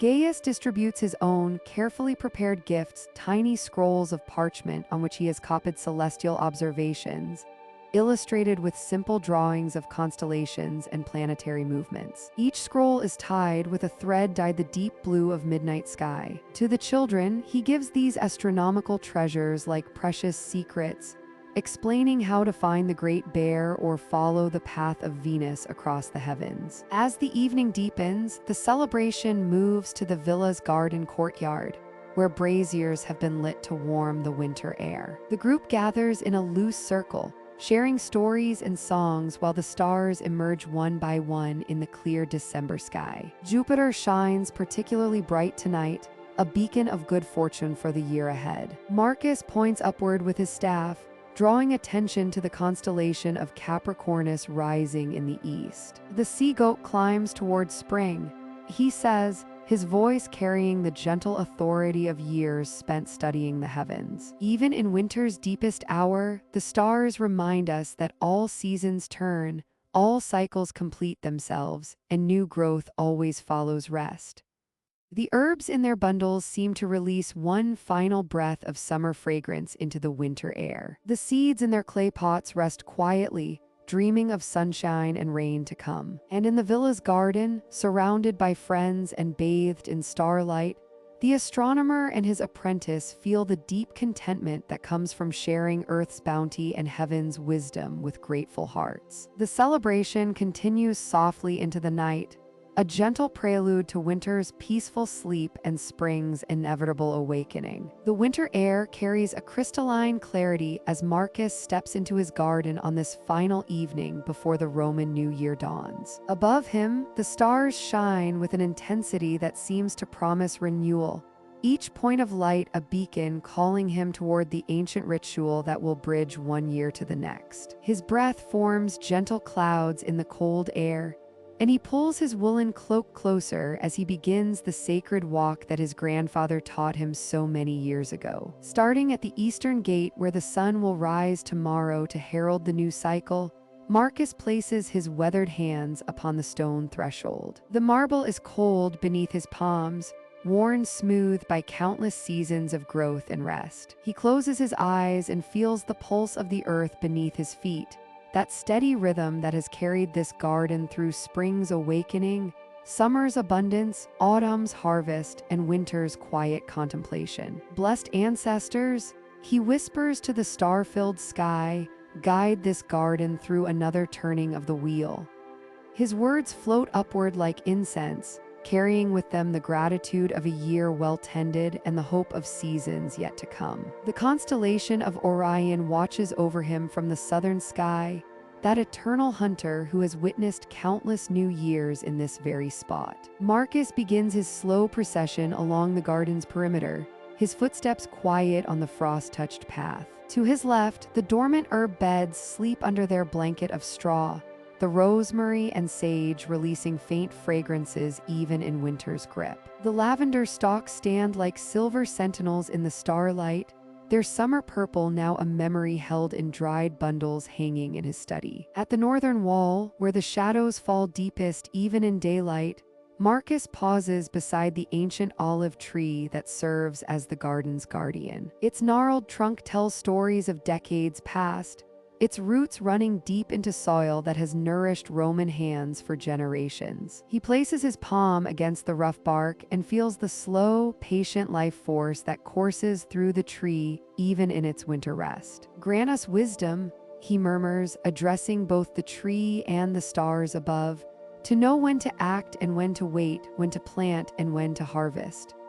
The North Star gleams steady and true overhead, that fixed point around which all other lights dance their eternal circles. Marcus has used it to orient his plantings, aligning his garden beds with the cosmic order that governs all growing things. Moving westward now, he passes the stone bench where he has spent countless evenings this past year, tablet and stylus in hand, recording the movements of planets and the corresponding rhythms of his plants. The marble seat gleams pale in the starlight, and he can almost see the ghost of his former self sitting there, head tilted back to study Venus rising over the garden wall. The fountain at the garden's heart provides a gentle soundtrack to his ritual walk, its water catching and reflecting the starlight in dancing patterns. Even in winter's depths, the spring feeds it with clear, cold water that never freezes, a gift from the deep earth that connects his small plot to the vast aquifers far below. Marcus dips his fingers in the pool and anoints his forehead with the blessed water,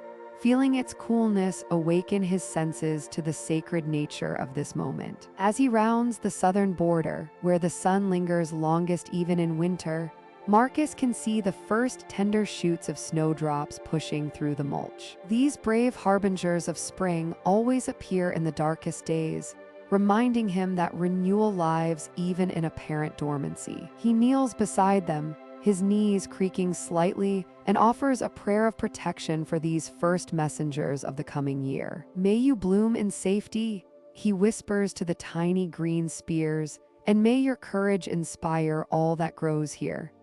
The Southern Cross, visible now in the pre-dawn hours, seems to bless this promise with its steady light. Returning to the eastern gate where his ritual began, Marcus stands once more with his hands upon the threshold stone. The stars above him wheel in their ancient patterns, the same configurations that guided Roman farmers and philosophers for centuries past. He thinks of his grandfather, who performed this same blessing in this same spot, and his grandfather's grandfather before him, an unbroken chain of devotion connecting earth and sky. The horizon shows the faintest suggestion of dawn's approach, though sunrise is still hours away. Marcus knows that when the sun does rise, it will illuminate a garden blessed and prepared for whatever the new year may bring. The stars above will fade with the growing light, but their influence will remain, written in the very stones and soil of this sacred space. With a final prayer of gratitude carried skyward on his breath,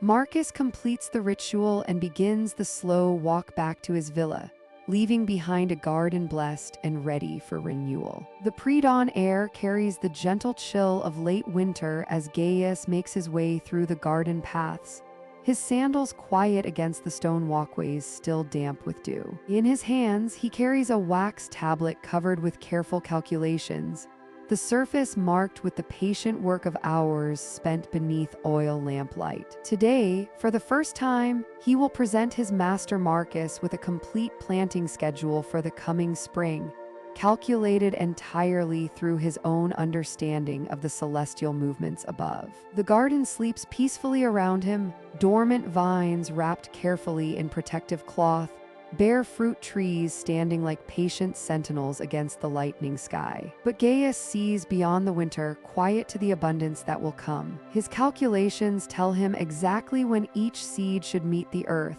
when each cutting should be placed in prepared soil, all timed to the ancient dance of stars and planets that governs the rhythm of growing things. He finds Marcus in the observatory, as expected, making his own morning observations of Venus as she brightens in the eastern sky. The older astronomer moves with the practiced grace of decades, adjusting his astrolabe with minute precision, recording measurements in his careful script. When he notices Gaius approaching, he sets down his instruments with a gentle smile. "You're early today, my young friend," Marcus observes, his voice warm with affection. "And I see you bring calculations of your own." Gaius nods, suddenly feeling the weight of months of study behind him. "Master, I have completed the spring planting schedule. Every crop, every herb, timed according to the movements we have charted together." He pauses, then adds with quiet pride, "I required no assistance with the calculations." Marcus settles onto the stone bench beside his student, his eyes bright with interest. "Then let us see what the stars have told you, Gaius. Begin with the early crops. What does your understanding suggest for the broad beans and early lettuces?"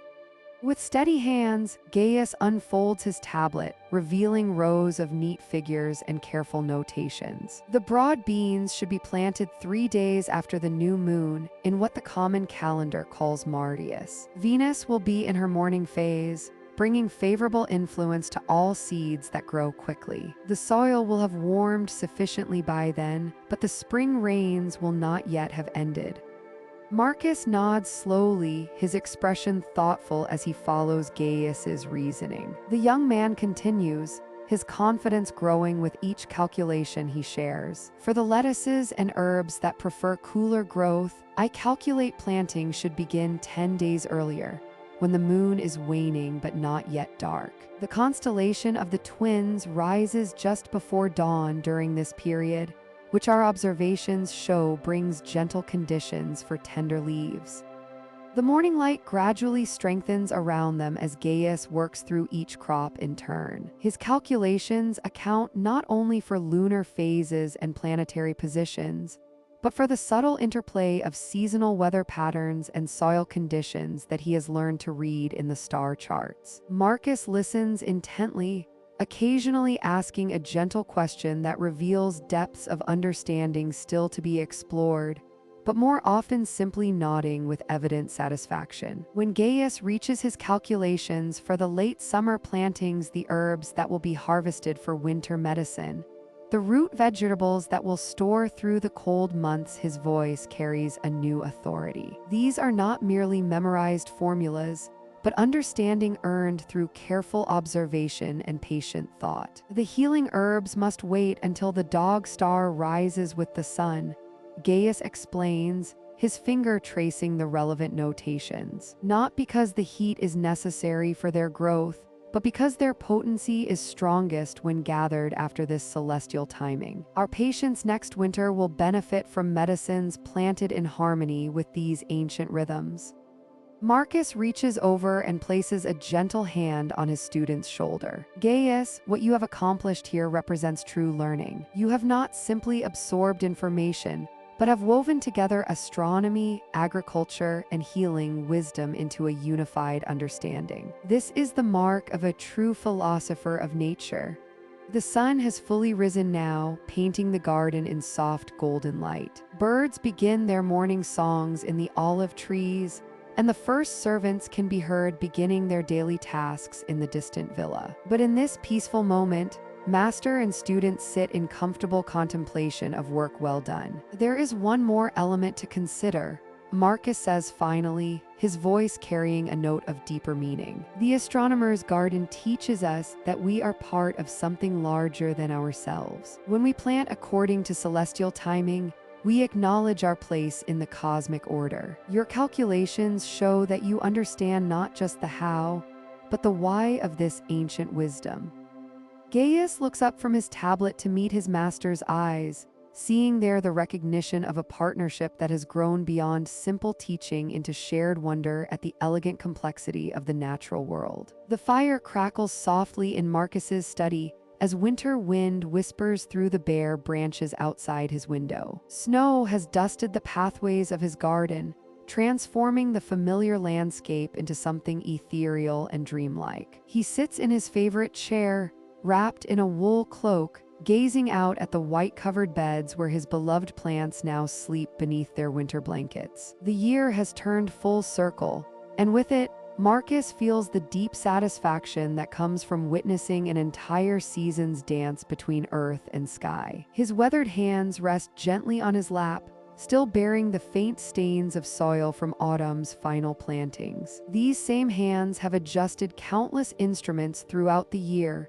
tracking the movement of planets and recording the rise and set of constellations. Yet tonight, they remember more clearly the sensation of cool earth between his fingers, the delicate touch required to transplant a seedling, the careful pressure needed to tie a vine to its support. Through his window, he can see the skeletal framework of his grape arbor, its branches now bare but filled with promise. Come spring, those dormant buds will burst forth with new growth, just as surely as Venus will continue her eternal dance between morning and evening sky. The parallel strikes him with gentle wonder, as it has so many times this year. The same forces that govern the wheeling of stars above also pulse through the tiny seeds sleeping in his garden soil. Marcus rises slowly from his chair and moves to his desk, where scrolls and charts lie scattered in comfortable disorder. His finger traces the careful observations he has made throughout the months, the precise moment when Sirius returned to the dawn sky,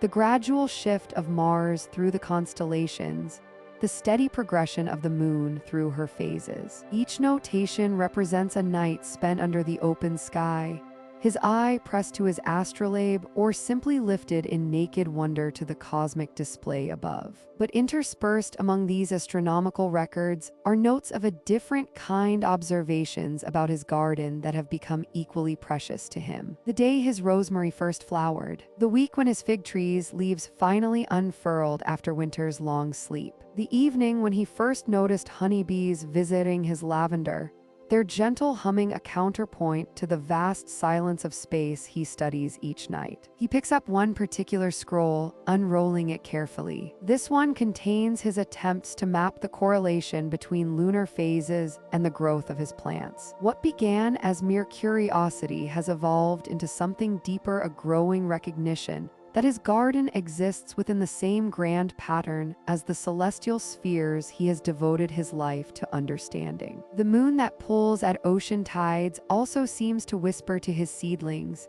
encouraging them to emerge from soil when her light is strong and full. Outside his window, the winter constellations shine with crystalline clarity through the cold, dry air. Orion stands magnificent in the southern sky, his belt pointing towards Sirius, whose brilliant blue light has guided sailors and awakened astronomers for countless generations. Marcus knows these stars as old friends now, intimate companions who have shared his solitary vigils throughout the year. Yet he also knows them as participants in the same cosmic symphony that plays out in miniature within his garden walls. The olive tree he planted in spring stands now in dormant beauty, its silver-green leaves catching starlight like tiny mirrors. By next summer, it may bear its first fruit olives that will carry within their flesh the memory of sunshine, rain, and soil, transformed by the same mysterious alchemy that fuses hydrogen into helium in the heart of every star. The connection fills him with quiet awe, this recognition that his small garden participates in the same creative force that lights the universe. As the fire settles into glowing embers, Marcus reflects on how this year has changed his understanding of both pursuits. His astronomical observations have become richer, deeper, informed now by daily intimacy with the rhythms of growth and rest, flowering and dormancy. And his garden has revealed itself as more than mere cultivation. It has become a living laboratory where he can witness the same principles that govern galaxies playing out in the patient unfurling of a single leaf. Tomorrow, he will tend both garden and instruments with equal devotion, understanding finally that they are not separate pursuits but different expressions of the same profound curiosity about the interconnected nature of all existence. Tonight, though, he is content to sit in grateful silence, surrounded by the gentle sounds of winter settling over his small corner of the vast, magnificent cosmos. The first hints of spring warmth touch the stone walls of Marcus's villa as evening settles over Rome. In his study, oil lamps cast a gentle glow across parchments covered with careful sketches and notes. Marcus sits at his worn wooden table, a cup of warm honey wine at his elbow, while Gaius settles into the chair across from him. Between them lie the plans for next year's garden, drawn with the same precision Marcus once used to map the movements of distant stars. Here, Marcus says softly, his finger tracing along a curved line on the parchment, "We could extend the herb beds to mirror the Arc of Draco. The rosemary would form the dragon's head, with time trailing along its serpentine body." His voice carries the quiet excitement of a man who has found his true calling, no longer in the distant heavens, but in the fertile earth beneath his feet. Gaius leans forward, studying the drawing with interest. The young man's hands, now permanently stained with soil beneath his nails, point to another section of the plan. "And if we plant the chamomile in clusters here, they would echo the pattern of the Pleiades. 7 small beds, each one a star in our earthbound constellation." The evening air drifts through the open window, carrying the scent of early spring blossoms from the olive trees in the courtyard. Marcus can hear the soft murmur of fountain water somewhere in the distance, and it gives him an idea. He reaches for a fresh piece of parchment, his stylus moving with deliberate care. "We spoke of collecting rainwater," he says, sketching the outline of a small circular basin. "What if we position a fountain here, at the center of the new constellation beds? Not grand like those in the Emperor's palace, but simple. A place where the water can pool and reflect the stars on clear nights." Gaius nods slowly, his eyes bright with understanding. "The bees would come to drink there, and the night-blooming cereus you mentioned it could grow beside the water, opening its flowers to catch the moonlight on its petals. They work in comfortable silence for a while, each lost in their own vision of what the garden might become." Marcus finds himself thinking of the herbs. They will add lavender for its calming fragrance, mint to spread along the shadier paths, and perhaps some of the medicinal plants old Helena had mentioned during her last visit. "Feverfew for headaches," he writes carefully in the margin, "and willow bark tea for aches and pains." The plans spread before them are more than simple garden designs. They represent a year of learning, of watching the seasons turn and understanding how each plant responds to sun and shade, rain and drought. Marcus traces the path that will wind between the beds, imagining how visitors will walk slowly through this space, breathing in the mingled scents of earth and growing things. "The sundial could remain where it is," Gaius suggests, "but perhaps we could plant sweet violets around its base. They bloom early, when the sun is still finding its strength after winter." Marcus smiles, remembering how he once measured time only by the movements of celestial bodies, marking hours by the shadow of stars across his astrolabe. Now he thinks of seasons in terms of when to plant and when to harvest, when to prune and when to let nature take its course. Time moves more slowly here, measured in the patient unfurling of leaves and the gradual deepening of roots. As the night deepens around them, they discuss the practical details: which beds will need the most sun, where to place the taller plants so they won't shade their smaller neighbors, how to arrange the paths so visitors can move easily through the space without disturbing the growing things. "We should keep a record," Marcus says, reaching for another sheet of parchment. "Notes about what grows well where, which plants seem to thrive together when each herb reaches its peak for harvesting." He pauses, stylus poised above the page. "Future gardeners will benefit from our observations." The oil in the lamps burns lower, casting longer shadows across their work. Outside, the night sounds of the city have quieted to a distant murmur. Marcus can feel the contentment that has become so familiar over this past year, the deep satisfaction of planning something that will grow and flourish long after he is gone. "Tomorrow we can walk through the garden with these plans," he says quietly, "and see how they feel against the actual space. Sometimes the earth itself suggests changes we hadn't considered." Gaius gathers the parchments carefully, rolling them with the same gentle attention he gives to young seedlings. As they prepare to retire, both men carry with them the peaceful anticipation of another season beginning, another year of growth and discovery in their constellation of earthbound stars. As the last cold winds of winter begin to soften in the gardens of Rome, Marcus Aurelius Stellaris stands once more beneath the vast tapestry of stars that has guided his life through countless seasons. The bare branches of his fruit trees catch the gentle starlight, their silhouettes etched against the deep purple sky like ancient script written in shadow and silver. The observatory tower rises beside him, its weathered stones holding the warmth of 1,000 nights spent in contemplation. From this sacred space, Marcus has watched the celestial dance unfold season after season, year after year,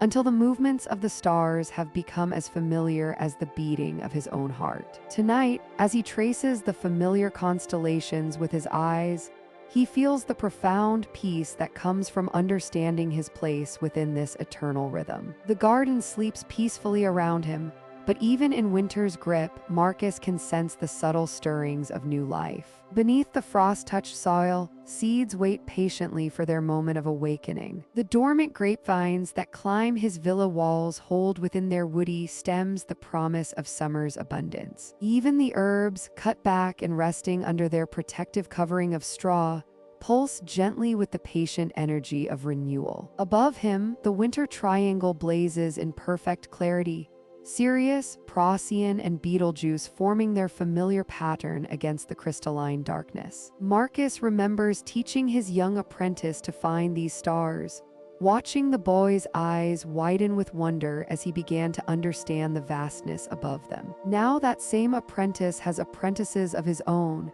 carrying forward the ancient knowledge like a flame passed from hand to hand through the generations. The soft crunch of frost beneath his sandaled feet reminds Marcus of all the seasons he has witnessed from this very spot. He remembers spring mornings when the air was thick with the perfume of blossoming fruit trees, their petals drifting down like snow in the gentle breeze. He recalls summer evenings when the garden hummed with the industrious activity of bees among the lavender and thyme, while Jupiter hung like a brilliant jewel in the southern sky. There were autumn nights when the harvest moon cast silver light across rows of ripening vegetables, when the observatory filled with the sweet scent of drying herbs and the air rang with the satisfied laughter of a season's work completed. And winters like this one, when the garden rested in peaceful silence, allowing both earth and gardener to gather strength for the year ahead. Marcus walks slowly along the familiar paths,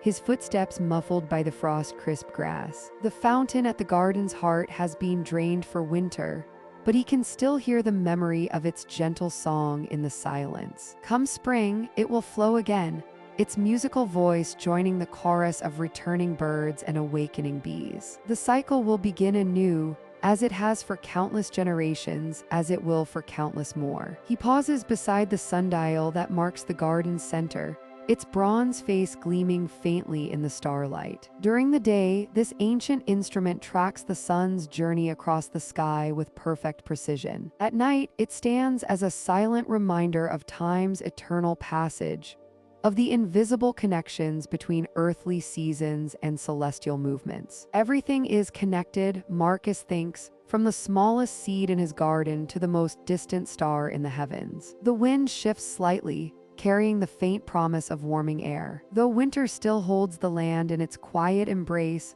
Marcus can sense the subtle change. Soon, the days will begin to lengthen noticeably. The earth will start to warm. Seeds will stir in their dark beds, reaching toward the light with an ancient, irrepressible hope. As he makes his way back to the villa, Marcus feels a deep contentment settle over him like a warm cloak. His hair may have grown white with the passing years, his hands may move more slowly among the plants and instruments, but his wonder at the eternal dance of sky and earth remains as fresh as it was in his youth. The stars will continue their ancient choreography long after he has returned to the dust from which all gardens grow. Tomorrow, he will tend his sleeping garden with the same reverence he brings to studying the night sky. He will prepare for another spring, another season of growth and discovery. And as the years turn like pages in an endless book, new astronomers will stand in this same garden, filled with the same awe at the mysteries above and the quiet miracles growing beneath their feet. In this eternal cycle of wonder, rest, and renewal, Marcus has found his peace. The stars shine on, the earth dreams its winter dreams, and all is well in the astronomer's garden.